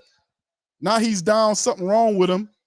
I don't know what, that was weird, man. Tyrann Mathieu picked the ball off and started slowing down like he didn't want to get the touchdown. Dude, you go and get that touchdown. That's suspect as hell. He picked the ball off and slowed down, like almost look. Did my eyes deceive me? He put the ball off, ran down the field. Did he get hurt? I mean, he's like, I don't know. It was weird. It's like, what happened? What happened? Y'all seen it? Or I'm just tripping. I don't know. I don't know. That looked weird to me. What happened? Looked like did he pull something? I don't know. He slowed down. Like, I don't know what happened with that, bro. I don't know what happened with that. Almost like he didn't want to score. I don't know. That was weird to me. That looked real weird to me. All right. Thank you, Maul. Appreciate you. I want to say thank you very much. Picking me up and bringing me back to this world. All right. Shout out to the fam, man. Thank you, Maul. Doozy. Shout out to you. Hold on. And then the Saints go with the rush. Do they get in the end zone? It's a touchdown. Saints in there with the sneak, man. We got another one. Yeah, huh? Boogie like Benson, I'm a who that. I'm a who that. Long as I'm living, I'm a who that. I'm a who that. Lose or winning, I'm a who that. I'm a who that. Post coma, yeah, this is where we do that. Where we do that. Where we do that.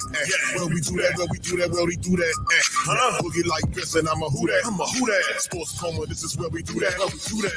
Welcome, welcome, welcome, welcome. Somebody please better help. Somebody please better running this thing like elf. Thank God every day I'm not a felt.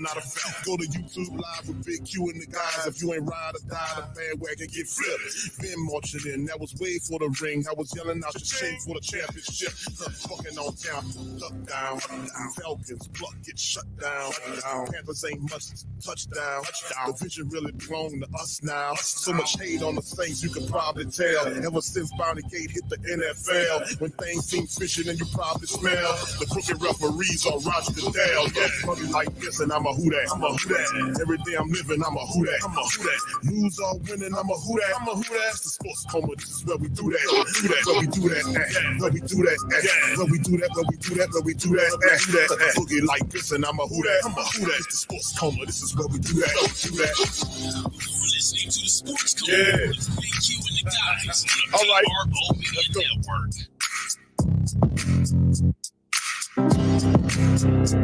All right, man. Man, let me tell you something, bro. It's crazy, man. Unbelievable, man. The Saints put up 48 points in the last game of the season against the Atlanta Falcons. Saints get the pick six. Tyrann Mathieu, you right, fam. He was gassed out on that one, man. He was running down. I was like, man, what's wrong with this dude slowing down, bro? You got a pick six. Most of them will sell out to get it, you dig? And dive in there or something. I guess he just ran out of juice. All right, Doozy says, I appreciate the play-by-play. I don't like DA, and I ain't backing off of that. Who that? No, it's all good, bro. Thank you for the super chat. Thank you. Far too kind. Oh, man, but it's just been a phenomenal game for the Saints, man. Thank you, Doozy. But it's really weird, man. Like, you see this type of stuff happen. The Saints scored 48 points in the last game of the year. And, you know, where was this at? And we know that the Saints defense, like we said, they play really well with a lead. So if we can get ahead, a lot of games we weren't ahead, you know, by 2 or 3 scores. You know, we'll dial up off the paint and allow these people to get back in the game. King Morrison said we have the weapons, but not the coaching to match it. All right, there's the kickoff to them. They'll pick up at their own 25-yard line, the handoff to the running back who gets popped and stopped for about a 3-yard pickup, maybe. Bring up 2nd and 7 on the play. Thank you, King Morrison. Appreciate you, bro. Thank you. Far too kind. Yeah, indeed, bro. Yeah, I think that's probably what happened, bro. He was looking behind him I was like, whoa, what's going on here? Like, dude, what are you doing? Sell out and get that. Because most of them will sell out and then they'll dive in the end zone. Because that's a rare thing. You getting the pick six. And Tyrann Mathieu, man, he's like record breaking with those things. So I thought he might do it. All right, here they pick up from their 28-yard line. And there's a check down to the running back, Algier, who gets the first down and gets pushed out. Nah, that's not Tyler. That's Scotty Miller, the little slot guy. Picks up the first down for the Falcons. 48-17, the Saints keep on the pressure, man. Not bad. Charles says, thanks, Q. You're my favorite, man. I mute the games just to hear you. Thank you, Charles. Appreciate you. I want to say thank you very much. Picking me up and bringing me back to this world. All right. Thank you, bro. Appreciate you. M. Dot, I forgot this one, bro. Thank you for this one. I want to say thank you very much. Picking me up and bringing me back to this world. All right. The Falcons with a little move right there to see if they can pick up a few more. There's not much shaking on the play right there. And that'll be the final play of the game right there. The Saints will march off victorious. They stump the Falcons. You got Arthur Smith fussing And it's a face-off. Arthur Smith is fussing and cussing at Dennis Allen in the middle of the court. He's saying, and like, and Dennis Allen smiles at him. Arthur Smith was cussing and fussing, and Darren Rizzi started cussing back. Boy, you seen that? Arthur Smith walked up to Dennis Allen and started cussing at him. And it was cussing at him, and Darren Rizzi, the special teams coach, went and started cussing at him. It must be the Italian in his blood, let me tell you. Man, listen, 48-17, Arthur Smith did not appreciate that and got in Dennis Allen's face and cussed at Dennis Allen. Dennis Allen just does, he got on the cloud and floated on back there, but that was tough. The Saints finished 9-8 on the year and are very much alive. They need the Packers and Seattle to lose for them to have a chance. So those are two games that are remaining, man. Did y'all see that? Arthur Smith got to cussing and fussing at Dennis Allen, and Dennis Allen just got on his magical cloud and walked back. But Darren Rizzi was barking at him. Come on, Darren. That's what I'm talking about. I mean, fireworks from the start to the finish of the game. Fireworks from the start to the finish of the game, man. Fireworks. All right, let's hit some of these team stats right here, fam. Y'all stay with us in the matchup. We'll have a cocky Dennis Allen in about 1,000 Saints players that'll be at the podium after the Saints beat down the Falcons 48-17. Yeah, Low. He gonna be very sad there on the day, and a lot of the Falcon people were kind of on there picking at me on Twitter and all that stuff. But it's all good, man. It is what it is. Valika, shout out to you. All right, much love to you. Appreciate you, Queen. Much love. All right, yeah, that it was fireworks from the start to the finish, baby. Yeah, you got me fired. That's what he said. Yeah, Arthur Smith, man, you got me fired today. You beat the hell out of me like that. You ain't have to beat me that bad. You didn't have to beat me that bad. You got me fired today. But listen, that vampire they got, Count Blankula, he not going. We'll see. We'll see, bro. We'll see. You know what I'm saying? Because you gotta remember who Arthur Smith's father is. Arthur Smith's father is a billionaire. Him and this we know Count Blankula is a billionaire too. But that dude, their money talk, BS walks. So he might have built another year. I don't know. We'll see. It ain't none of my damn business. I.M. Dot says Sean never would have let that chump talk. Yeah, Dennis Allen got on his magic cloud and walked away. He got on his magic cloud and got away. Boy, Arthur Smith got up on him and fussing and cussing at him. And Darren Rizzi, the special teams coach, started barking at him. Boy, that's what I'm telling you, man. When you got guys like that, man, on your team, supposed to be a coach, and the guy cussing at you because you showed him out and you don't say nothing to him and you just smirk at him, dude, you ain't my head coach, bro. Thank you, bro. Thank you. Far too kind. He didn't like that. What did Allen do? He didn't do nothing. He got on his magic cloud and flew away and floated away. He didn't say nothing. Darren Rizzi got in the face of and started fussing and barking at Arthur Smith as he was walking away. Rizzi got on him for that. Dennis Allen didn't do anything. Dennis Allen didn't do a damn thing. He just, like I said, he just smirked at him. He reached out to him, and you got to read the room. That goes to show you Dennis Allen is kind of daft. Now, let me play it for y'all again. Here go the replay right here. Here it is right here. There it is right here. Y'all see that? You see that? Now, Dennis Allen got to learn to read. Now, look at Darren Rizzi to the left. Rizzi, like talking. Look, he turns to talking. Rizzi's talking to him now. So what I'm saying is, look at this. Read the room. Dennis Allen, he walking up to him, fussing. Dennis Allen looking like he about to. Look, he grabs his sides. Like, man, calm down. It's just the win. Calm down. Man, the hell with that. You scored 48 points. You trying to get me fired. And look at Darren Rizzi. Turns and start fussing at him, barking at him, and cussing back at him. See, when a dude doing this, bro, walking up to you aggressively like this, you don't grab his stomach area and start trying to calm him down. The hell with that. The hell with that. We football coaches. You don't ride with that. He get to barking at you like that. You don't let him bark. You don't grab his stomach area and start, calm down. Calm down. It's just a football game. No, you don't do that. You start barking too. You don't let nobody talk crazy to you like that. Y'all see that? That's what happened. People probably turn the TV off, man. Dennis Allen didn't say nothing negative. Look what he does. Look, he fussing at him right there. He grabs his stomach area. And you can see cussing at him. And Dennis started saying something. Dennis started saying something, but it's not. Look, Rizzy is there. Rizzy's barking at him. Shout out to Darren Rizzy, man. Shout out to Darren Rizzy, man. M. Dot says he grabbed the shoes like he. Thank you.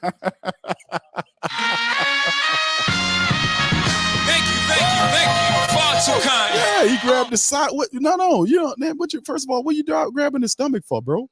You don't do that, man. Don't touch the man's stomach area. That's not right. Look, he grabs his stomach area, both hands on each side of his stomach.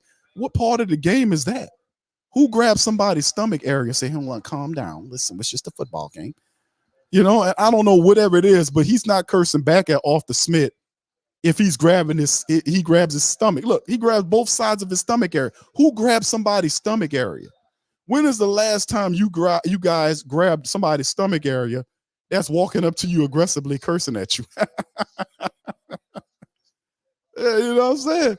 What's going on here? Okay, let me stop. Okay, let me get to the stuff. Y'all stay with us. We're gonna have a cocky Dennis Allen momentarily with the pregame. We'll do that, the breakdown. We'll bring in Pops Q and all that after that. But let's take a look at the team statistics right now. We know Tampa Bay won. The Saints are 9-8. Number one, it's the first winning record for Dennis Allen ever in his history. 27 first downs to 14 there. Third down, the Saints were 3 for 10 on third downs versus 4 of 11 by the Falcons. You look at the total plays, it was 66 to 60 in the matchup. 400 yards of total offense versus 389 by the Falcons. They had 13 to 12 on the drops, 6.5 yards per play, which is a lot better than what they were in the first half. The first half was like 15 yards or something like that, and the Saints had like 5.1. So the Saints defense switched and completely turned whatever lights off that Atlanta had in the first half, because they had this. It actually was tied 17-17 at half, and Ritter was looking really good. Then the second half happened, and the Saints just made the adjustment and shut him off like a light. So you look at it, 6.5 on the yards per play versus 6.1 for the Saints, 311 versus 246 in the matchup. The rushing yards, Saints had listen, family, 154 yards worth of rushing today by the Saints. They had 154 yards running today on 35 carries. You know that stat about you getting over 30 carries a game, you winning. The Saints had 35 rush attempts for 154 yards, 4.4 yards rushing. The Saints got behind a running attack today, and it was positive. Carr played well in a complementary role to the Saints running attack, which was a very positive thing today. Saints were in the red zone 6 times, completed 4 of 6. The Falcons 1 of 3. You look at the penalties, 8 penalties for 75 yards versus 3 for 15 for the Saints. Played a pretty clean game. The Falcons had 3 turnovers against the Saints. Saints had no turnovers, which is a plus. 33, almost 34 minutes of time of possession for the Saints versus 26-10 by the Atlanta Falcons, as my dog Jerry says. Carr, 22 of 28 for 264, had 4 touchdowns. Clearly his best game as a Saint up to this point. He did take 2 sacks, but it was, it didn't matter. 145.5 is his rating. This is his best game as a Saint. That 264, and then he piled on 4 touchdowns on top of his touchdowns. Little stat packing, but this was a good win by the Saints. They blew this team away and took the game over. Kendre Miller, who was basically inactive for much of the season, got the start with Elvin Kamara being out. And boy, I'm going to tell you, the running attack had an even solid affair like if Elvin was there. Kendre, 13 carries for 73 yards. He averaged well over 5 yards per run, had a touchdown. Taysom got going in the game, 6 carries for 51 yards, 8.5 yards per average on the run. And Jamal Williams had it the toughest, 14 carries for 26 yards. But credit to the Saints for sticking with him because he got a touchdown. And Derek Carr even scrambled one time for 6 yards on the pickup. Rashid Shaheed, 3 catches for 65 yards off of 4 targets and a touchdown. Chris Olave was spectacular, 3 catches for 56 yards off of 3 targets. He had a score. Each one of those guys averaged over 18, almost 19 yards per catch for Chris Olave, almost 22 for Rashid Shaheed. A.T. Perry, don't forget A.T. Perry, 3 catches, 53 yards. He had 2 touchdowns in the game. The Saints got it going offensively from the running and off the back of the running attack, which produced 154 yards today. 35, as you can see, 154 yards there. They ran it off of 35 attempts. Guess what? Carr 28 attempts throwing the ball versus the Saints running it 35 times. The running attack led the day, and the offense played the passing offense, that is, played a complementary role to the Saints rushing attack, and that's really how it's designed to go. The Saints seen it, use it, utilize it to perfection in this matchup. Demario Davis in the season finale, 9 total tackles in the matchup. Jonathan Abram gave up a touchdown, but he did get 9 tackles. Paulson Adebo almost had an interception. 7, credit Hugo Amadi, who got in after J.T. Gray. They took J.T. Gray out of the game, put Hugo Amadi in there, and he had such an impact in the game. He had 7 tackles in the matchup and even had something to do with breaking up the pass that would have went to Bijan Robinson, which helped the Saints stop them on that 4th down play. So that was positive. All very positive. 1 sack today that was by Shepard in the matchup. He got going. And, of course, we know our young kicker, Blake Grupe, had 2 chip shots today that finished off the game. Tyron had a pick. Alante had a pick. We know he left the game with concussion looking symptoms. And Desmond Ridder finished 22 of 30 for 291, 2 touchdowns, 1 pick. He was totally ineffective in the second half. The Saints really flipped the script on him. Bijan Robinson, 11 carries for 28 yards in the game. 2.5. Saints defense shut Bijan Robinson down. Falcons really didn't go to Bijan Robinson because the Saints were able to kind of, take the time of possession that kind of expedited the clock in their head and their play calling. 11 carries for 28 yards, 2.5. There, Tyler Algieri had more success in terms of the average. 6 times he ran it for 24 yards. Regardless or not, the Saints stopped all of those really good rushers. Bijan's phenomenal. Tyler Algieri's awesome. And Patterson is good for them. Held them under 80 yards rushing on 25 attempts today and put all the pressure on Ridder in the second half to do something. Robinson was their top catcher of the ball. 7 catches off of 8 targets for 103 and a score. But nothing else happened for these people in the game. Drake London had 4 catches, but boy, did he pay for some of those things. He was banged up and looked real slow in the game. He was getting popped out there. Nate Landman had 10 tackles along with Richie Grant in the matchup. They finished with 3 sacks, really didn't stop nothing the Saints had going on in the matchup, and they go away. They get to 9-8 by literally decapitating the Atlanta Falcons. So they knocked them clean up out of here, and despite a very saucy Arthur Smith at the end of the game, the Saints come away with a good victory here. All right, Brent, shout out to you. Thanks for the passionate real coverage this season, Big Q and fam, and tried to stop pre-evaluate. Thank you, bro. Appreciate it. Thank you. Far too kind. All right, so yeah, Hemisphere says, hold on, we're going to put the cocky Dennis Allen up, Bram. DA is on. Here we go. You'll put one in the chat. Because, look, we're all like, we got a good rivalry, and it's a heated rivalry, but there's a way we go about doing our business, and I wasn't happy about that. So other than that, okay, I was happy about a lot of things that happened in the game. I didn't like the way the game started. We busted a couple coverages, gave up a couple of explosive plays, which can't happen, and we made some adjustments, and then we played better from there on out. I thought our offense was awesome. I think they did a great job moving the ball down the field. We were able to capitalize a lot in the red zone. We were able to create some explosive plays. I thought Kendre Miller played well. I thought the receivers played well. A.T. Perry, I thought, did some good things in the game. I thought Derek played well. So there's a lot of good things that happened in the game. And I was proud of the way that our guys came out and responded, really in a must-win situation. Could you clarify, what happened? We should have taken a knee right there. They asked me about getting Jamal a touchdown at the end. I said I wanted to take a knee. We put Victory out there, and the guys kind of wanted to get him a touchdown, and they did that on their own. That's unacceptable. Arthur seemed pretty upset after. He should be. He should be. He should be. And that's what the on-field issue. That's what it was.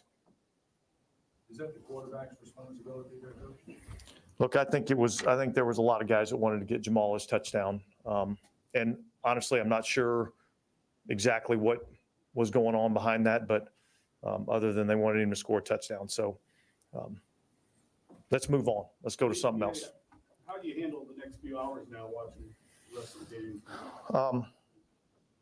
So Chicago, Green Bay, and Seattle, Arizona, those are going on. So we'll take a look at them, see how it goes. We'll be rooting for Chicago and Arizona. You think your team has earned the right to get in the playoffs the way you're playing? Look, our team, our record is what our record is, and we've earned whatever comes our way. So if the breaks go our way and we make it in, we've earned it. If they don't, we earn that too. So we'll watch these games and see what happens. Yeah, I know it's early, but how do you sort of just assess this season in its totality? Yeah, you're right. It's too early to assess the season in its totality. I think we'll soak this one in a little bit, and then we'll have time to kind of reflect and see, what we thought. Could you talk about the things that Derek did well today? Yeah, I mean, there's a lot of them. I mean, I think he operated the offense. I think we had good tempo in and out. I think he got us into the right checks. I think he threw the ball accurately, particularly some of these deep throws. I mean, I think he operated the Saints offense like, we expect him to operate. QB draw too. Where did that sort of fit into the game plan? Is this what y'all been saving throughout the year? Yeah, well, look, I mean, it's something that you have in there. I mean, obviously, nobody's expecting to see that with him, and based on some of the looks that we had seen, we thought, we could make a play on it, and they actually made a play on us in practice the other day with the same play, and we weren't expecting that either. So, I mean, it's just part of the game plan. Look, I think Pete and those guys did a really good job today putting together a game plan, and I thought our guys went out and executed it. Yeah, I know you have a lot of decisions to make about the future of this offense and the direction it's going. It won't be made right now, but how much can this week, last week, influence seeing how the offense plays their best football? Yeah, look, I think the offense, really started to come around towards the latter part of the season. I think our quarterback being healthy was a big part of that. I think he played much better in the latter part of the season. Look, as we do with everything, we're not gonna make any snap judgments to anything. We're gonna take a minute to reflect on everything from the season, and then we'll make whatever decisions we feel like, and I feel like are best for our team and our organization. Dennis, the Tampa game wasn't shown at all. The score did you have anything to do with that, or did you ask the score not to be shown? I didn't really pay much attention to it. Did you find out during the game at all that Tampa won? No. Just find out now, or? I just found out, in the locker room. I didn't care. I didn't have any control over it. And so you were talking about the scoop bus early, but after that, the defense got a few 3-and-outs, held the Falcons to 78 yards rushing. What did this defense do right this time around? Well, look, I mean, with the exception of the, first couple of drives with a couple of mistakes, I thought we did a pretty good job, up front, controlling the line of scrimmage. And I thought, we made it difficult for them to throw the football. And so, I just think our guys kind of settled in after those first couple explosive plays and played much better. How did the conversations go with Alante, and how do you feel he responded? Look, I think he responded well. I mean, it's never easy. That's hard to deal with. But it was a decision that I felt like was best for our football team to give ourselves the best chance to win in this game.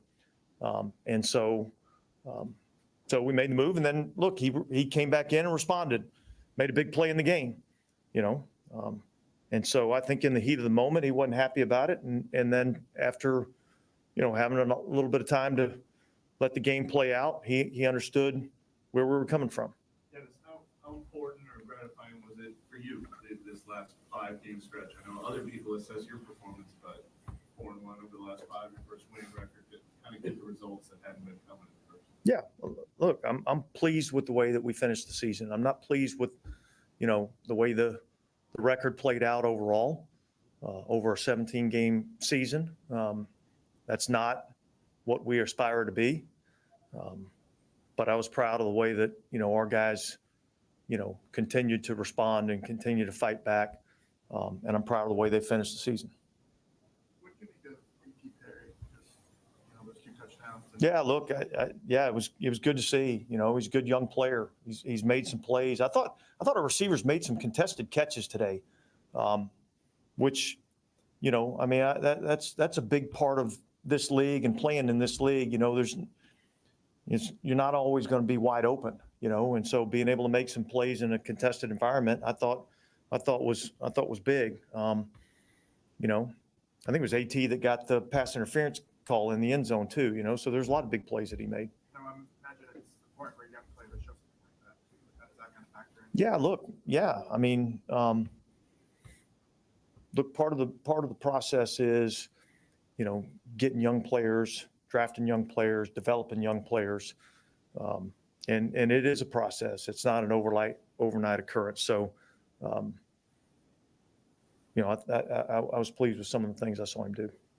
Dennis, how would you describe, I don't know, where you are emotionally right now? Like, are you anxious for those afternoon games? I mean, obviously you got to feel good about them. Yeah, look, I try not to get too anxious about them because I have zero control over anything that happens in that. I get more anxious about, the games that we're playing and trying to make sure that my guys are out there playing to the best of their ability. And that's where the anxiousness comes in. Look, we'll watch these games. I'll probably have a beverage or two to enjoy with the game, and then see what happens. You feel like you kind of found something in the last 4 or 5 weeks with the team? We talked the other day about commitment and things like that. Do you feel like the locker room kind of gelled? Yeah, well, look, it's hard to say what the reasons why would be. I do feel like that we've played better, in this last little stretch of the season. And I'm sure there's a lot of contributing factors to that. But yeah, I felt like our guys had confidence, in these last few weeks that they were going to go out there and play well, and they did. What were some of the biggest keys on offense in particular? Was it finding what worked? Was it more consistent execution? Yeah, look, well, I think you're talking about in general overall, right? Not this game. Yeah. Well, again, I think a lot of it goes back to the health of the quarterback. I think the quarterback's been as healthy as he's been all season. And I think we've seen what he can do when everything's operating the way that it needs to operate. When he's healthy, when he's protected, when guys are making plays around him, he can play at a really, really good level. And I think we saw that over the last part of the season. And when your quarterback is playing good, your team's playing good. And I think that was a big factor. How does it feel to have this kind of an offensive explosion in the regular season? Yeah, about probably the same way it would feel if we had this type of explosion to start the season. Yeah, it feels good. You like to see that. But it's one game, but we'll feel good about that one, and then see if we get another opportunity. Obviously, Kendra has been dealing with the injury for a while now. Just have him come out and play the way he did today, whether he makes postseason or not. Just a young player going into the offseason. How much confidence is that? Yeah, hopefully that gives him some confidence. I know it gives me some confidence. He made a couple of guys miss today that was really good to see. I thought he ran hard. He protected the football. So yeah, I thought that was good. Look, anytime you have young guys, particularly late in the season, and you have young guys that can step up and make plays, regardless of whether we get in or not, I think that gives us confidence as we move forward. Dennis, what did you think of the crowd? They were really into it. Yeah, look, I thought the crowd was great, and I think that's when we play well, I think we got a great crowd. And when we don't play well, it's really what our job is, to give them something to cheer about. And when you do that, they usually respond. So that was good. Yeah, look, I think he could have gone. I feel like if we're playing next week, I think there's a good chance that he'll be available. All right, guys, thanks.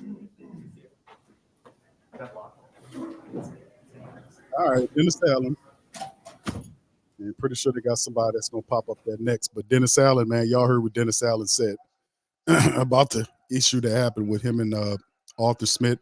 And he actually apologized, for that. And I think that's not what you're supposed to do. Your job is stop me.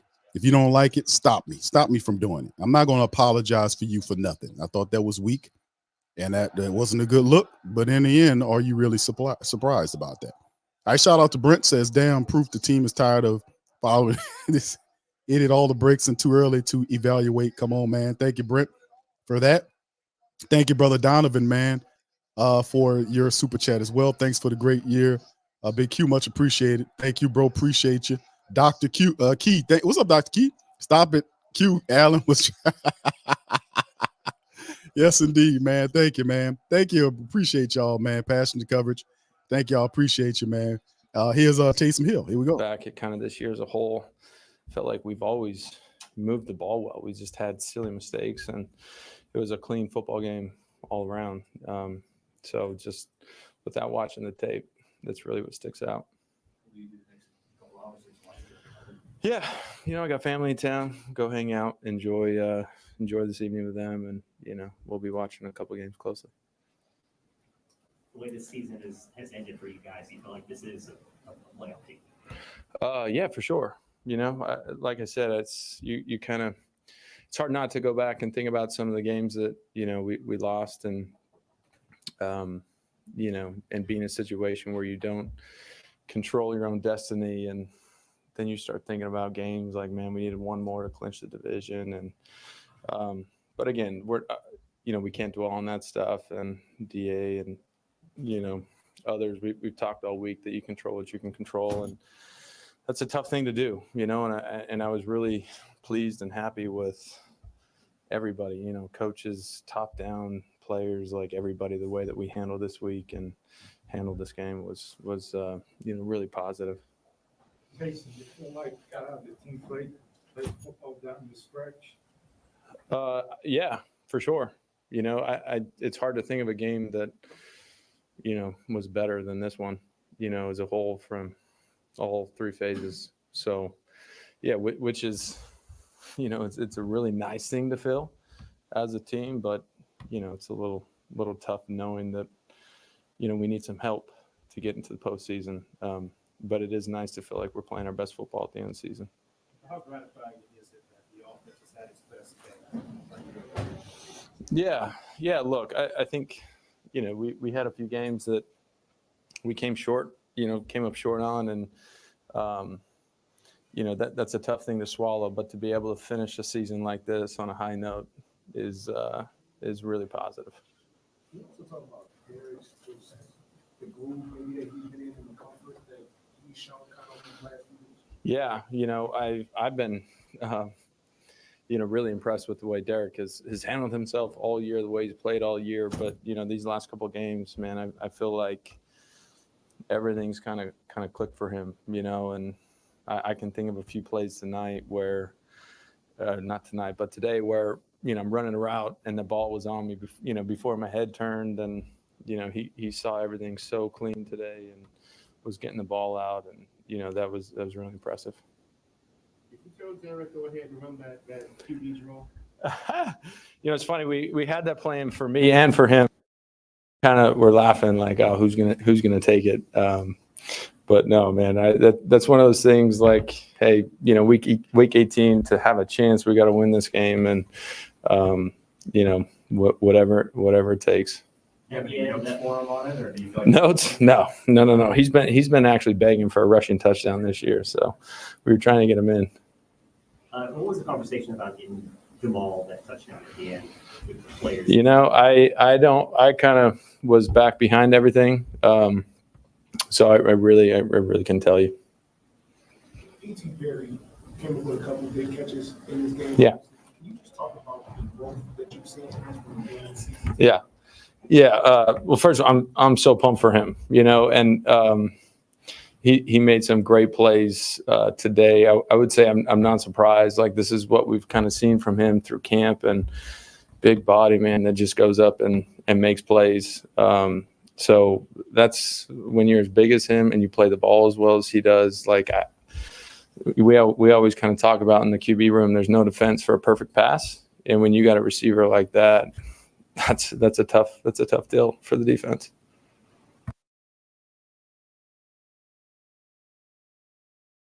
When the crowd was really into it for this game, you led the chant before the game. Could you kind of feel it from?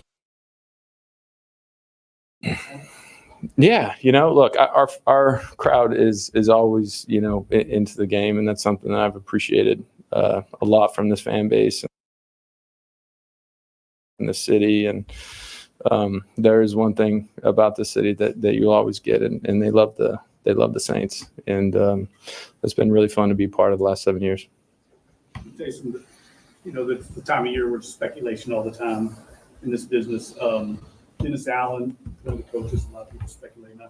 How do you feel he's handled this season and DA? Yeah, and finishing this year? Yeah, I think he's handled it really well. You know, we've had some tough situations, and you know, we lost some tough games. But as I look back at it, to be able to play our best football right now, given the circumstances and everything that's happened, and you know, there was no quit in this team, and that starts with the head guy. You know, and that trickles down through our staff and our leadership and players. And so I think the biggest thing that as you go and, you know, evaluate a staff or head coach, you know, go watch the film, and guys were playing hard, and he led that. Thanks, Josh.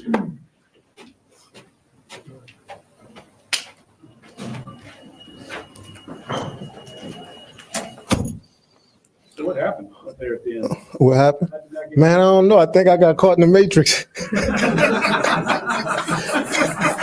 You know, man, to be honest, I wasn't expecting anybody to be running after me. And then when I peeked back, it seemed like all of them was chasing me. And very, very unfortunate. But like DA would say, we were in Miller time anyway. So game was over. So, and then I wanted to get Jamal a touchdown too. So, yeah. I was gonna say 63 came out of nowhere. Like when he would, like, I didn't know if you like eat back. He plays hard. I should have expected him to be chasing me, right? So, nevertheless, though, I'm glad I got 4 picks. So I was able to tie Debo. So, you know, that's a good feeling. You being from here, like being from New Orleans, and obviously you know how big this rivalry is with the Falcons. Like to have a moment like that, like how special is that for you? Man, to be honest, man, I don't really look at it like that. Man, I'm just happy we won. You know, whether I made that interception or not. You know, I think the way, you know, the stadium felt today, and the way our offense played, and the way we kind of rallied on defense, right after spotting those guys 14 points. Like I was good with that. You know what I mean? But you know, obviously, interception is like the icing on the cake, and obviously, y'all are going to talk about me, and now I got to go home. My son's going to be talking about me, so I got to deal with that. You know. Is this like a sign of, you know, looking in the mirror, man, I've been in the league 11 years now. It's just, Yeah, man. I got a lot of miles on my legs, no doubt about it. But I still love it, man. It's still fun, especially making plays like that. What kind of consensus y'all wanted to get Jamal Williams a touchdown? Yeah. We're gonna roll with that one. Yeah. What kind of changed in the second half for you guys in the defense? I mean, we didn't change anything. I think you know, early on we dropped the coverage, you know, for 50, 60 yards. And, you know, I think the next series, you know, Lante's right there. You know, he could bat the ball down, pick it off. He missed him. And then I missed the tackle, right? So you take those 2 plays away. You know, I think for the most part, we were making those guys, you know, at least try to earn it. But, yeah, you know, we learned from that. We grow from it. But, yeah, I'm proud of the way we kind of responded and bounce back. Definitely proud of the way the D-line played today, and the linebackers. I thought they played really well today. How do you feel about the way the team closed out the season winning for the last five? I mean, that's cool, man. I mean, obviously, you know, you would want to have done that, you know, much earlier, and not really be in a situation. But I think given the circumstances and, you know, just all the adversity that we kind of had to push through, like we never gave up. You know, we never wavered. Guys stepped up, made plays, and I think that's really all you can ask for, you know. Were you curious about the Tampa result as the game was going on? Or? Not really. I was, man, the way we started the day, I was just trying to beat the Falcons. You know, wasn't necessarily worrying about, you know, what Tampa Bay was doing. Obviously, you know, they won, and so you know, it's unfortunate. We kind of have to wait and see, you know, what other teams do, and hopefully we can learn from this. Right? You know, it feels like 2 years in a row, kind of, you know, playing that wait and see game. So hopefully, you know, we can use that as motivation, you know, going forward, and, you know, really not put ourselves in this type of situation. What's the plan for the next couple hours? Start watching the game. You know, you send up a few prayers. You know, everybody cross their fingers. You know, you hope for the best. But nevertheless, you know, even if we don't get in, obviously it'll be very, very disappointing. But to have that showing that we had today, you know, in the last game, you know, in front of our fans, you know, hoping that leaves a good taste in their mouth, and they can be, you know, motivated and encouraged, you know, going into next season. But like I said, man, fingers crossed, hoping that, you know, we still playing. I know that most of the veterans are good about, you know, trying to block out the noise and all that, but obviously it's hard not to hear all the, you know, speculation around VA, possibly, you know, John and all that. How do you felt like he responded in the season with you guys, and just how you guys were able to kind of, like, in a sense, make him probably rally around him and finish the way you guys? Yeah, man. Man, he stepped up big time for us.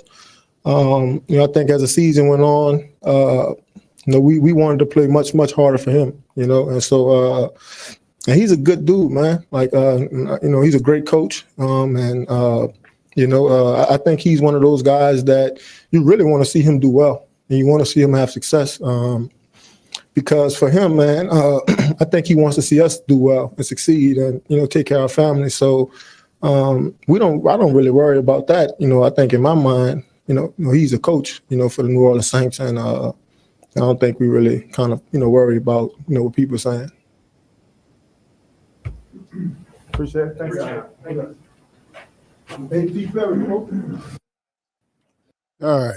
There's some shout out to Brother Doug. Thank you, man. Appreciate the super chat there, bro. Much love to you. Appreciate you. Mr. Waterman as well for the cash app. Thank you, brother. I appreciate that. Here's AT Perry. Just when we played them the first time, I had a fade ball and it was a false start. So when I lined up, I had a feeling DC was gonna throw it. So I was like, yeah, I gotta make this one, make this opportunity count. So just went up, made a play. So it was fun today. Were you thinking about that as like free snap? Yes, actually. Yeah, when I seen man across the board, it was they kind of showed us cover two, but they man across the board. I just knew it was one-on-one opportunity. This ball going somewhere. You know, we're just gonna go up and make a play. So you wanted to make sure that you were kind of, you were from the top, like you were thinking about that, playing Atlanta, and effectively looking at this as an opportunity to say, yes, sir. Yeah. And then you follow that up with another big catch down the left sideline and then another touchdown. I mean, how would you assess your game? Honestly, I just stay focused throughout the whole week. You know, I'm just saying, just going into this game. You know, DA really talked to us this week, and this is a playoff game. You know what I'm saying? Everybody got to dial in, do their job. We'll just come out victorious. So that's what we did. You know, just me coming out, you know, just stay focused, make sure that I'm doing my assignment. When the ball comes, just make the most of the opportunity. So. And how would you say that the connection between you and Derek is kind of grown your way? Oh, yeah, it's grown over the weeks. You know what I'm saying? Him trusting me, him throwing it on the ball, and then I'm catching it. You know, just over time throughout each week, design up plays, we talk about it. Just go out there on the game, just make plays. So. Different guys this season and today. How pleased are you at least that you're able to kind of close on this one? Oh, it feels great. You know, just with the, you know, up and downs throughout the season. I still believe in these guys. You know, just still believe that there's opportunity out there, and we're going to get a chance, and we get that chance and make the most of it. So, you know, just coming out in today's game is just sole purpose is everybody do your job. What do you do for the next couple hours? Do you kind of wait to see how everything shakes out? You said what I do in a couple hours? Yeah, like the next couple hours, like wait and see kind of who wins and if you guys make the playoffs. Really just watching those games. Just honestly, just we get in, just making the most of that. Just go all the way to the Super Bowl. That's all we thinking about right now. Is just just these 2 games, and whoever wins, just we in. So. How would you describe your confidence level right now, especially with the season is finished? My confidence has always been here. I feel like everything for me coming to the NFL was just starting all over. So I really thinking about it as college. You just start. The clock starts over. You know what I'm saying? You got to work hard. Just got to go out there and make plays. So you get the opportunities on the field during the game. So my confidence has been here. It's never been high, never been low. I just make the most of my opportunities. So. How do you feel like you, Chris, and Rashid complement one another? Oh, you seen the touchdown dances? Oh yeah, like we active. We always talking, always chopping it up. Just in the game, we always make sure we communicate with each other, make sure everybody on the same page, and we just go out and make plays. Keep each other high. Wherever the game is, we're losing, winning, like we're still with each other. So I feel like our bond is unbreakable. So. And how do you feel we can oftentimes diminish how specific roles are amongst receivers, the roles, the skill sets, everything that you all have. How do you feel those mesh? Oh, I believe we're unstoppable. I feel like we're the best receiver core in this division and in the league. Honestly, just putting the pieces together, we just go out and ball. Everybody doing their job, catching the football, be good. Why do you feel like you're the best core? Oh, man. We honestly, like, just from coming in, just watching them too, I was like, man, they're fast. They're quick too. So it's like I can do those things too. And just being a part of that group is something special.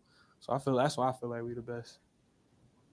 How tough is it? I mean, you get labeled this sort of like contested catch, big body guy and everything, which of course you do well. But when you see like Rashid Shaheed and Chris Olave, who are kind of smaller guys, do that, like how tough is it for anybody to be able to? Yeah, just judging the ball in the air and then you having that defender on you, like it's tough. But as a receiver, you just got to focus on the ball. Not worry about the hit or hitting the ground and stuff like that. Just all about judging the ball, and that's what we do in practice. You know what I'm saying? Like whether it's a certain route that we got to get down, just a missed throw, or timing, we make sure we do it again until it's perfect. So I feel like just in the game, just judging the ball well. You had talked about before, you and some of the other receivers and Jameis putting in extra time and stuff. Now that you've kind of stepped into working a lot more with the starting group and everything, has that diminished or is that? Oh no, nah. Me and Jameis, like we started, on scout team and stuff like that. They throw me passes, I'm still gonna be there on Tuesdays. You know what I'm saying? Just make sure we, God forbid, he's in the game. Like that connection is still there. Not second guessing. So. And then have you found extra time with Derek as well? Oh, of course, yeah. We talk throughout the week. I always have questions based on certain plays and stuff like that because I want the rock, obviously. But just making sure that we're always on the same page. So. Anything else? Thank you, AT. Thank you. Appreciate it. Help Derek in just a second. All right, AT Perry, man, dropping some science on it, man. Shout out to AT Perry. After these interviews, we're bringing Pops Q. I'm monitoring the Chicago and Green Bay game. The Bears up 3-0 right now. They're in Green Bay territory.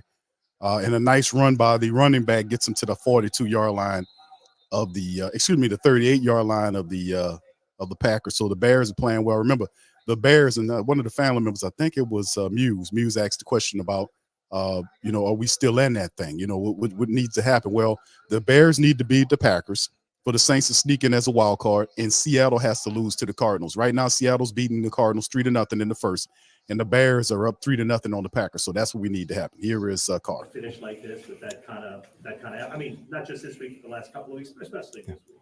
Yeah, I'd say again, I say this every week. Can't remember how many weeks, but like the last half of the year for us, I thought we were doing some really good things and improving. A lot of yards, getting better in the red zone, situationally third downs.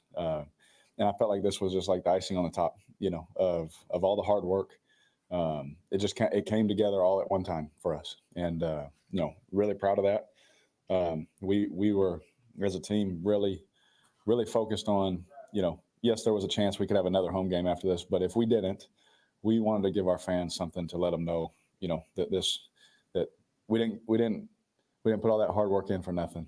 We didn't get it done early on like we wanted to. It wasn't clicking early on, but we wanted to give them, something to be proud of, going in, hopefully to the playoffs, but if not, into the offseason. Dennis said multiple times that the difference, he thought that one of the big differences in the offense was your health.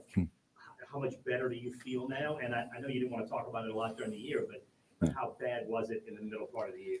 I think the only person that really knows how bad it was my wife, and you guys won't get to talk to her, so no one will ever know, But for me, it was the hardest year physically for me that I've ever experienced, and so you can't say that while you're going through it because then it looks terrible and all those kind of things. But now that it's at the end, I do feel better. The last few weeks I haven't gotten hit, so I didn't re-injure anything, and the swelling isn't getting worse instead of better. I got better, and so you hope to have earned another chance to play and keep going because I feel good right now. But if not, this is the time to heal it.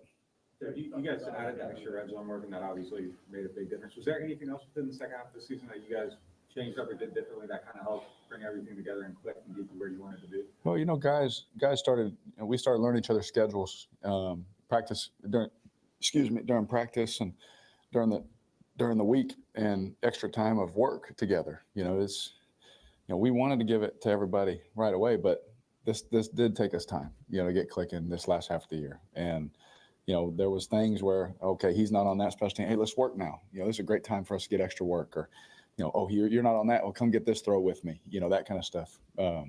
And I added, I can't even lie, man. Like the last 6 or 7 weeks, I started doing with DJ, one of our quarterback coaches, a drill that my dad did with me since I was a little kid.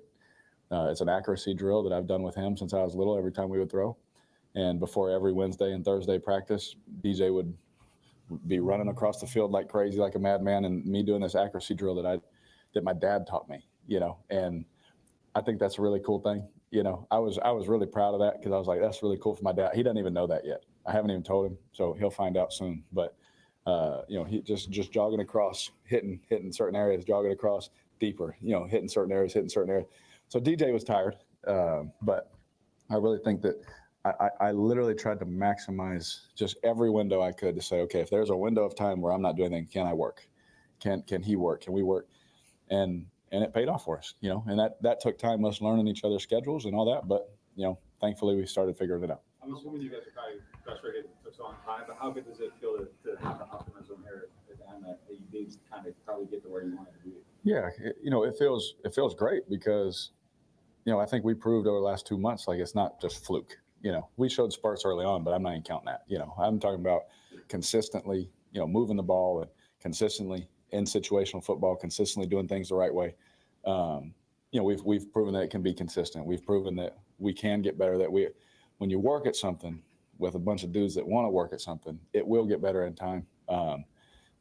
We all wanted it sooner. We all wanted it to look like that all the time sooner, but hopefully that this last half of the year has shown that this is what we can be. Going forward. Were the rough patches ever challenging, like trying to get them? Oh, absolutely. Yeah, we're human. We're human. But my foundation will always be who I am, who Christ says that I am, and I never get too high, even though my flesh wants to. In a moment like that, you want to get excited about yourself, but it's like, just stay right here and just keep doing the process, keep loving my teammates, keep loving y'all. Keep loving my coaches, keep loving everybody in the building, and just enjoy, this last half of the year, just going out to dinner throughout the city and getting to know people, seeing fans and seeing kids wearing my jersey and all that kind of stuff. That was cool to see, because now it's starting to feel like home, and, that's the feeling I wanted to get to right away, but we had to earn that right. You seem pretty high after that last touchdown at 18 Perry. What was going through your head, and what were you saying to the fans?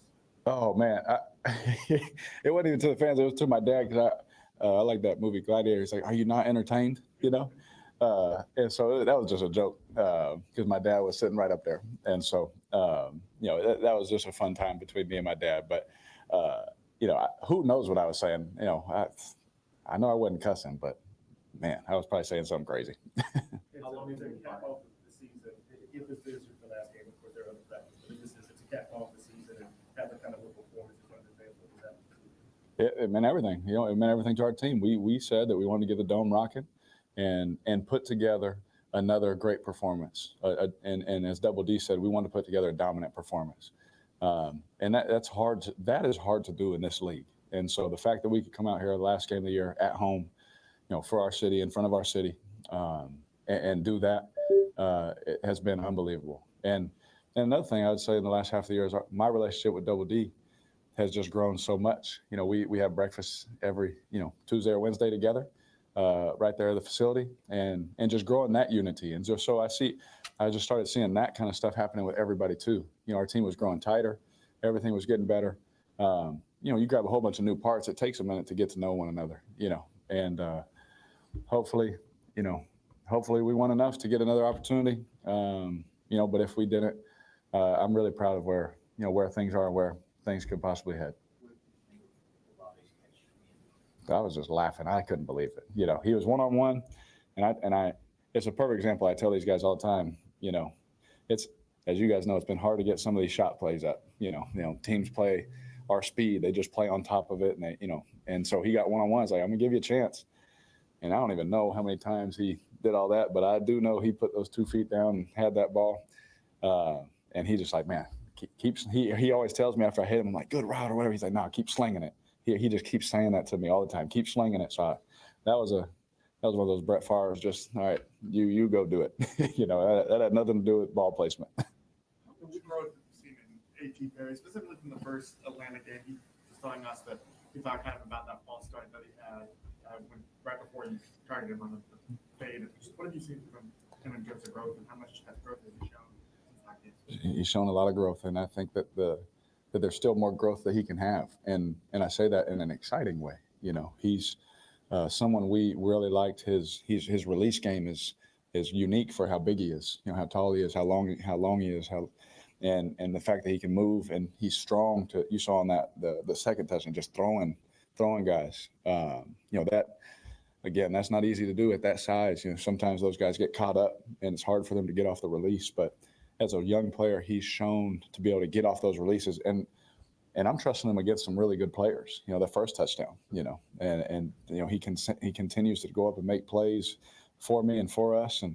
you know, once you build that trust, you know, from the quarterback, that's a good place to be as a receiver. You know, because now you know that any opportunity one-on-one could be your opportunity, and he's made the most of them. You know, I think of the Rams game, throwing him the go ball, he goes up, makes a play. You know, the one he dove and caught, I can't remember what week that was, but you know, just those time on task, you know, that trust that we've built. And the first thing I said to him in there, I was like, if we don't get any more games to play, we got a lot more work to do. And he, in his mind, just, yeah, let's go.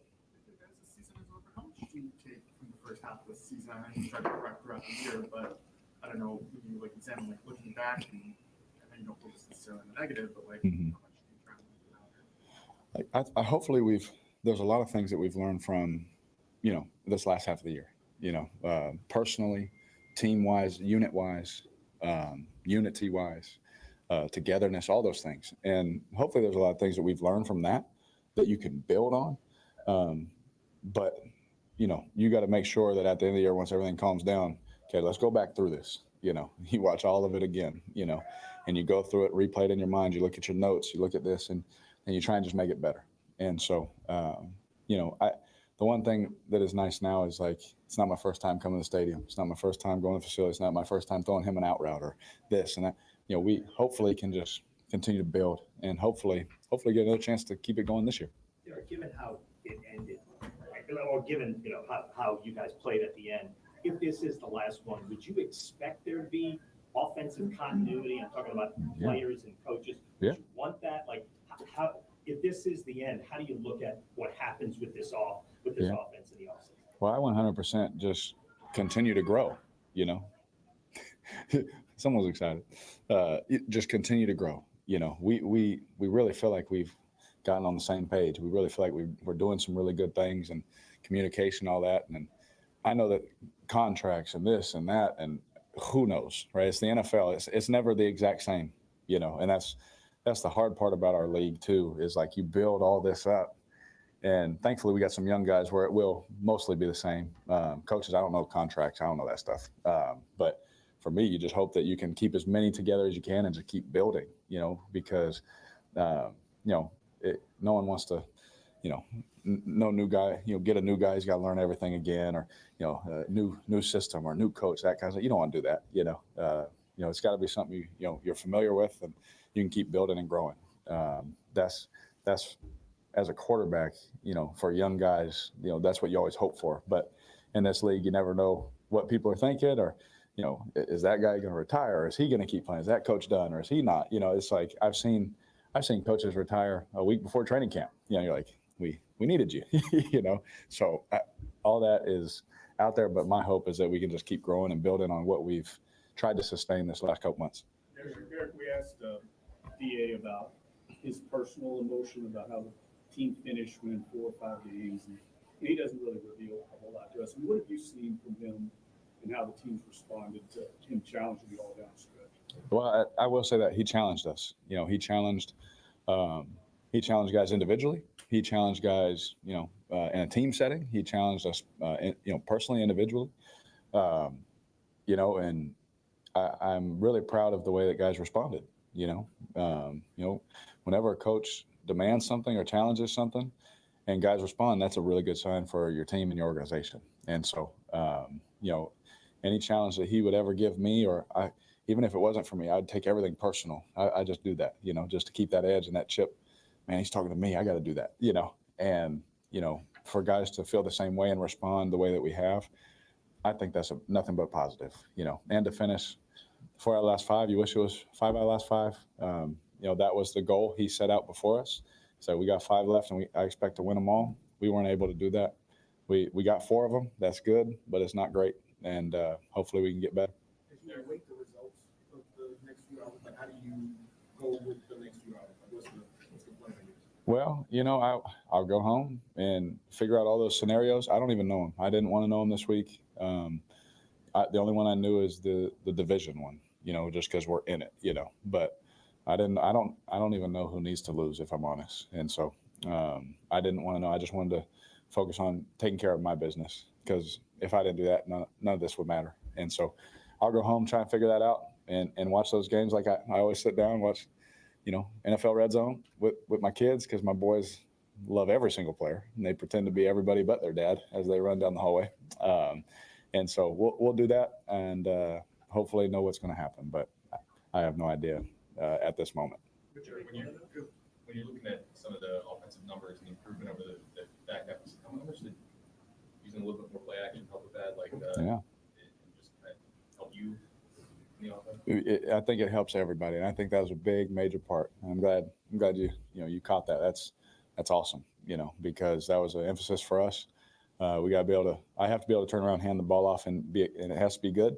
I also got to be able to put that ball out there, pull it back, and throw it, and that has to be good. And when those two things are going, then your drop back gets better, because they don't know now you're in the gun. Are you running it? You're passing it. You're under. You're running it. You're passing it.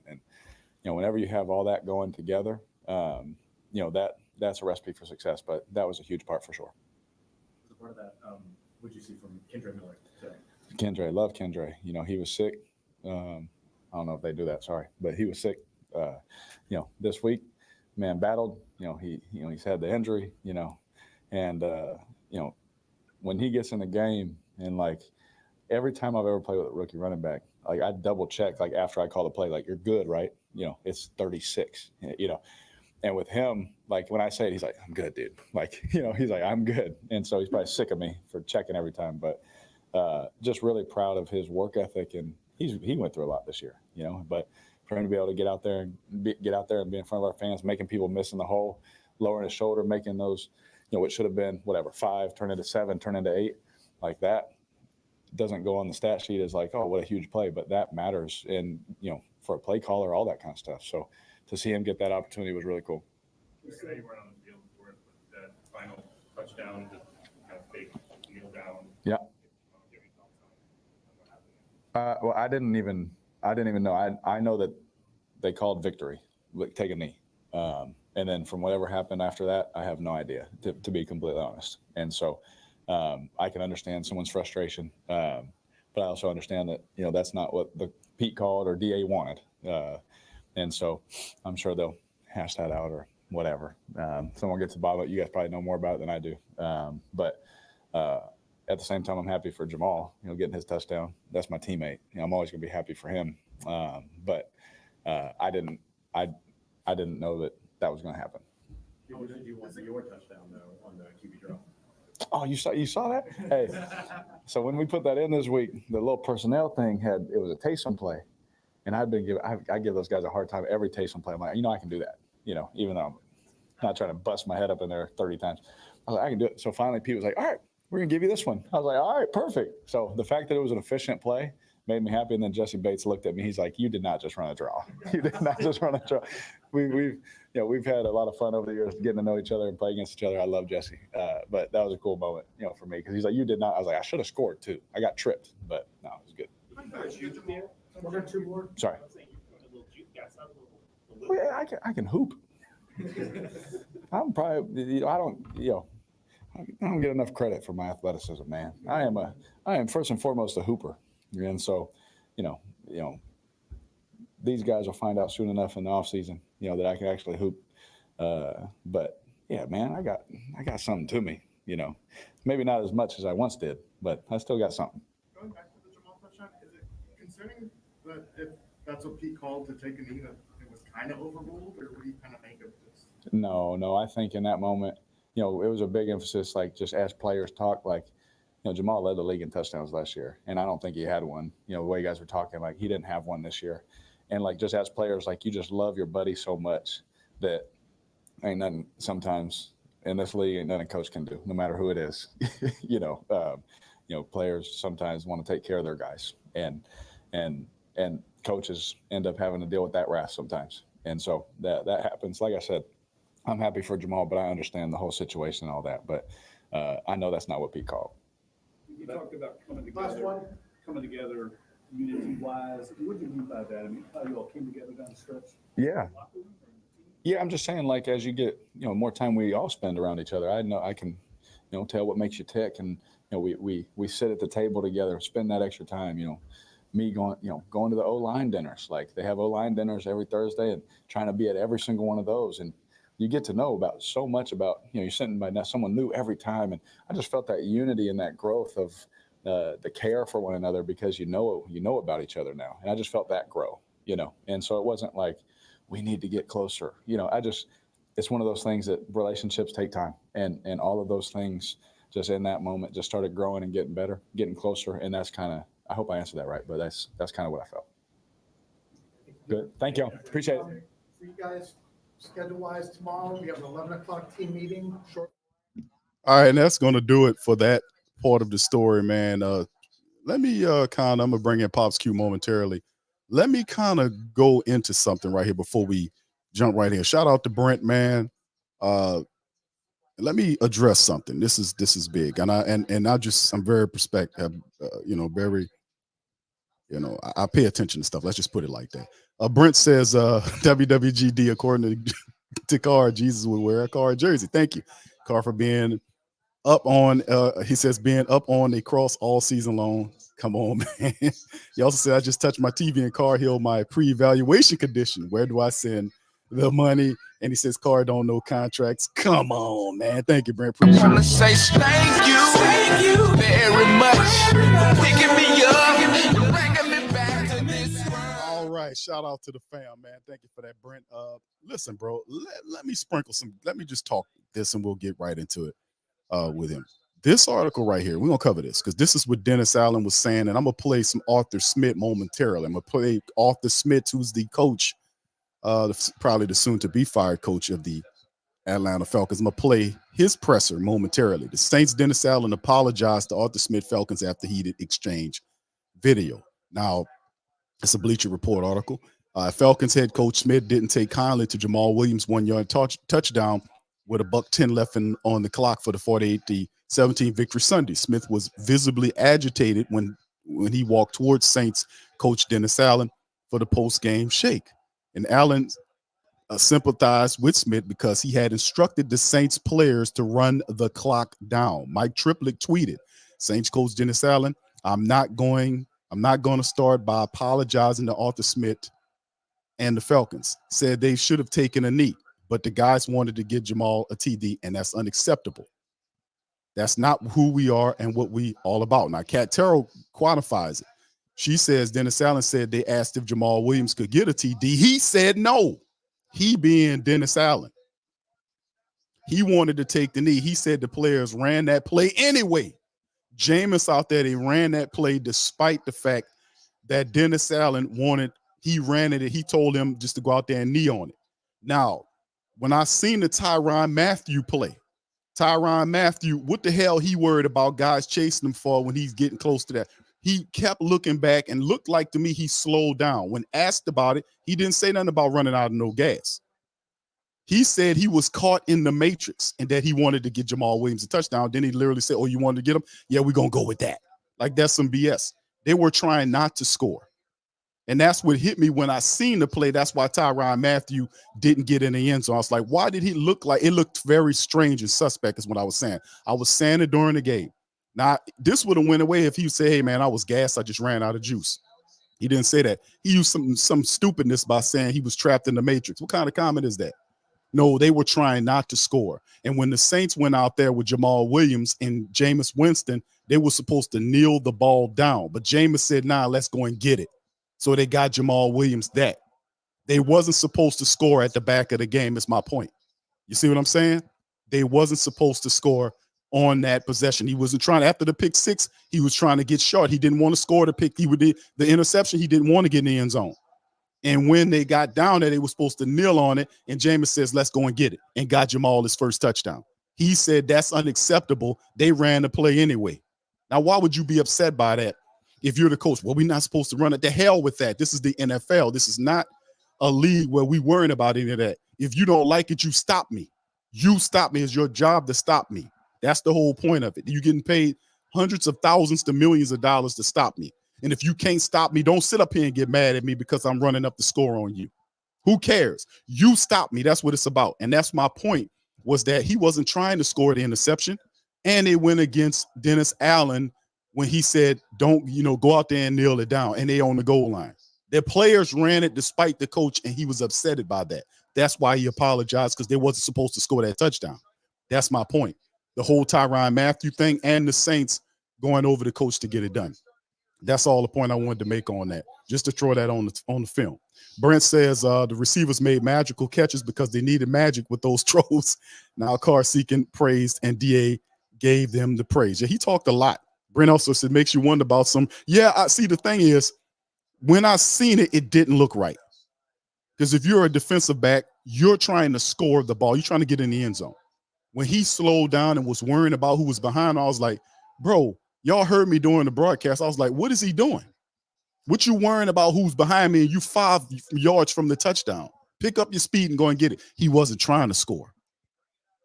They wasn't trying to score until the players went over the coach to score it. You see what I'm saying? Now that's suspect as hell. I said it then and I say it now. It's suspect. It is suspect as hell. Anyway, I'm going to bring in Pops Q in a second. Let me hear a little bit from Arthur Smith, the Saints Falcons, the Saints who they beat, kicked his teeth in. Let's hear what he had to say from his perspective about what happened with him and Dennis Allen. Here we go.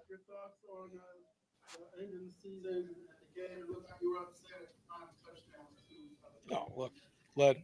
I mean, obviously, like I said, nobody, wants to end the season like that. But, credit to them.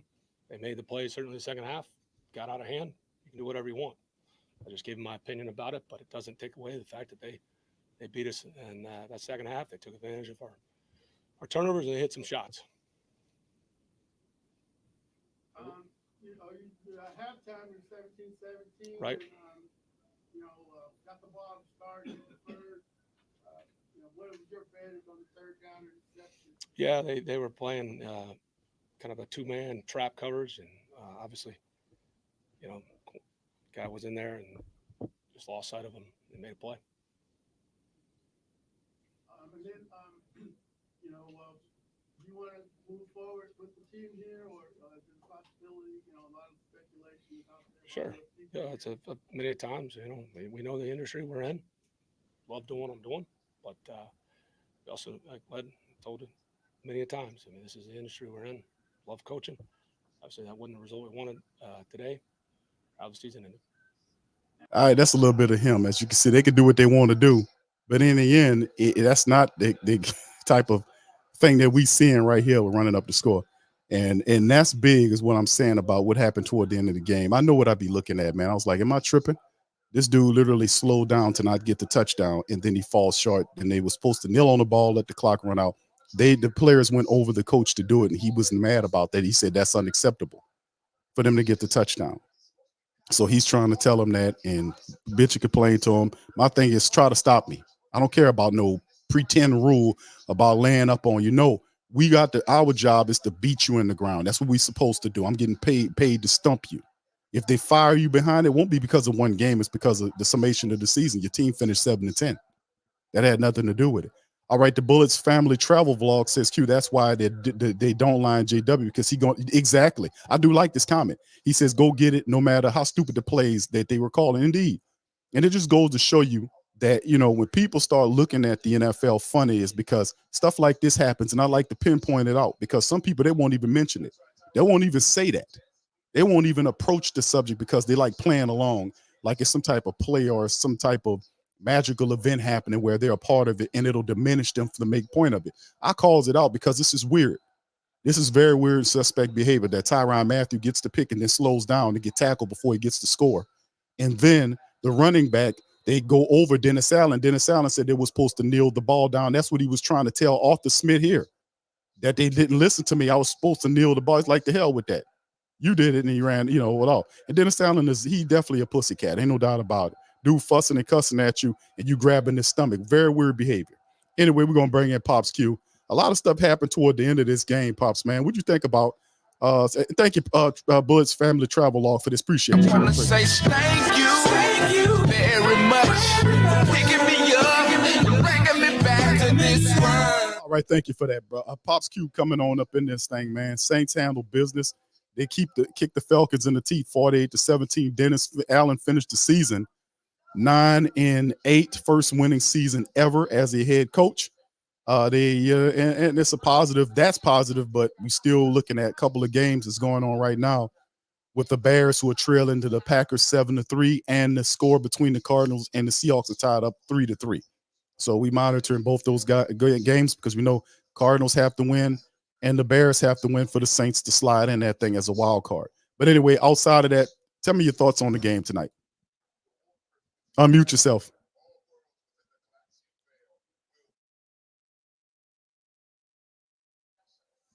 All right, he popped out. So, all right, but yeah, we'll get him back in there as soon as he can. All right, so shout out to the fam, man. Appreciate y'all being in the stream, man. We'll get Pops Q up here momentarily, but the Saints get the get the win. Scoop says Papa Q in the yeah, he gonna get in there in a second, man. He having problems with his stuff. All right, Jack says so they wanted to get Jamal a TD, and that was the plan all along. Kamar, no, they didn't want to give.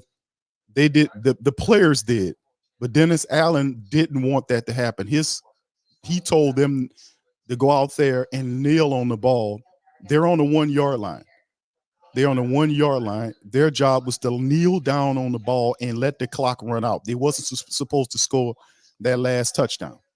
And I'm saying it was suspect and weird looking that Tyrann Mathieu kept looking back and almost slowed down so they can catch him at the 1. Right? He didn't want to score off the pick. He wasn't trying to get in the end zone. That's what I was like. That's very weird, because most defensive backs would sell out. A pick six is like gold. That's the best thing that can ever happen to a defensive back. And he kept looking back, and then his answer for that was, man, I don't know. I was just caught in the matrix. Not that he ran out of gas, but I was like, I don't know. This is the real suspect. And then Dennis Allen tells them, don't go out there and kneel the ball down in the victory formation on the 1 yard line. Let the clock run out. Jameis Winston and the Saints went, because Jameis was the quarterback in there. Jameis said, to hell with that. We going to run this play. And they got Jamal Williams a touchdown, and Dennis Allen did not like that, and that's why he apologized to Arthur Smith. That's the game. That's what happened. That's the game. And And I'm gonna show you some of the evidence right here, because this is Kat Terrell's tweet. Look what she says. Dennis said they asked him if Jamal Williams could get a touchdown. He told them no. He wanted them to take a knee on a 1 yard line and run the clock out. He said the players, that's Jameis, ran that play anyway. And he said Arthur Smith was right to be upset. How? How has he got the right to be upset? You supposed to stop me. Anyway, we're gonna bring Pops Q in. Welcome on in, Pop. Yeah, I'll tell you what, I'm thinking about a big baby with a pacifier sticking out of his mouth. Wah, wah, wah, wah. Your team played poorly, sir. So the Saints played a great game today. I enjoyed watching them execute finally for the last two games. They have executed pretty well to get victories, but it's a little too late. Now we at the hands of depending on somebody to get beat and somebody to lose, and when it should not have been that way. These guys have they control it. When the season starts, everybody has the same opportunity to fight for the wins that they need to fight for. I mean, that guy got mad because Dennis Allen ran the play, but what he got to get mad for? Is his job in jeopardy? What's going on? Look at it. It really is. It's kind of messed up.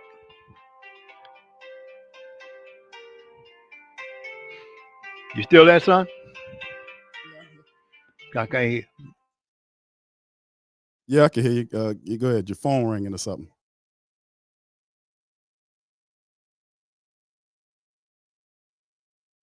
All right, you must be muted again. Unmute yourself. I think your mic is going in and out there, Pops. All right, so yeah, your mic is muted. All right, try it again. Can you hear me? Yes, sir. All right. So what's happening? And only thing I could say is that the Saints played a great game today. They did what they had to do. They got the victory. It ended up a little ugly because the coach for the Atlanta Falcons, Arthur Smith, he didn't like the way the play was called. But even then he had no obligation to go there and confront Allen about the play. And then Allen, with like a big baby with a piece of candy in his mouth, and you take it away from him, he's trying to justify it. The team wants to. You put those guys out there to win. You said it. They have to win. That's what they paid to do, to win the game. If they ran the play when they were supposed to run it, maybe somebody got a crossed up signal. Dennis Allen had no business apologizing to Arthur Smith about that, because guess what? Arthur Smith going to use that the next time they play next year to motivate his guys to come back and do the same to them. It's a tit for tat deal. You know what I'm saying? So I'm not, like I said. All right, I think you got a problem with your mic there. It went out again. Got a problem with the mic. Allen didn't want to confront him about it. He wouldn't want to and I think Allen did the right thing. What he said, he told him his thoughts, and that's it. Now, see, look at that interview that you showed a little while ago with Arthur Smith. His mouth was turned down like a U because he was bitter. But had he been in that situation, that exact same situation, he would have powered it up. So he all bitter. You can see it around his mouth, his bitterness in his face. Your team lost, sir. That's just the way it is. That's the NFL. They scored a touchdown on you. I think the Falcons would have did the same to the Saints if they was in the same situation. So take the loss and go on. Your season is over with. Get those boys ready to play for next season. Right, absolutely, Pops. I do think that a lot of the stuff that we've seen happen today with the Saints was positive. This was the type of outing we thought that they should have on a more consistent basis. And the reality is they turned it up big time in the matchup here. And then, of course, what does it look like moving forward? We have to watch the game. The Green Bay winning right now 7-6 with the Bears, and we have to watch these games to see if the Saints can sneak in as a wild card. It's going to be interesting to see. But, yeah, a lot of changes have to happen to this team, man, moving forward. I know we got some phenomenal wide receivers, man, and the wide receiver room is in good shape with guys like A.T. Perry and Chris Olave and Rashid Shaheed. They're phenomenal players, man. So Saints definitely have to look at changing around the offensive line and getting that stuff together, because it's a lot of stuff they need to focus on. But a 48-17 win at the back of the season is most certainly a positive deal, man. So what will it look like moving forward? Right now, like I said, there's still some games left to be played before half. Green Bay is marching on Chicago. They're playing pretty good. Look like the Green Bay game is going to be the game that we, if it don't spin out the way it's supposed to, that we're going to end up regretting. But in the end, this is what happened when you have to rely on other teams to take care of your business, because we didn't handle the business ourselves. So a good win for the Saints, but still kind of the season to me was really kind of man. The season it finished 9-8, but without getting into playoffs, that's really just a letdown to a lot of the Who-Dats, man. Might be a little too late there. So, all right, shout out to the fam. All right, last few thoughts, Pops, before we get out. Unmute yourself. Unmute yourself. You got your mic muted.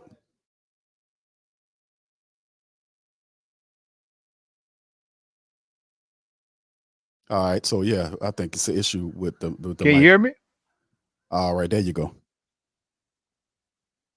Can you hear me, son?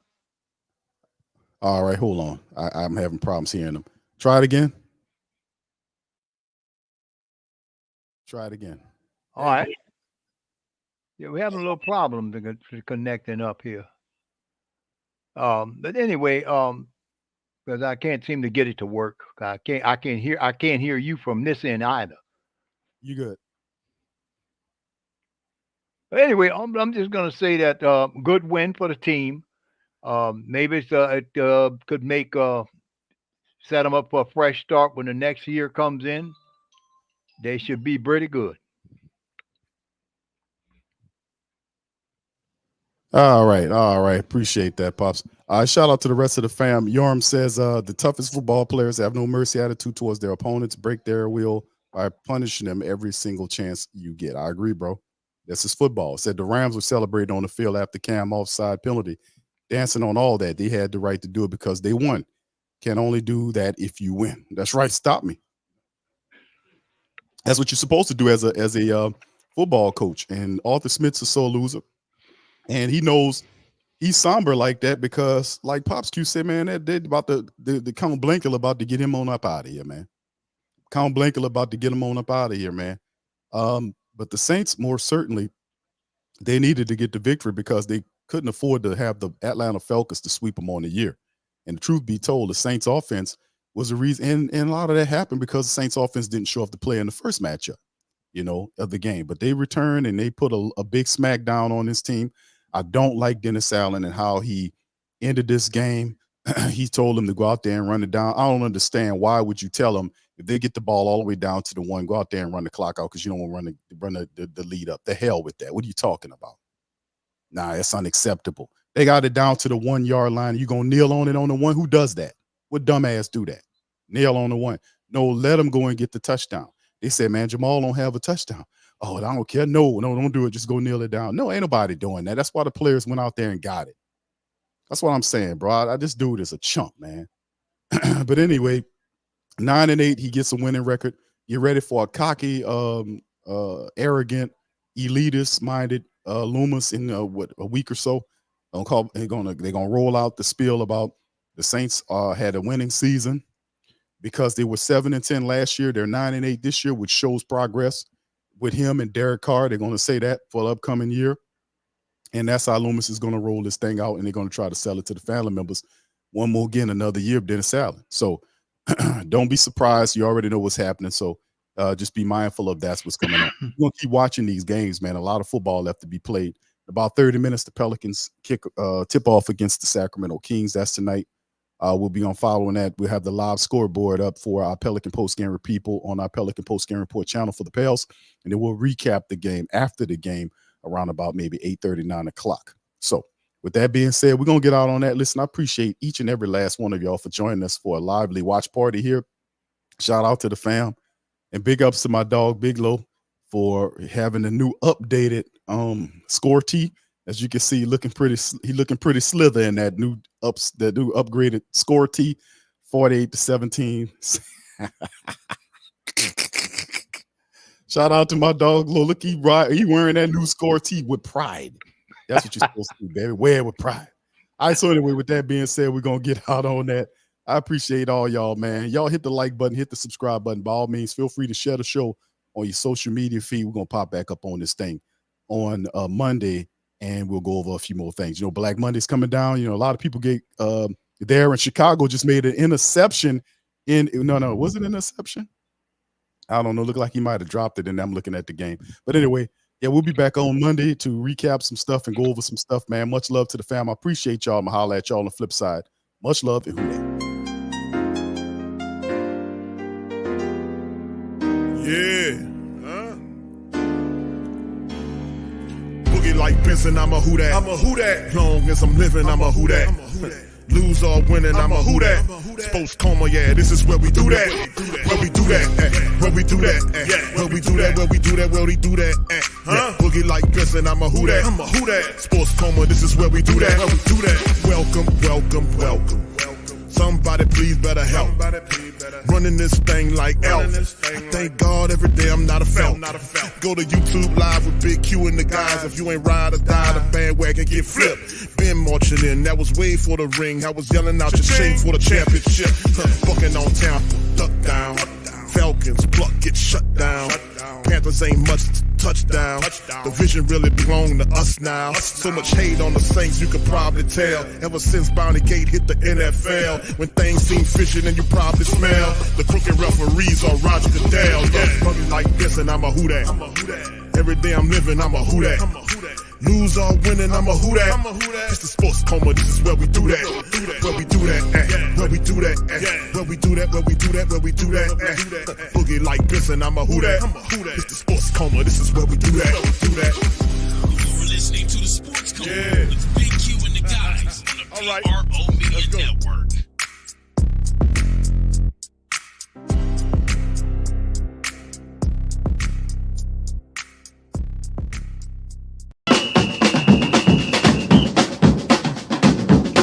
Say they gon' beat them Saints. Who that? Who that? Who that say they gon' beat them Saints? Who that? Who that? Who that say they gon' beat them Saints? Who that?